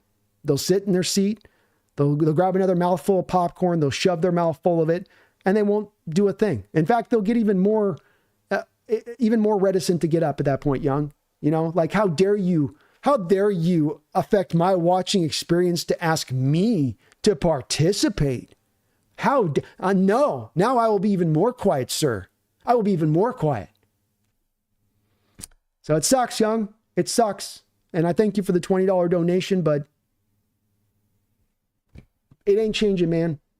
It ain't changing. This thing's going away, and it's pretty much gone. And that new generation out there with all of their excuses, all of their reasons, good. I'm glad you got your reasons, and I'm glad you got your excuses. This tradition dies on your watch. Not on my generation's watch. My people were in that house. My people showed up. Dies on your watch. It's tough to see. But large part of what we're doing today here in this post-game stream is trying to look at the reality of what this team is in all ways. And that would probably extend to the fan base.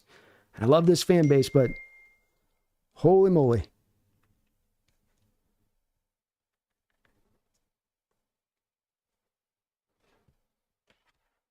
Very kind of you, Young. Thank you for that donation. I've done the same thing, man. I've been next to people in that stadium and tried to just, come on, let's go. They just frown at you and stare at you. They won't even say a word you like. They won't even tell you no. They're even quiet in their response back to you to try to have you get them egged on to be loud. Like, their response is silence back to you like it is on the field. I'm sure you felt the same thing, because I've seen it multiple times going to the stadium. I've heard so many stories of it coming out of the stadium. but it's the truth. God's Gang, thank you for the $5 donation. That's what I thought McDonald is the defensive coordinator, so he's going to continue to be both the DC and head coach. And is this a normal thing with the new head coaches usually? I think that you tended to have seen it in the past, God's Gang, from the offensive side of things, where this is a very common element from head coaches that are offensive-minded head coaches that they do call the plays, including God's Gang. I believe even our Mike Holmgren back in the day when he was head coach was still the play caller in addition to being the head coach. So while there's not necessarily as much of a commonality maybe of defensive-minded head coaches that call the plays play by play, it's happened a lot on the offensive side of the ball. I think it's workable to do it this way. Sorry,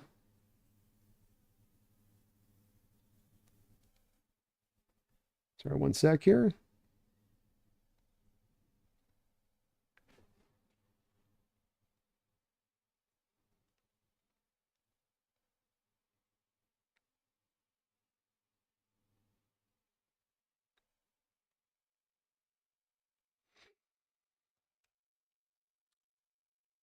So it is unusual, God's Gang, but remember too, a part of why this is unusual and why I don't kind of get held up on it a bit is that the reason you don't have more defensive-minded head coaches who then call their defensive plays is because, of course, we do also have so few defensive head coaches in the sport anymore.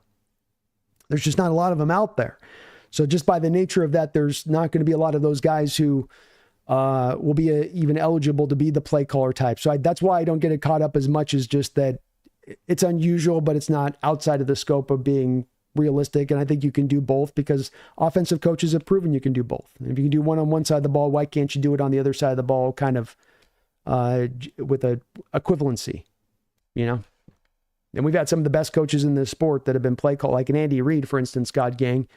It's not held him back in his career at times when he's been the play caller there for your Chiefs team and back for the Eagles team when he was the play caller for them as well.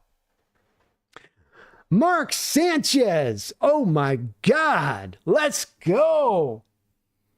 Mark coming in with $100 donation. My God, man, you are unbelievable, Mark. That's not your first donation today, and I know that's not the first time you dropped $100 on this stream in addition to that. You are unbelievable. And I give my Hawk fans and you yourself at the top of this so much credit in that, you know, you guys, I know not a lot of people aren't necessarily in the greatest of moods.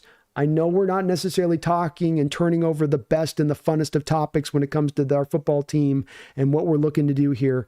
But your guys' support is awesome, awe-inspiring, and I'm so very thankful for it, as it is what has allowed me to be able to do this show with you guys step for step through these years and do this full time and really be able to go after the thing that is my passion in life, which is to be able to chop this up with you guys, even in these hard conversations, even as it gets testy at times. I know on that side of it, I love this stuff. I love diving into the marrow of this stuff and just getting into the depths of it with you guys and trying to figure this out. I do think that even in the contentiousness and some of the disagreement that exists, that we do come out the end of this when we are all operating from a respectful fashion in our disagreement, that we do come out the end of it with a little bit more clarity one way or the other.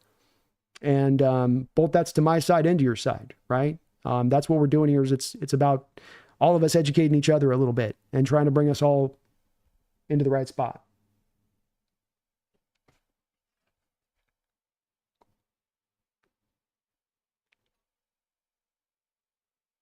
But thank you for the $100 donation, Mark. And I appreciate you. Merry Christmas, brother. He says, Merry Christmas, Brando. I appreciate everything you do. I hope you and your family have an awesome Christmas. Half glass full. The overrated whiners are not in the playoffs. That makes me shot and Freud. That makes me shot and fruity. I know I spelled it wrong. Schadenfreude. I can't spell it either, Mark. So yeah, we're both there on that one. And it does feel good that the Niners aren't going to get in there and go get a Super Bowl. And I don't think the Rams are going to be good enough to really press in that way. So at least we don't have to watch another one of these NFC West teams raise, Rams raise another trophy on up. That part is good.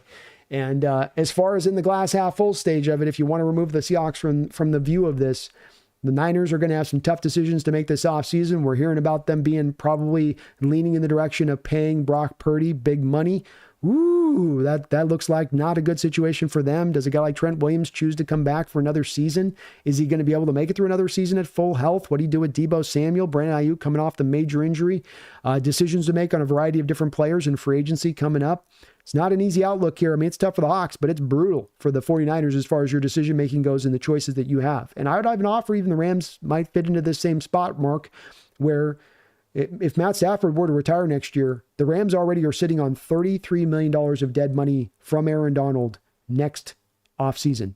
2025, they're $33 million in the hole dead money-wise because of that deal. And if Stafford were to retire, they'd be in a similar situation as far as the amount of dead money on their books that they would have to spend. So it's, they quickly with that and probably a Cooper Kupp kind of move are looking $60, $70 million of dead money that they got to eat on their cap.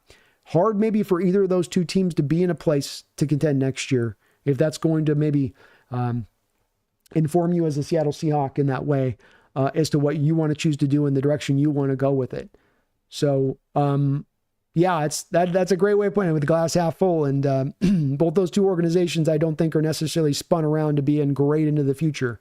Niners look like they'll take the division this year, but this might be in a lot of ways like the Niners last year. They're kind of one last shot to go take it before they've got to start kind of flipping things around and turn things around in certain ways. They don't have a necessarily old roster. They got a pretty good young, hungry defense.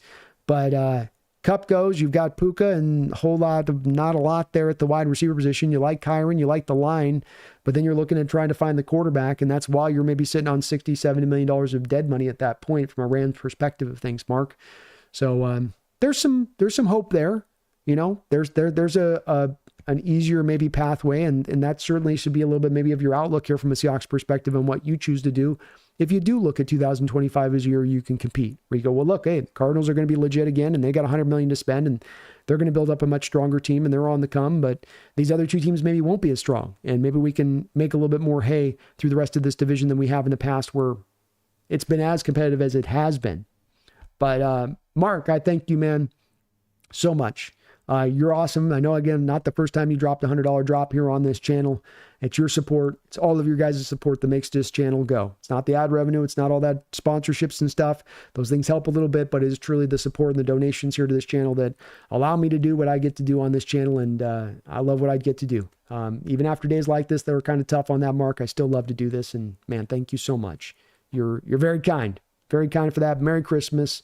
I hope everyone has a great Christmas out there, and I'm really looking forward to this one myself. I got my family all together for the first time down here in Southern California for the first time in some years, so we're going to have everybody right around each other. We had a great Thanksgiving. It's going to be a great Christmas.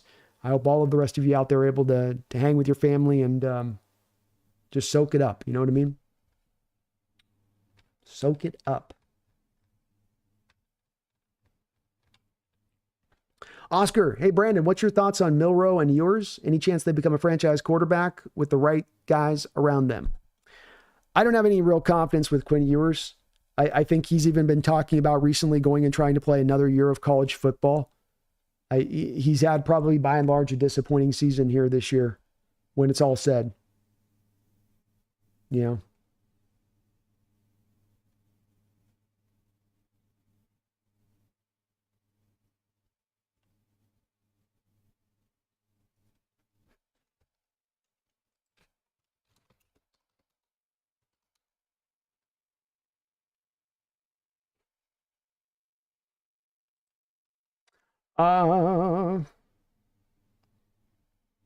As far as Milroe, Oscar, Milroe's a little more interesting to me. Milroe's got some upside. He's improved his game this year. He's got the mobility element that Ewers doesn't have. He built upon a stronger year from the prior year. I struggle with him a little bit as a passer and worry about him not being the most natural of passers and throwers of the football back there, and that makes it hard for me with him. But there's some true upside to him. You're not going to probably have to take him in the first or, I don't think, second round, though. He may be a guy that, because of his physical tools, kind of like Anthony Richardson, vaults up the first round boards. But third round would be more of a place I'd like with a Milroe guy if I was to take him. But he'd be interesting as a guy in that range. Ewers, I just don't have a lot of faith in. His decision-making is poor, and he doesn't have any mobility that he gives you at all. Kevin says, I can see John just wanting to save money and roll with Hal. He might, Kevin. Or go get that guy like Milroe in the third round. It's Milroe and Hal, and they duke it out, and John doesn't look him as ready to compete in 25, and he rebuilds and turns it over. Could be a way that they go. Greg says, Brandon, to your point, if you look at Diggs' stats when he was traded to Buffalo or Devontae Adams' stats at the same point in his career, DK is right with them. There we go. Devontae Adams is another trade there. Yeah. So you can kind of see, Greg. I mean, that's where I think that I'm on pretty firm footing here with the first round aspect of it. And that this has been in conventional times when you go back to history on these guys. That's what you get for these guys at about the age they're at, where DK's at. He's 27 years old. I think that that's what he would pull in. Marcus disagrees, though. He says, Hawks Nest, AJ Brown is not I think that's tomato, I think is what you're saying. They are the same age. AJ was around 24 when traded. Yeah, I'm saying, what I was saying on that, Marcus, is that it's a different timetable period for the trade in that DK is 3 years older. But I don't think that's so significant of an increase in age that doesn't get you the first round pick. I think if DK was in 30, 31, I think that this is a little bit of a different situation and that you might not see him get that. But when you look at the other prior years of trades that have been made, like I mentioned, Stephon Diggs, there's multitudes of trades we can go through with guys that have been kind of equally productive at the point of careers where DK is at. They tend to get first round picks. You might be right on this one, Marcus, but I'm at least solid ground on that. I've got a track record in recent history of these guys getting first round picks back for them.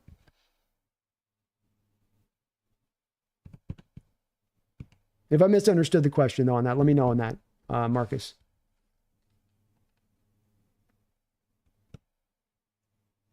Addicted Brandon, sorry, DK and Geno are our most talented skill players. JSN's up and coming. If you can trade, cut them, and upgrade the O-line, that would be interesting.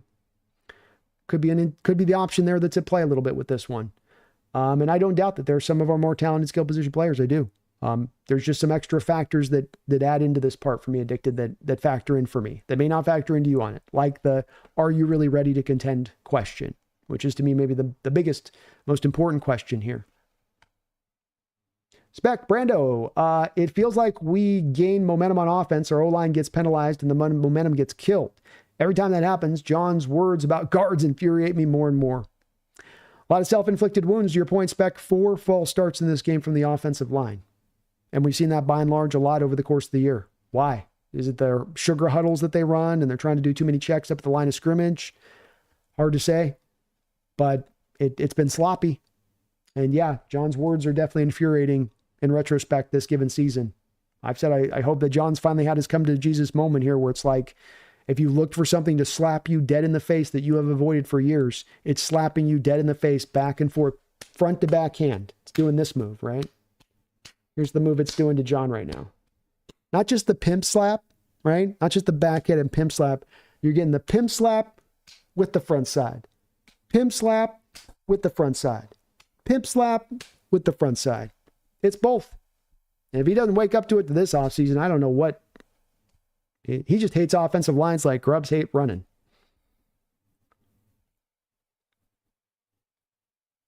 Modus says, I want to turn over so we can go around from being an average team to a great team. Let's go. Let's go, man. Dick did. Brandon, this is what makes the chat fun, but it sounds like we are drafting receivers high in the draft with your comments. O-line first, please. I'm with it. I'm with it. Part of what could help you going into the draft, if you want to go take wide receivers, Addicted, is that you could just take care of this in free agency. You could just take care of this via trade. You could set the stage for the draft where you don't have to reach for the need of the offensive line because you've actually done that thing you haven't done in 10 years, which is just go out there and get the value on the open market and bring it in from that method. But you're right. It's the biggest need. I ain't changing off that. Offensive line is priority number one. Ethan the Hawks Nest, on the Jefferson touchdown that Woolen was a part of, did you see the outrageous missed holding call on the left tackle against Hall? I almost gouged my eyes out. Yeah, the officials weren't great in this game. They're bad. And definitely was not working in our favor in any way, shape, or form. I come right up to the line of getting the spot of sort of blaming officials on this. I'm not going to do that, but there was about 5 or 6 calls that were right on the line that could go either way between the two, and none of those went in your favor in this game. And some ticky-tack calls mixed in there that were kind of brutal. Yeah, I saw it. I saw it. Tommy says, hey, Tyler rolled for the first down. Yards after the roll count for yak. That's the only way Tyler's getting yak, man. JL says, Brando, Geno doing something dumb when everything around him is malfunctioning is definitely a thing. I wonder what it would be like if it wasn't. I'm truly curious. Yeah, you've not always given him the greatest environment this year or calm environment to work from. It's gotten better pass protection in recent weeks. I think even this game was a little bit better than it's been. But it is a bit of the issue in Geno in that, when it goes bad for Geno, it goes really, really bad. Hawks Eye View. Brando, would you re-sign Jones? Yes.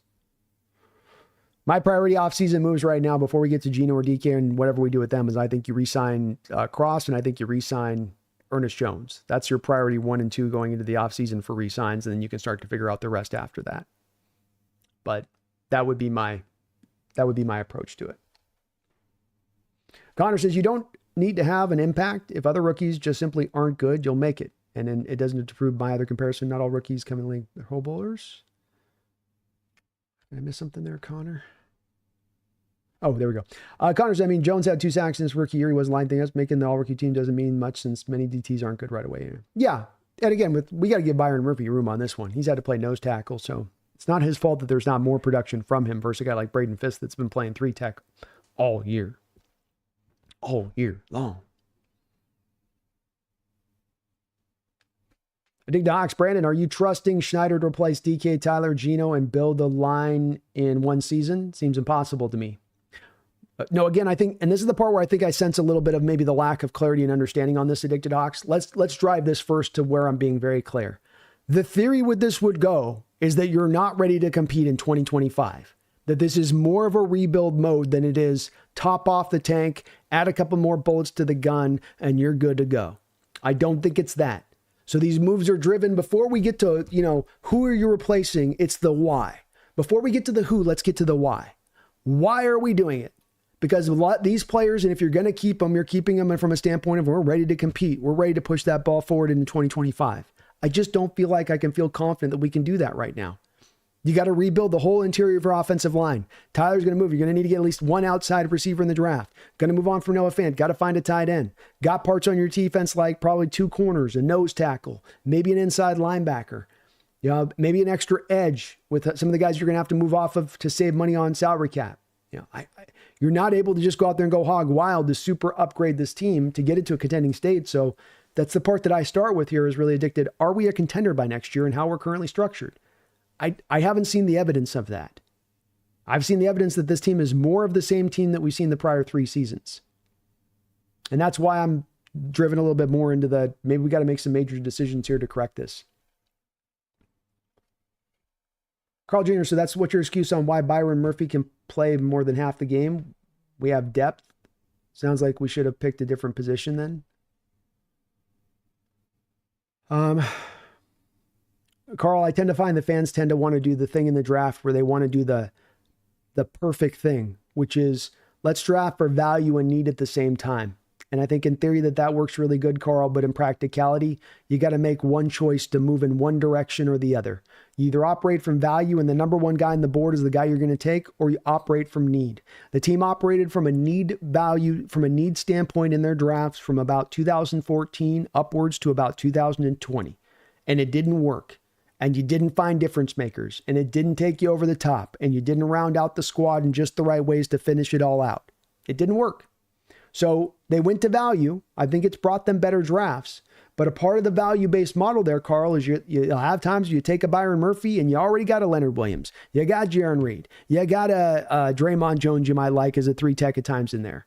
And so that's the way that works. But ultimately, you trust in the value-based mode because if you do it year after year, you ultimately build your strongest team. And the teams that you see contending for long periods of time and able to remain at a very high level for years on end, like a Baltimore Ravens team, are those teams that operate from a value-based model in the draft. So it's one where I get a lot of it. And I'm not saying you think this way, Carl, on it, but I do get a lot from fans who tend to want to, gleam the bullet on this one. We'll do both at the same time. You got to pick a lane. You got to pick one or the other on it, and it's sometimes the downside of picking the value is that you might stack up a given position a little bit stronger than you need to, but you ultimately will build out the best team. I trust in it, and I think it's a good approach. Versus if you go in need, that's also a pathway that can lead you into that failure spot. JD says, I've seen enough of Woolen. Dude needs to go. Amen. I think he will. Carl says, if that's really what you think, Leonard's so good that Byron can't get on the field because of that, then all right, John didn't need to draft that guy. Talking about D lineman being small, bad pick then. He's played good as a nose tackle role, Carl. Yes, Leonard Williams has been one of your 3 techs in the NFL this year. So your rookie in his first season is not able to overtake a guy who's been playing in this league for many years and is playing maybe one of his best seasons of his pro career, a former top 10 pick. Yeah, he can't quite unseat that guy. I don't think that speaks to the failure of Byron Murphy, Carl. I think it speaks to how good Leonard Williams is playing. And if Leonard Williams, as a slightly older player, had gone down to injury and you were able to input a guy like Byron Murphy into that 3-tech role, if that had happened, it would be a completely brilliant move, wouldn't it? So, yeah, he's gotten stuck on the depth chart a little bit. He has found value as a nose tackle. He's been a good nose tackle for you when you've asked him to fit out there. It's not a position that you're going to be allowed to fill up a stat sheet like a 3-tech because a nose tackle's taken on 2 blockers at once, by and large. But that doesn't mean he's been a failure as a pick. And again on this, you got to pick a lane on this, Carl. So what do you want? Do you want him to go for need? Do you want him to draft for need every draft? Because like I said, I can show you 2015 to 20, and I can show you some of the most horrific drafts in Seattle Seahawks history operating off that mindset. So if you got to pick a lane on this, which lane do you pick? Do you go value or you go need? And understand, you got to pick one or the other. You don't get to cherry pick and go, well, I'll do this pick, I'll make it this. And then that pick, I'll be it this way. And then that pick, I'll be... Nope, you're back in need spot if you do that. It's tough, man. I get it. It's frustrating going down this value. There is no perfect drafting mode. But there are ones that are more successful and there's ones that bring about more failure. The need-based model brings about more failure. The value-based model has much more of a track record of success. Nick, a solution if DK wants more money than we should pay him is Ibuka in the first, interior offensive line with the pick we get for DK, Trey Harris in the second. That's a possible solution. I don't know about Ibuka is a slot guy, Nick. So where would we go with that? This is a little bit like the Luther Burden thing that's been suggested to me. We've already got a slot guy. Why are we going and getting another slot guy at that point? I know that Ibuka played technically at the same time as JSN, but JSN was injured that final season there after like the first game. I don't see Ibuka as a guy that's going to win on the outside of the NFL level, nor do I see JSN being a guy that can do that either. Dick says, Brandon, I'll stop for tonight. You don't have to stop, man. But you can't replace all those skill position players and build an O-line. You can't. But if Schneider can do it, I'll be the first to eat my words. That's where I think the hang up for you, I think, is that you're operating with the mentality that we can get to 2025 and be a contender. I'm operating from the mentality that I have big time questions about whether you can do that. And if I have questions about whether you do that, / I don't think you can do that, then in making those moves, it's not a 1-year build process then Addicted. Think of it more like you then have 2 years to get those right guys in to get to the place of being contending. It's more to be saying than Addicted, 2026 is when we contend. So therefore you have more time to replace those guys. But I don't think that you have insane amount of holes on defense. Yes, you have the interior 3 positions on the offensive line that you have to address, Addicted, but you've got the tackle positions taken care of. You've got the depth positions taken care of on the line if you go get starters. You go get a left guard, you go get a right guard, you kick Canes into center, he competes out with Olatimi at center, you're good to go there. So I don't think you have a mountain to scale here that's Mount Everest or K2. And maybe it's a Rainier, but you can get up to the top of this thing.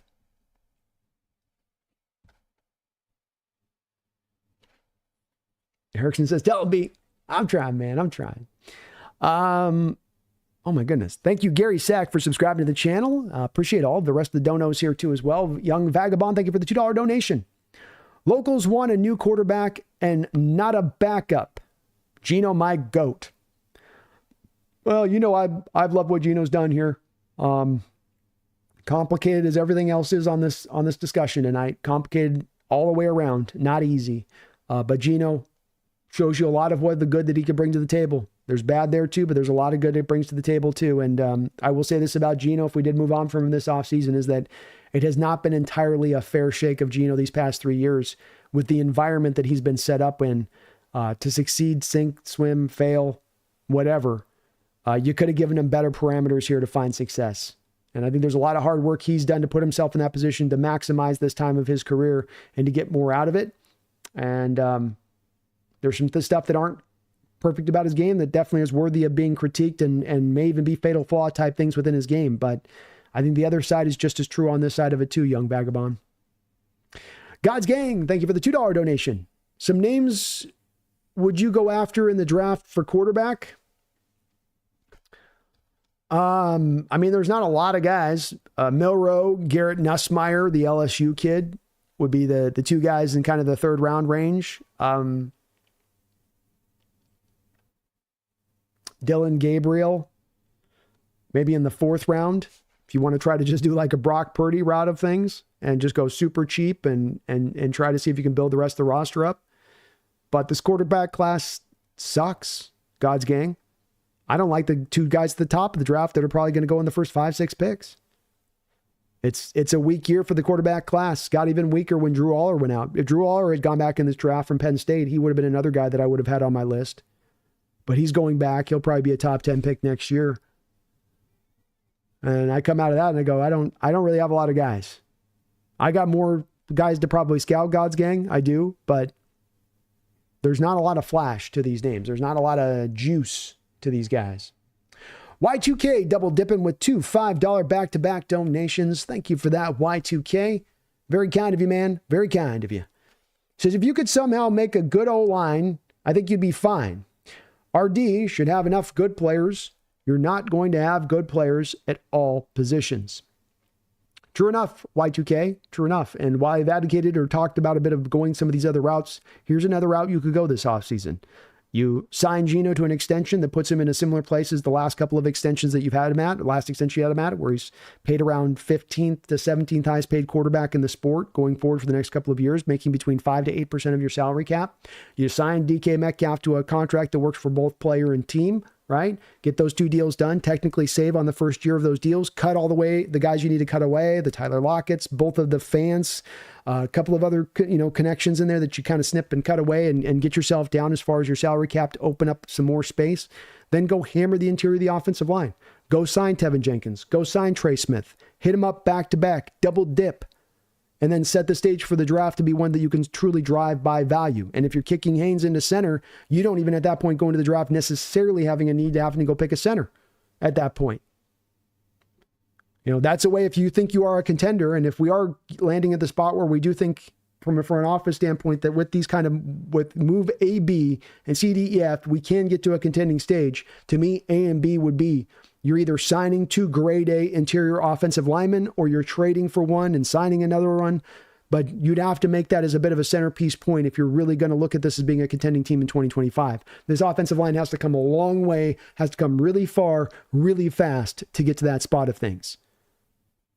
Lucas and Cross help, and where they're at, that helps. But the interior three positions you probably have to take a look at there. So that would be a way to go about it. If you want to just hammer it, go at it, overpay a little bit, but also in a way of, like you say, you don't have as much defensively to really address at that point. You've then shorn up the offensive line, the interior, and then you can really run your draft by that value-based model to truly just grab the best players available on your board. So way you could go with that Y2K, that could be a bit of a way to set that and open that up for you if they wanted to hammer it that way. But of course, with this, John hasn't signed a high-end free agent for the offensive line going back all the way to what? Robert Gallery in 2011. It's been that long. He does not like paying offensive linemen. You have one of the cheapest offensive lines in the sport this year. Y2K with another $5 donation. Thank you for that, Y2K. I don't agree with picking a lane. It's always a balancing act. It's never black and white. It's always a nuanced conversation on what you should do. Agreed. Yeah. I think that this sport is really a tough sport to evaluate. And it really is. And it's tough to evaluate because of all of the moving parts going on throughout the course of plays and games and how teams operate. And it's really always, it's not easy to see always clearly what is the right pathway to go with. But it's also with this, where it comes to player or team or coach, it should never be just a simple story. Sometimes you get just pure greatness. Sometimes you get just purely bad. Sometimes you get more good, more great, some bad. Sometimes you get some really great and some really, really bad. And it's that nuance that I think we got to try to live in as much as we can, because if we can live in it, Y2K, to your point, you can get closer to the true answer which is what we're really doing in here, folks. It's not me to tell you guys, this is the way this should be. This is the way this should go. What this is in this interaction is, like I've called it, a think tank. We put these ideas into this blender and we put it out with all of our outlooks and perspectives. We come out the wash to the other end and hopefully we gain a little bit of clarity, much in the way that we'd hope the team would.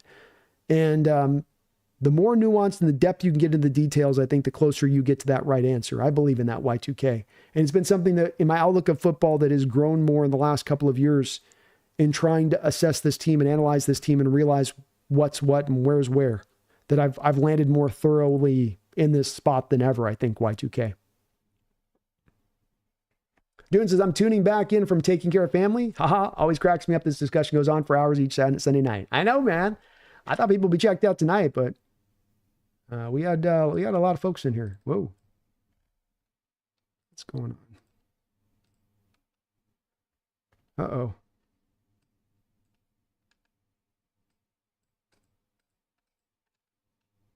My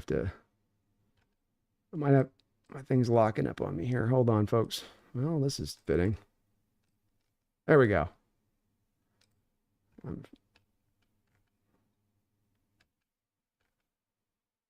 what's going on here with the chat? All right. Having a little bit of an issue here. One sec, folks. Okay. Got it back. Maybe. What's going on here?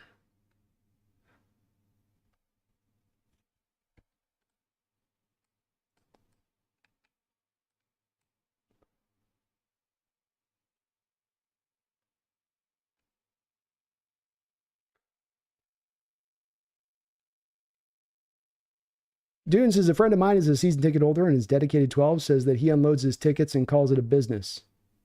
Hand to face, but I get it.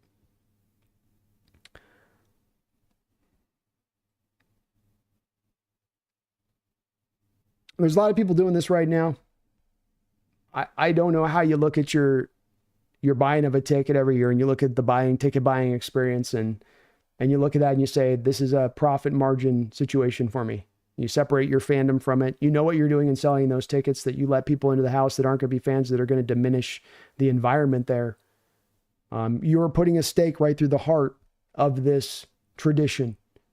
And those people that are all about the money and that's their sole driver and their sole purpose for life and what motivates them, and there's nothing but that. I think that that's a real sad existence to have.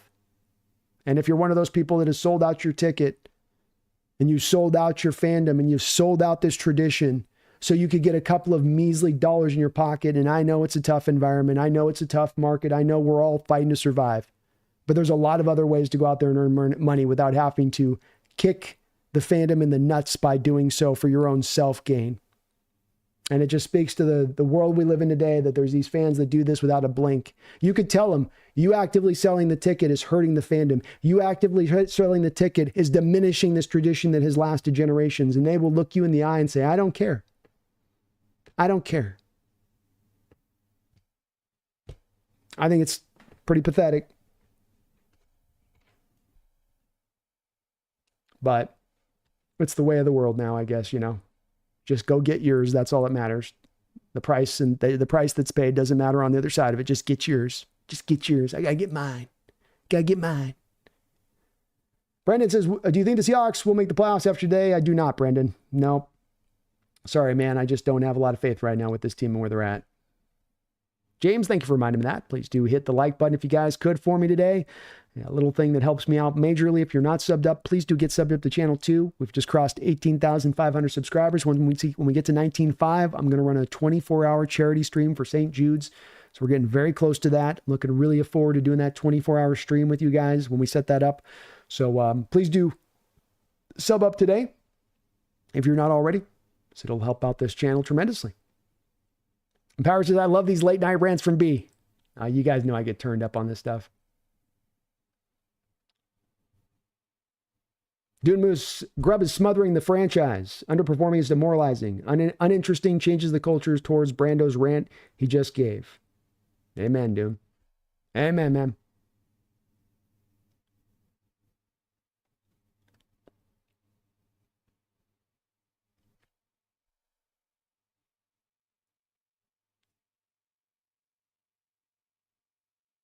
Tommy says, I remember when we were accused of pumping noise in the stadium. Those days are long gone. Normal people can't even afford the games anymore. No, they can't.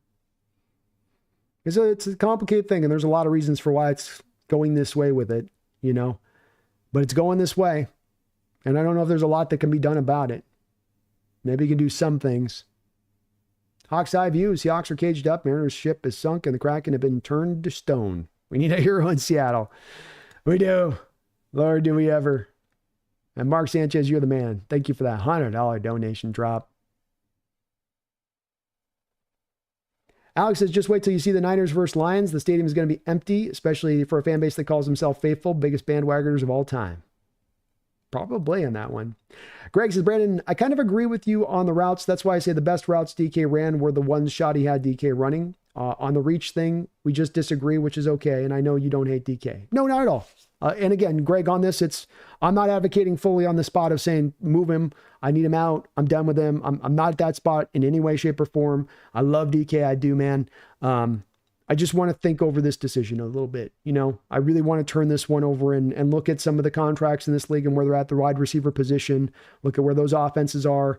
Just kind of think about this a little bit more in depth than maybe I have as we've approached this given decision, major decision. But yeah, I think we have a lot of agreement on this too, Greg. I don't think, you know, at the end of the day, he's absolutely a great talent and a guy that does move the needle to you winning games at the end of the day. He helps you win games when he's on the field. I don't think there's any doubt about that. The Wizard, we run too much shotgun, not enough multi-tight end sets under center. Why not bring Sharp and Walker onto the field together occasionally and run some misdirection? Boy, that'd be nice, wouldn't it, Wizard? I love all of your ideas on that. I'd love to see the same thing. I don't know why there's so much of a predilection towards leaning to the shotgun stuff like they have. It's gotten maddening at times.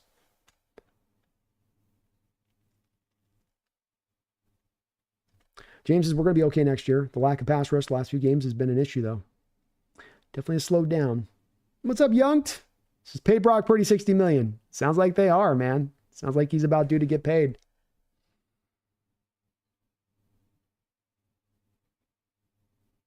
Carl says, Rams quarterback just keeps getting older. Some things to look forward towards. Yeah.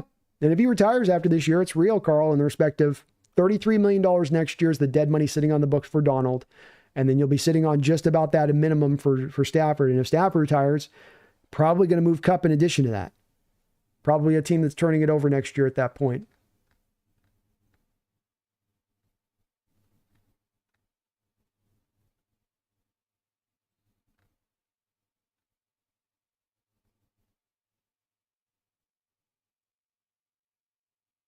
Carl says, wow, congrats on your long stat hunt, man. Still doesn't change the fact our first round pick plays half the games and almost never makes a meaningful play when he's in. Yeah, it's, I guess, Carl, how many top-end nose tackles, high-end production nose tackles have you seen in the sport this year or the last 5 years? Who's been a true nose tackle that's going up there and racking up the stats, who's driving a high number of pressures? You do understand inherently the difference between a one-tech nose tackle and a three-tech, right? By the alignment. So, you know, you can get mad at the team for saying you should have got a more legitimate three-tech in there. Again, this comes back to, and I know in your answer I didn't see, Carl, you point to a little bit of what I referenced to you on this of value or need, which do you want to lean into in the draft? Because this last draft, if you're going to go to need, what does that mean? Is the need then the guard? Are we going to go take a guard that goes like Cooper Beebe, late second round into the middle first because we want to go for need? Has Cooper got the high end that Byron Murphy does? Byron Murphy's a terribly young player. He's not in his final form, by the way, Carl. You might want to give him more than his rookie year to show what he can do. But he's played nose tackle. That's because the team didn't have good enough nose tackles on the roster. Hankins is a mixed bag at best. Cameron Young, your fourth rounder from 2 years ago, sucks balls and is injured. And you got nothing else there at the nose tackle position. So he's being a good soldier here, Carl. That's kind of why I'm showing some support here is the guy's a three-tech who you're moving out of position. He doesn't get in his pride or his feelings about that. He just goes out there and does his damn job every week, even though he's misaligned out of position. That has nothing to do with him as a player or where his upside is or who he is or whether it's the right or not wrong pick. That has to do with roster building and whatnot. But this has not been a failure of a season for Byron Murphy. This is not him showing that he's a bust somehow because he doesn't fill the stat column up to where you'd like to see it. Perspective, man. Again, we get back to Carl. When you try to drive to the simplified in this sport, that's the part where you're going to find me bristling and pushing back on and saying nothing is ever just as simple as this and that, right? It's the details. Why is this that way? Is this guy failing because you put him out at 3 tech and he just can't get off the one-on-one blocks? Or is he getting doubled, by and large, most of his snaps over and over again? And when defensive tackles get doubled inside, one of the reasons, Carl Jr., you don't see a lot of defensive tackles with high-end pressure production, high-end sack production, it's because they tend to get doubled more than those edge guys do. It's the nature of the beast.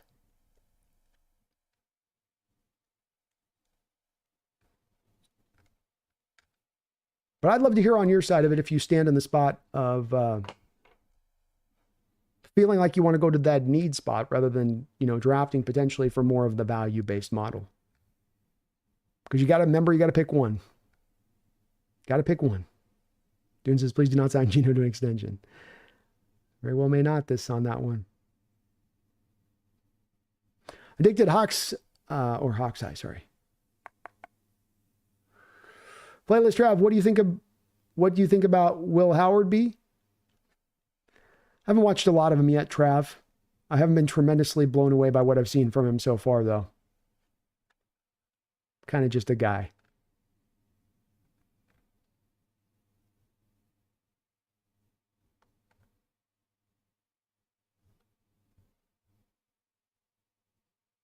Nick Moore, what if we picked up Justin Fields because we have a bad O-line and we wouldn't have to trade for him? He's a free agent after the season.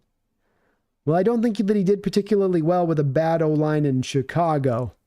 Part of the reason the Steelers picked him up and were hoping to find success with him there was that he was being given a decent offensive line now versus what you got. So you're sort of putting him into the same failure point that he had in Chicago.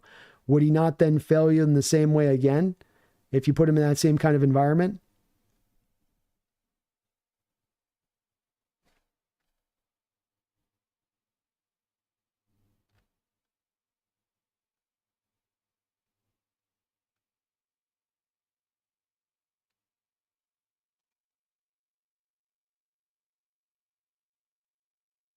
Y2K, thank you for the $5 donation, Y2K. How I look at it is if there's a player in the same tier that fills a need, you can go over need over ability.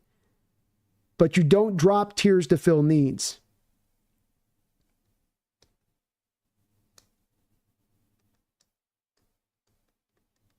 I think it's a fair way of doing it. I think it's rare that you can kind of find yourself in that spot, Y2K, because I think that ends up coming down to the bottom line of that becomes you leaving the value-based system, right? Because you have the board up there when you draft where who's the guy that's highest? Who's the guy with the highest upside? Who's the next guy with the next highest upside? Who's the next guy that we like the next with the next highest upside?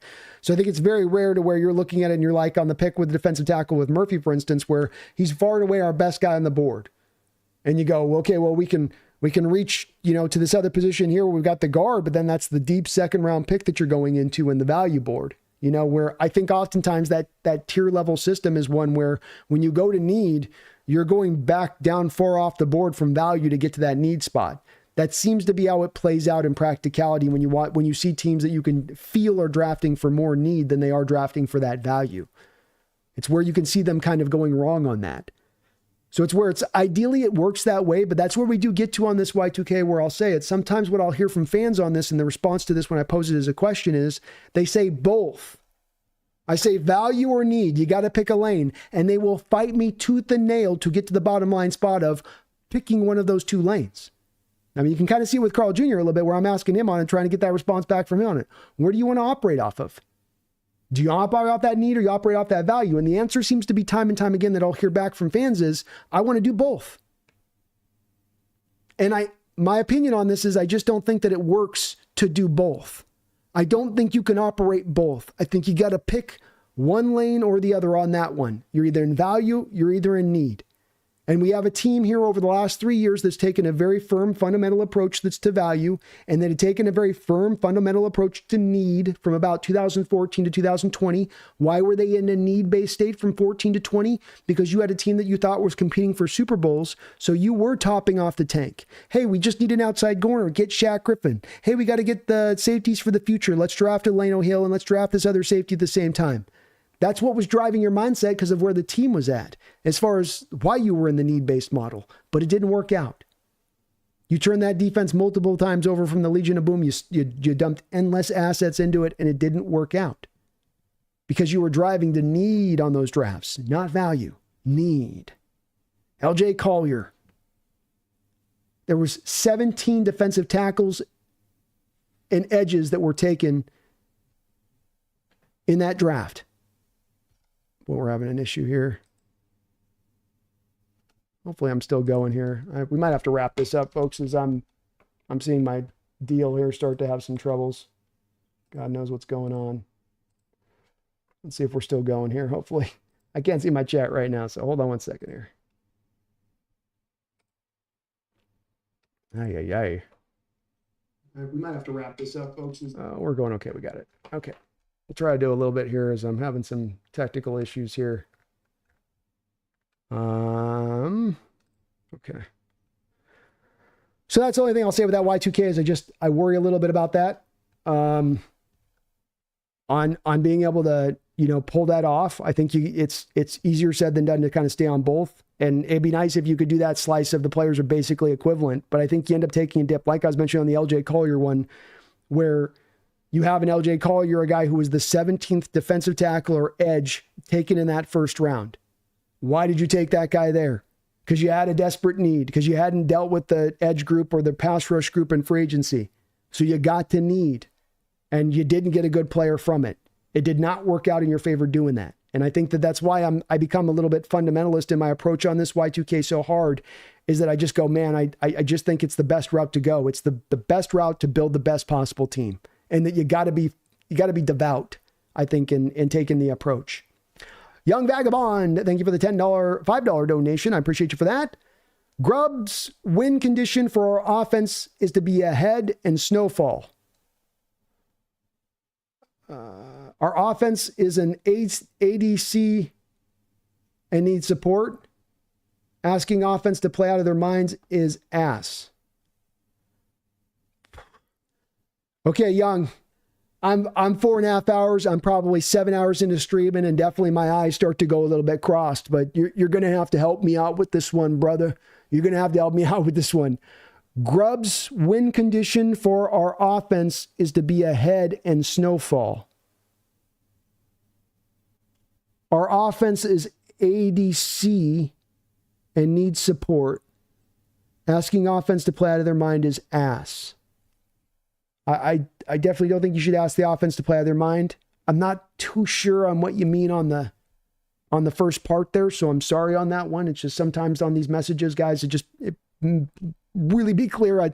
As I get kind of dumb, if you can think about it, Young, I'm 6-7 hours into the stream, so my brain just starts getting jelly. And if I got to try to kind of parse or figure out what you're right in there, I thank you so much for all the donations, but I'm not quite sure what you're saying on that. Don't know. I'll try to look for your chat below. Maybe you can mention in the chat below and we can figure it out from there. But I thank you for the donation. God's Gang, thank you for the $5 donation. It says, trim all the fat, put it into the O-line, roll with Howe, work towards the future, draft a quarterback next year, take a step back to build it up in the trenches. I will be potentially okay with taking this role, I think, God's Gang. And there is a little bit of a feel for me tonight on doing this and where I'm standing right now that this may be the proper approach and pathway for us to go at this with. And if that's the case, that's the case.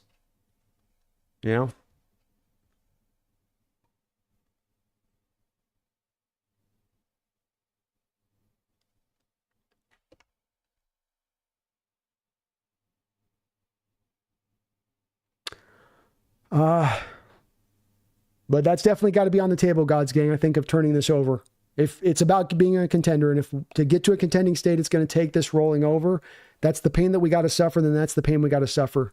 It's about making the right decision when it comes to getting you to a contender and what that entails. Poncho Honcho, thank you for the $5 donation. That game-winning touchdown by Justin Jefferson on Woolen. Oh, I feel like this guy just wants out of Seattle at this point. I think I would never tend to say that about a player, that's where they're at unless they really were pushing for it. But I do kind of wonder where his head is at right now, Poncho. I do. He had the worst game of his career, I think, last week. We then hear that he had some sort of disciplinary issue with the team. So then he's got to be sat the first series of the game where you give up a touchdown on that first series without his presence out there. He's had some of these moments on those 9 routes over the top where that's supposed to be his tried and true route that he shuts down above all else. And yet he gets beat over the top time and time again this year. Hard to excuse, hard to understand. And you do wonder a bit with where the spirit is at as far as its willingness. He does not seem like a guy that loves football. He seems like a guy that loves being a football player. And he wants to pick it off and just cover guys and just be that. And that's not how it works on defense. You're not a receiver. You're a defensive player. And I don't think that he's going to have a future here. I think today and getting set was probably a little bit of the final straw in regards to the situation, and that the team is going to, I think, move in a different direction this offseason. And one I would support at this point, Poncho. I really liked Rick's game, but he's not developing as a player. His tackling is not coming forward. And I don't know what to say about that. Kind of is what it is on that. My goodness, we still have 200 people in here. We've been doing 5 hours. You guys are awesome. Woo, let's go. I thought that was going to be a 2-hour stream, but you guys are cooking up tonight, huh? Snowball. Sorry, okay. Grubb's condition offense is to be ahead of the head and snowball. Oh, is to be ahead in snowball. Okay, that makes more sense. It's like snowfall, like playing in snowfall, young. Yeah, probably a team that plays better having the lead maybe a bit. That's for sure. Especially when you have his given habit there. 1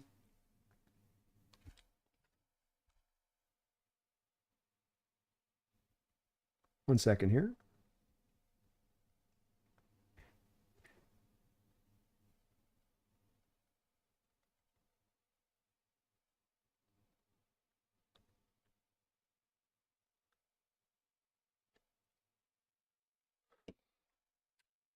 So maybe there's a bit to that. Yeah, I think maybe a little bit there, Young. And that especially if you get him with a lead, there's probably more. It's kind of maybe ironic there, Young, but then there's more of a draw to get him to be committed to running the ball at that point because he's trying to work the clock. Versus we've seen when he gets behind in games that then he starts to drive, you just throw the ball constantly. That he really leans in that direction of things. I don't know, Hawks Eye, if Norm Johnson would have made that kick today. That's the brutal end of the stadium to try to go and make that kick. It's hard end of the stadium to make that kick. And there was nothing easy about it, I would almost be about at the spot at that point where they were at just go for it on 4th down from McDonald's perspective. I get trying the kick because Myers has been so good for you on some of those deeper shots. And he might have gotten to push through if he got an extra couple of yards on it. But that open end of the stadium, it's hard to make those kicks at that end. Tony Wright, good evening, Brandon. Well, it looks like those Rams control their own destiny in your division. They will be one and done in the playoffs. Trust me. I do believe that it'll probably be the case for them as well on that. Yeah, I tend to agree with you there, Tony. And yep, that seems to be the way that this is going to go. We got a shot, man. Both your and my Falcons teams have had our chances. It looks like your Falcon teams is going to have a little bit more of that door open back up maybe for you guys. We've had our chances. We've had our shots. We can't be mad at the fates or angry at the gods or anything else. We put ourselves in this position, We let him off the hook. Dennis Green style, Tony. He says, well, my Falcons are in first place as Dallas upset Tampa Bay. I can't believe that happened, but glad it did. I can't stand Dallas, but they did us a favor. Boy, they did you a big one on that, Tony. They did you a big one on that. And Grenade, I think Lions having 22 dudes on the IR is going to be a big part that holds them back. Holds them back as far as going out there and getting to the Super Bowl even. I don't know how they get it done right now with how that defense and the state of the defense. James Peters, Walker's hurt, and I don't agree with all the shotgun either, but all Brown does at tight end is hold. He's been a horrible signing. Sure miss Disley and Parkinson. Definitely miss me some Disley too. Disley having a good year with the Chargers out there. I don't know if the Rams really like what they're getting from Parkinson. He's going to be cut this offseason, James. But Yeah, Farrell Brown's made a pretty nice catch in this game, but he was supposed to be brought in to be a kind of a blocking specialist, and he just hasn't quite been that. Jack says, hey, Brandon, it looks like the Niners are going a bit down. What about the Rams?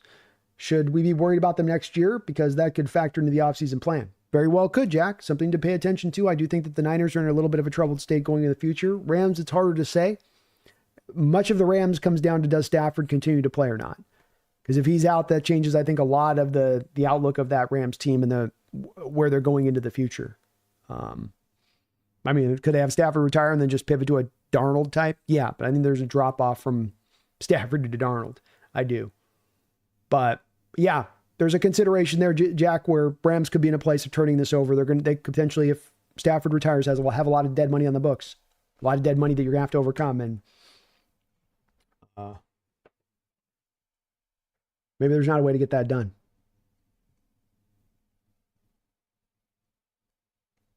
Dean says, let's get Brandon Peely, a nose tackle, off the practice squad.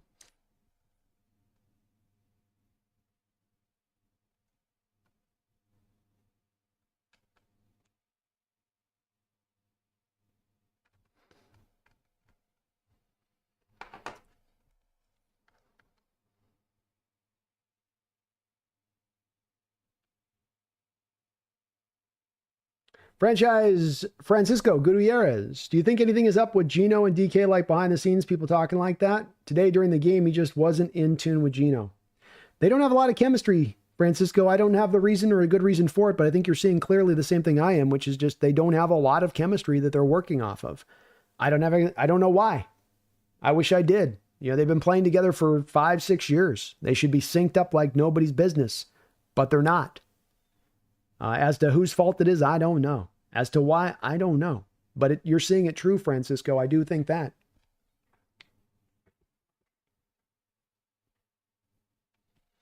Greg says, Brandon, have you looked at Walter Nolan as an option at nose tackle? He's a true nose tackle that could line up and play 3-tech and be moved around like Murphy. I have not looked at Walter Nolan, but I will add him to my list. So I got him on my list there for sure. We'll take a look at him. I'm going to start ramping up. Greg did last night, started to get into some players. I'm trying to get to like 3 or 4 a day if I can right now.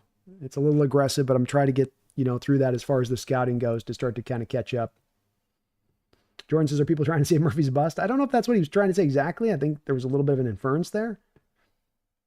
James, I agree. Nose tackle is to your point and Greg's point on this, nose tackle becomes the most, maybe the biggest point of a priority on your defense right now going into the offseason.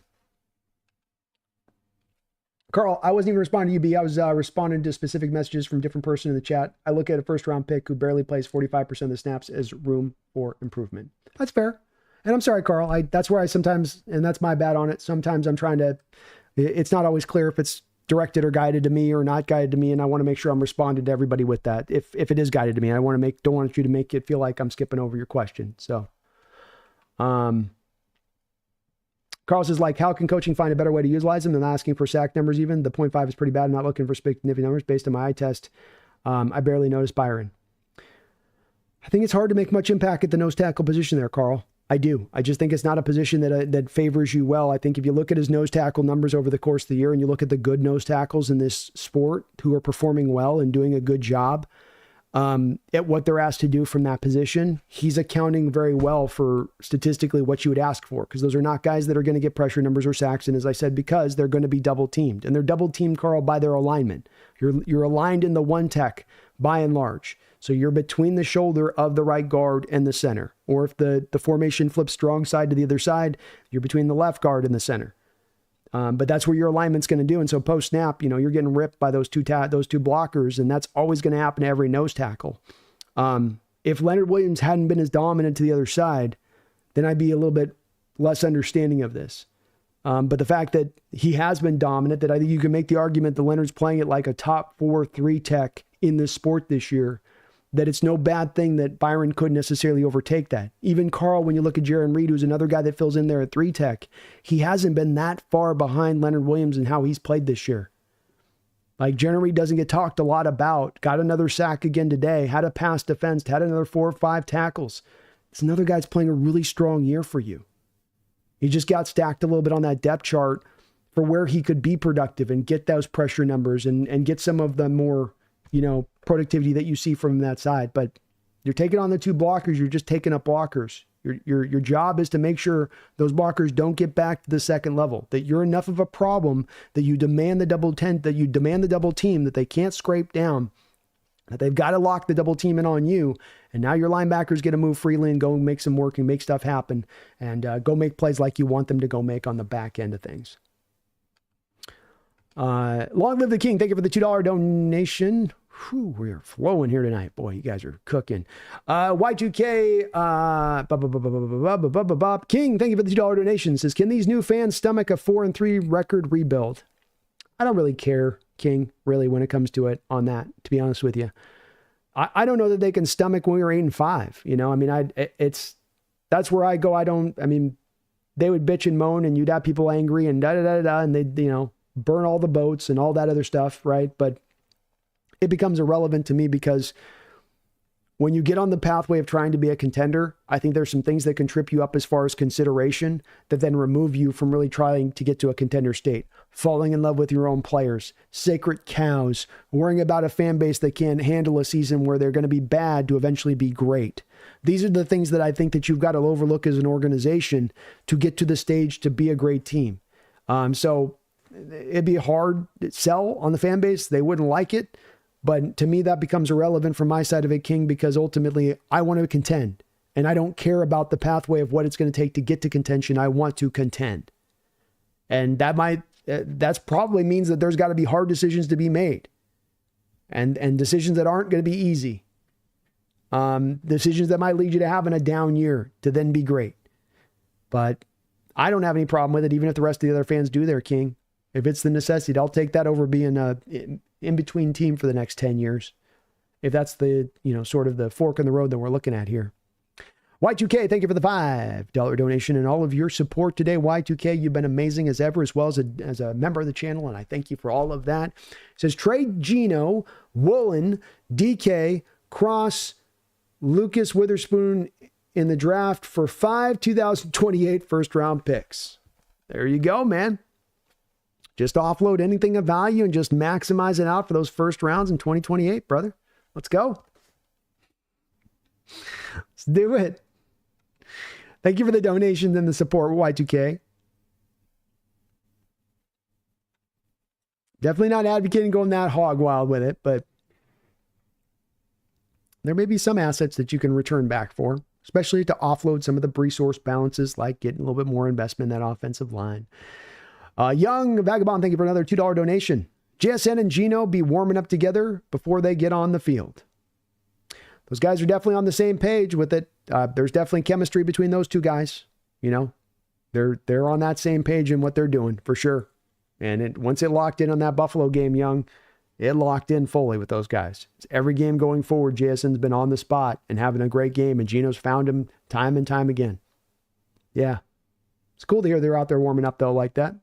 It's a good combination between those two. Jordan, thank you for the $5 donation. Jordan, appreciate you for that. I wanted to give Grubb the full year and maybe another offseason, but I'm out after this game. 43 pass attempts to 15 rushes. I think it's a fair assessment of this spot of it, Jordan. This has been a growing issue throughout the year. I've said with Grubb, I want to give this a full season of him to see what he can do, not only for what he brings to the table initially, but what adjustments he finds, maybe the footing that he can find as the year goes along, maybe that he can have the offense playing at their best and fit to the designs of his offense by the end of the season. These can all be factors to make you feel confident about moving with him into the future. Unfortunately, these boxes have not been checked as we get to the end of the season. You are inconsistent. There's been some good he's brought, but there's been some bad he's brought too in addition to that. He's been able to unlock JSN, which Waldron couldn't, which was good. He got a half season of seemingly having DK on the pathway to having his season's best of his career, but then that's gone kind of out the door in the back half. Is that because of injury or DK, whatever? I don't know on that. But the stunning lack of commitment to running the ball beyond anything else. This game where it was almost like he was just trying to be disrespectful about it. but his complete unwillingness to run the ball time and time again in these games is wild to watch. And I really don't think you can excuse it away. It was one thing when we were early on in the year, you were getting no yards when you were running the ball. It's one thing when they were getting guys hitting in the backfield, and that was happening through some parts of this year, admittedly. But it's been better over the past few weeks. Lucas, Sa'atoa in there. There have been more holes. I mean, what's the reason that you don't go to the gap scheme in this game? Why bail on that completely? What reasoning is there to do that? I don't get it. And it feels very close to just about inexcusable, especially for a game like this where you were not down by a lot. You were in this game. You had a chance. He digs his heels in. You can just feel him as an OC, just dig his heels in, and he just will not run the ball. I will not do it. No, will not do it. Like, man, this ain't going to work, bro. I'm the Deuce, bro. Have you been streaming for 4 hours? We've been streaming for almost 5 hours. And I meant to be quick tonight, but I also didn't anticipate we'd still be at almost 12 o'clock at night and over 200 people in the chat. Carl says, B took my comment thinking I'm talking about drafting. I'm talking about coaching, failing to utilize this guy in the best way possible. That's my bad, Carl. I'm getting late in the stream, brother, and I'm probably getting a bit eyes crossed. I wasn't trying to misalign on what you were saying on that, so that's my bad. Hawks Eye View, Brandon. We could have had Creed Humphrey at center, but no, we drafted Eskridge. We know he's an all-pro. Yeah, it's one of those gifts that keeps on giving on that one.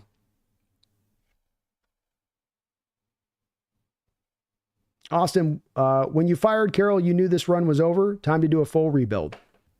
May very well just be what the reality is of the situation, that's for sure.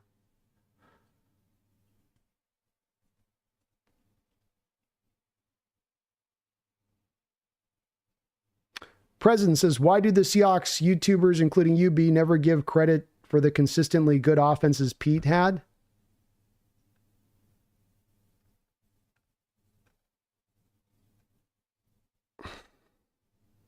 You'll have to walk me through a little bit of the fascination press on with still some of the Carroll stuff that still rears up right now at this point. I kind of don't understand.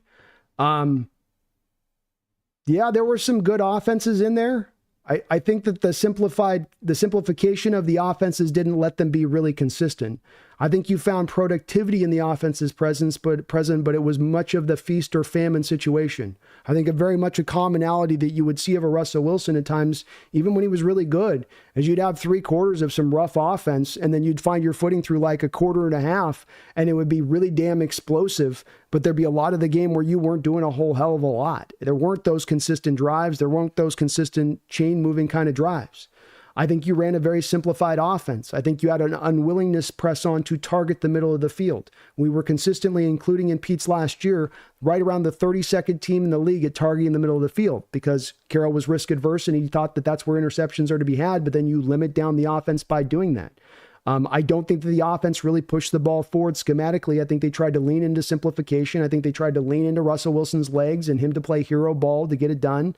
They just hammered the A and the B gap from a rushing standpoint. Did they find some yards and they find some productivity? Sure. But it's a bit like the 2020 season where at the end of the day, when you look at the offense as a whole at the end of the season, there's a lot of bad in there with the good. I don't think that I consistently go, well, it's consistently really good offenses. I don't know if I go there on that. Consistently, you fielded in the last 10 years under Coach Carroll press on one of the worst offensive lines in the sport. That was consistently the way it ran. You had an unimaginative offensive scheme.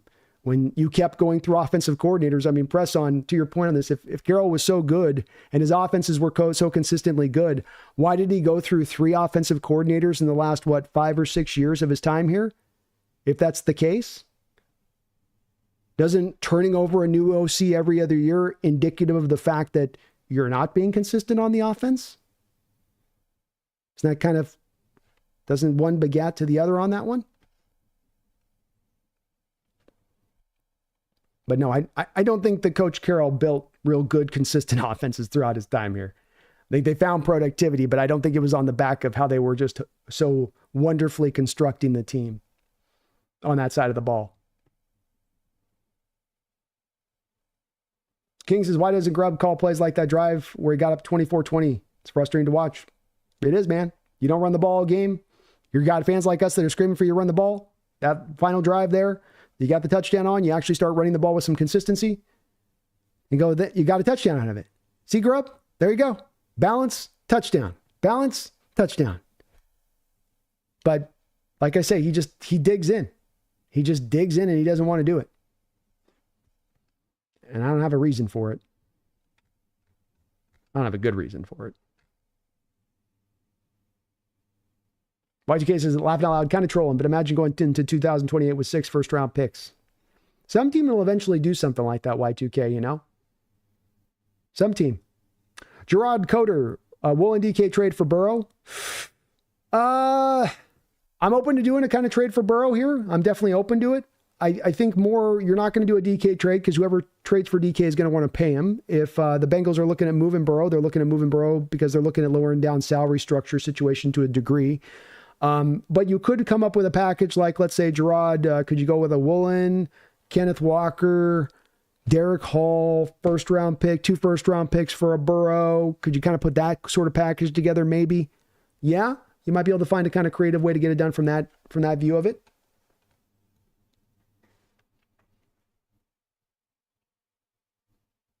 Kevin says, man said quick debrief on the game tonight. He said that 6 hours ago.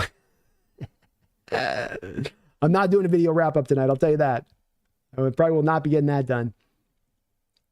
James Peters, Brown has 7 catches on the year and as many holds as catches. That actually might be true. Maybe we can draft a tight end 5th round and re-sign Parkinson. Maybe. I think Parkinson's going to get released, James.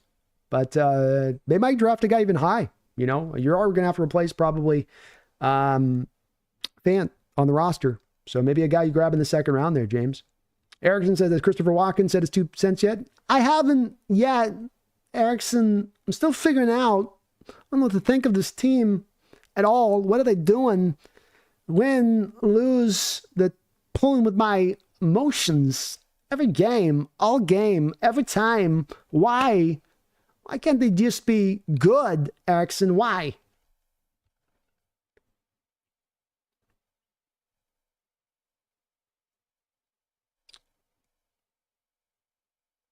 Robert Can, another reason Grubb having trouble is we let go of Chenault and can't do the jet sweeps and I'm on other wide receivers to help the offense.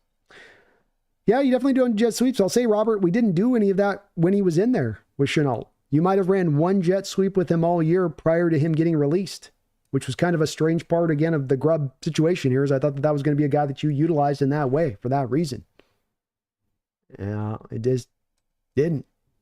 Nick says, I watched a video of Jefferson's touchdown. It looked like tons of Viking fans were in the stands celebrating and took over parts of the stadium. The takeover keeps happening. It's not stopping anytime soon, man. It really isn't. It's unfortunate, but it's the reality of what we're dealing with here.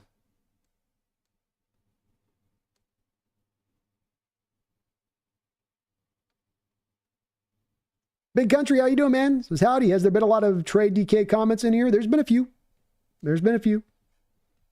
Carl Jr. says, yeah, it's all good. I appreciate you addressing my point for sure. I watched these games a couple times, and I'm looking for a bit more jumping off the screen than what I'm seeing because of first round. I understand. I get that, Carl, and appreciate you understanding on it. I'm always just making sure it's all in the heart of not just agreement, make sure just that I'm responding to you if there is a question in there or there is a back and forth. I never want to make people believe you're kind enough to watch like you guys are for 5 hours here. I want to make sure I'm addressing as many people as possible and not missing stuff. Because I think there's value in everything you guys have to add on this. And I think that the more perspective we get, the better on this. I really do believe in that.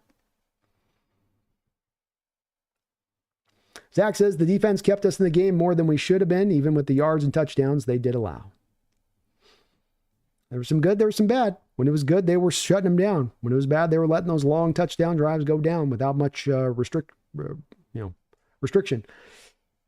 Carl Jr. says, understand the position does not rack up stats and such, but with how much Leonard jumped off the screen in those 2 games back-to-back, I think I can expect a little like that from the 16th overall.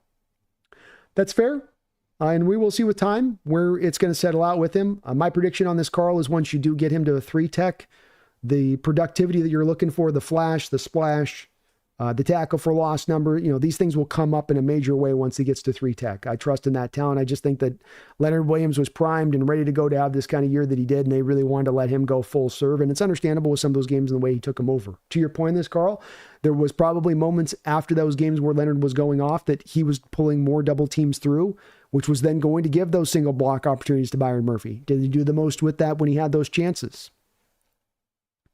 There's probably some fair criticism on that to that degree of it. But I think by and large, he was probably mainly in that nose tackle for most of the year. Spaces, can we do a do-over? Barry Templin says, don't have any confidence John can turn this around anymore. Perhaps not. We'll see, though. Zach says, if we're going to blame Grubb for the offense and ask him to be fired, then we should be moving on from Geno for how the offense is playing as well. This take is insane.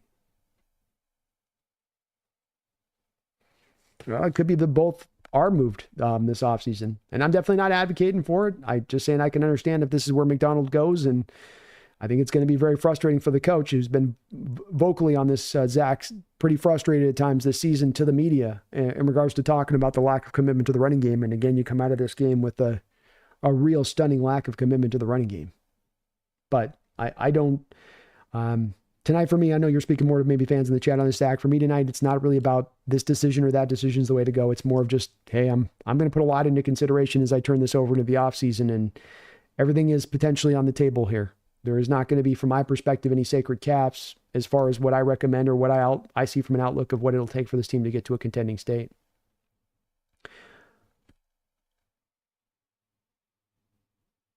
Mox F uses trade DK for 3 firsts. I wish. I wish.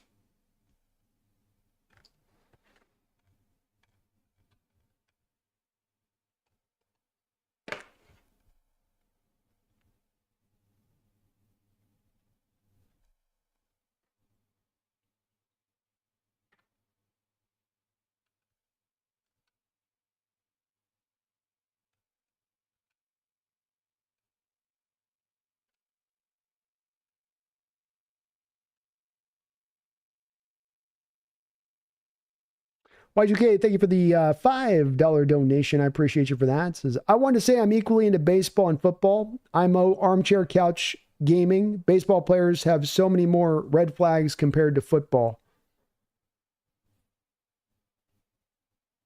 Yeah, well, I think that's a little bit of the guaranteed contracts at times with those players, Y2K. You know, baseball's just got those guaranteed deals, and you give a guy a 7-year deal and you let him just know that money's coming in no matter what. That's going to cause people to take their foot off the gas versus football, where you really are in that prove-it mode almost every single year, you know, to your point. So I think that does track, Y2K. I do. And I thank you, man, for all of your support tonight and all the donations to the channel. But yeah, it's those guaranteed deals. I think you see in basketball a bit too as well, is that, you know, you give a guy a 7-year contract for $175 million. He might not be as competitive as he once was. Yeah. Beamy says, can we give Murphy a Christmas present? Let's run at him fullback for playing nose for us and get a touchdown. We should reward him for playing nose tackle this year with some fullback touches. Who says no to that at the goal line? Who says no? You know, you were all excited today when you saw him go in motion. You say they're not going to throw it to them. Sure, certainly they wouldn't throw to him. And like Space says, he was a running back in high school.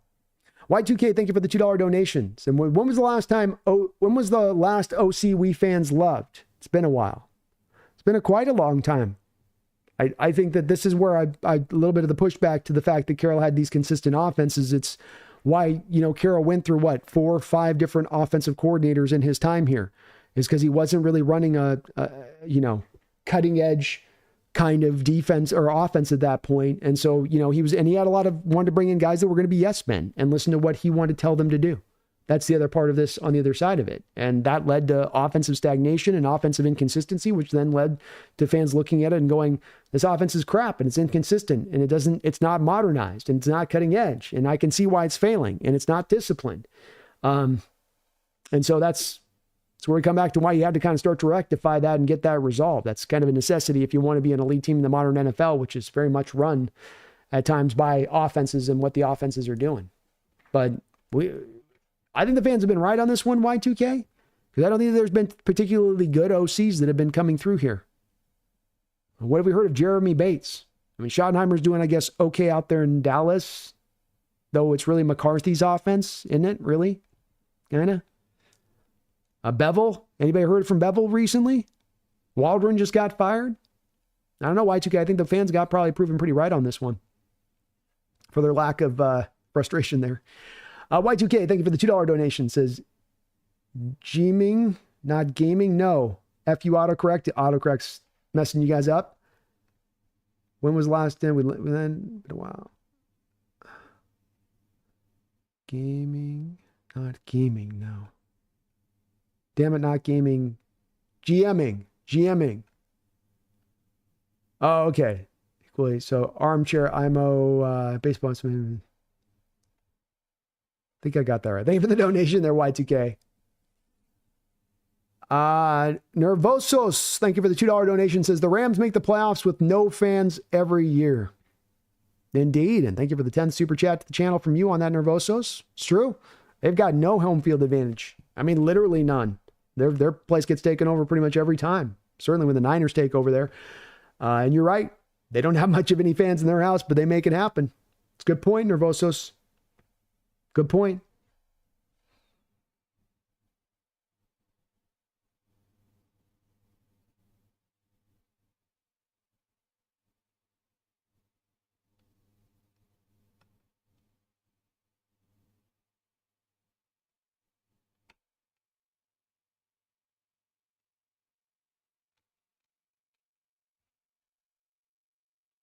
Colin Cow, Hawks Nest. I think the Seahawks have been average for so long. I'm scared we are in a purgatory.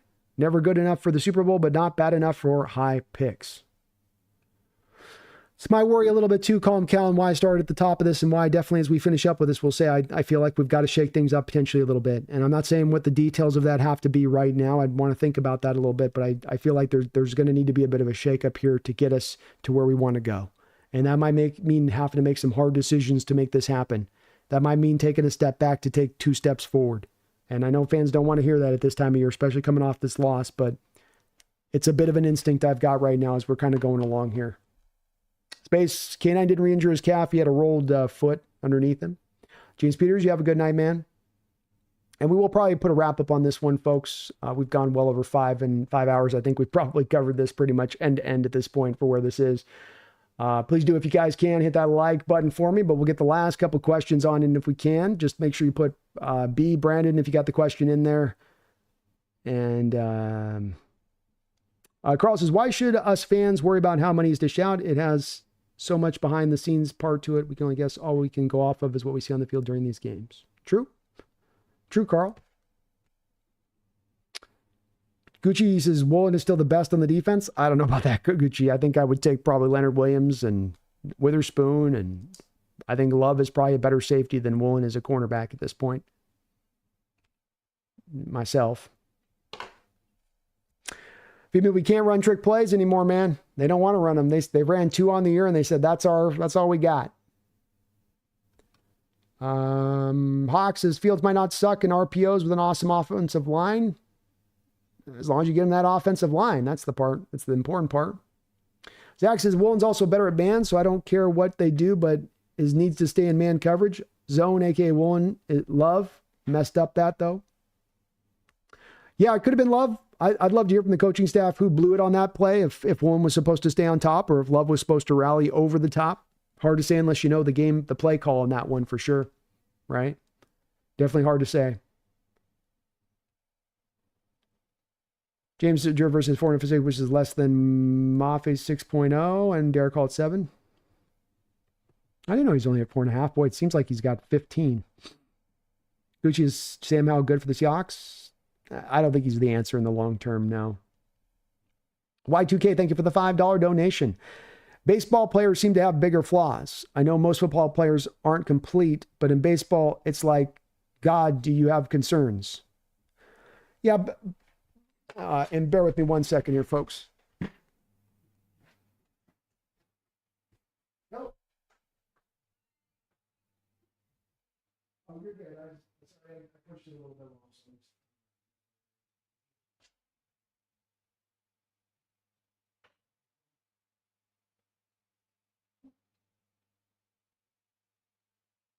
Let me touch you that.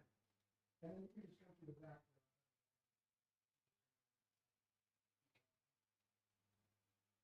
Well,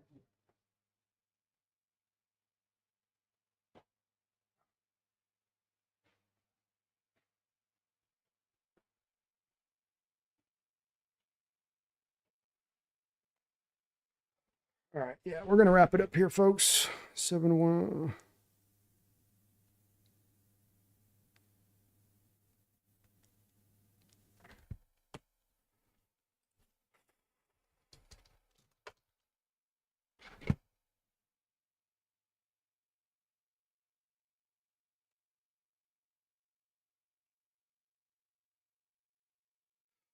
All right.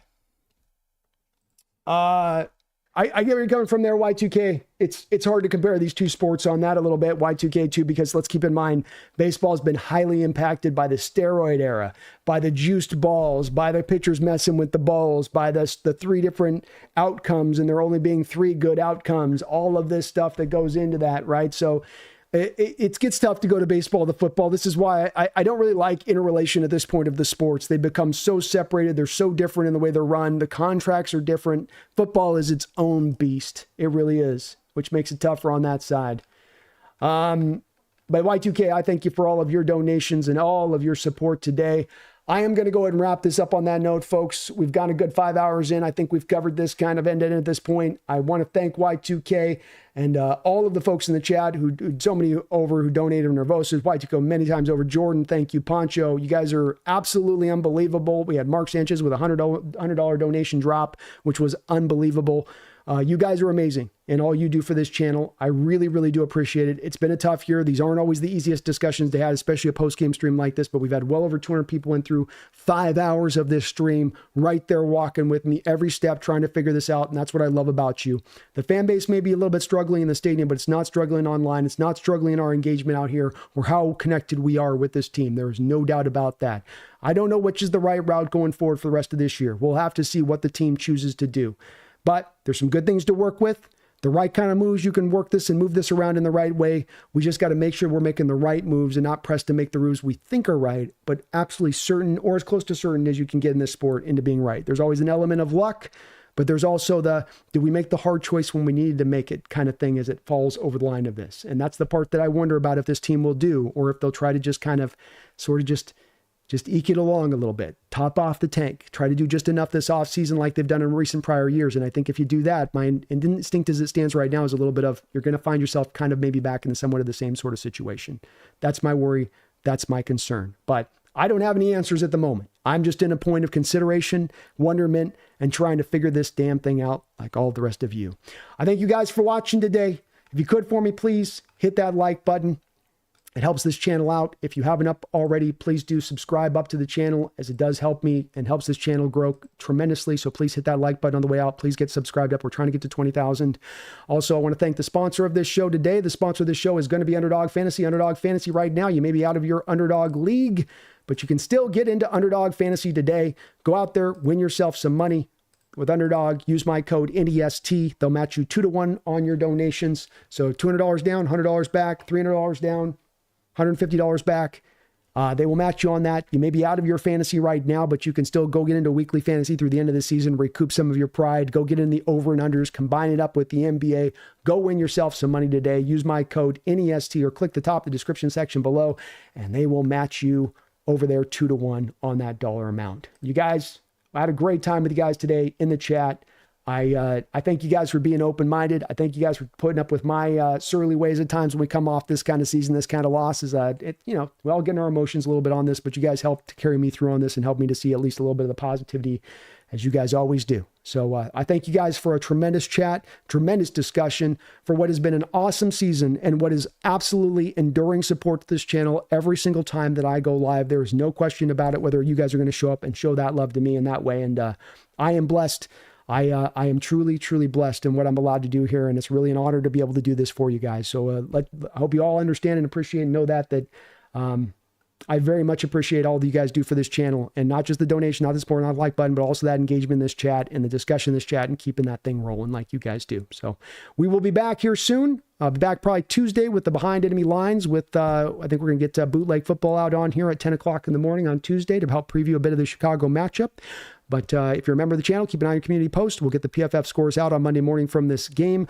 But until next time, my fellow Seahawks fans, please don't you ever forget, even after a season comes to probably a bit of a stop, even after there's a little bit of a playoff hopes, we're a little bit in it, but it's kind of the end of the road. That's okay though. We're fighting, we're scratching, we're clawing. Still a successful year when it's all said and done. Maybe not a smashing success, but a success nonetheless. And that should make us feel pretty good about this team and where this thing is headed overall.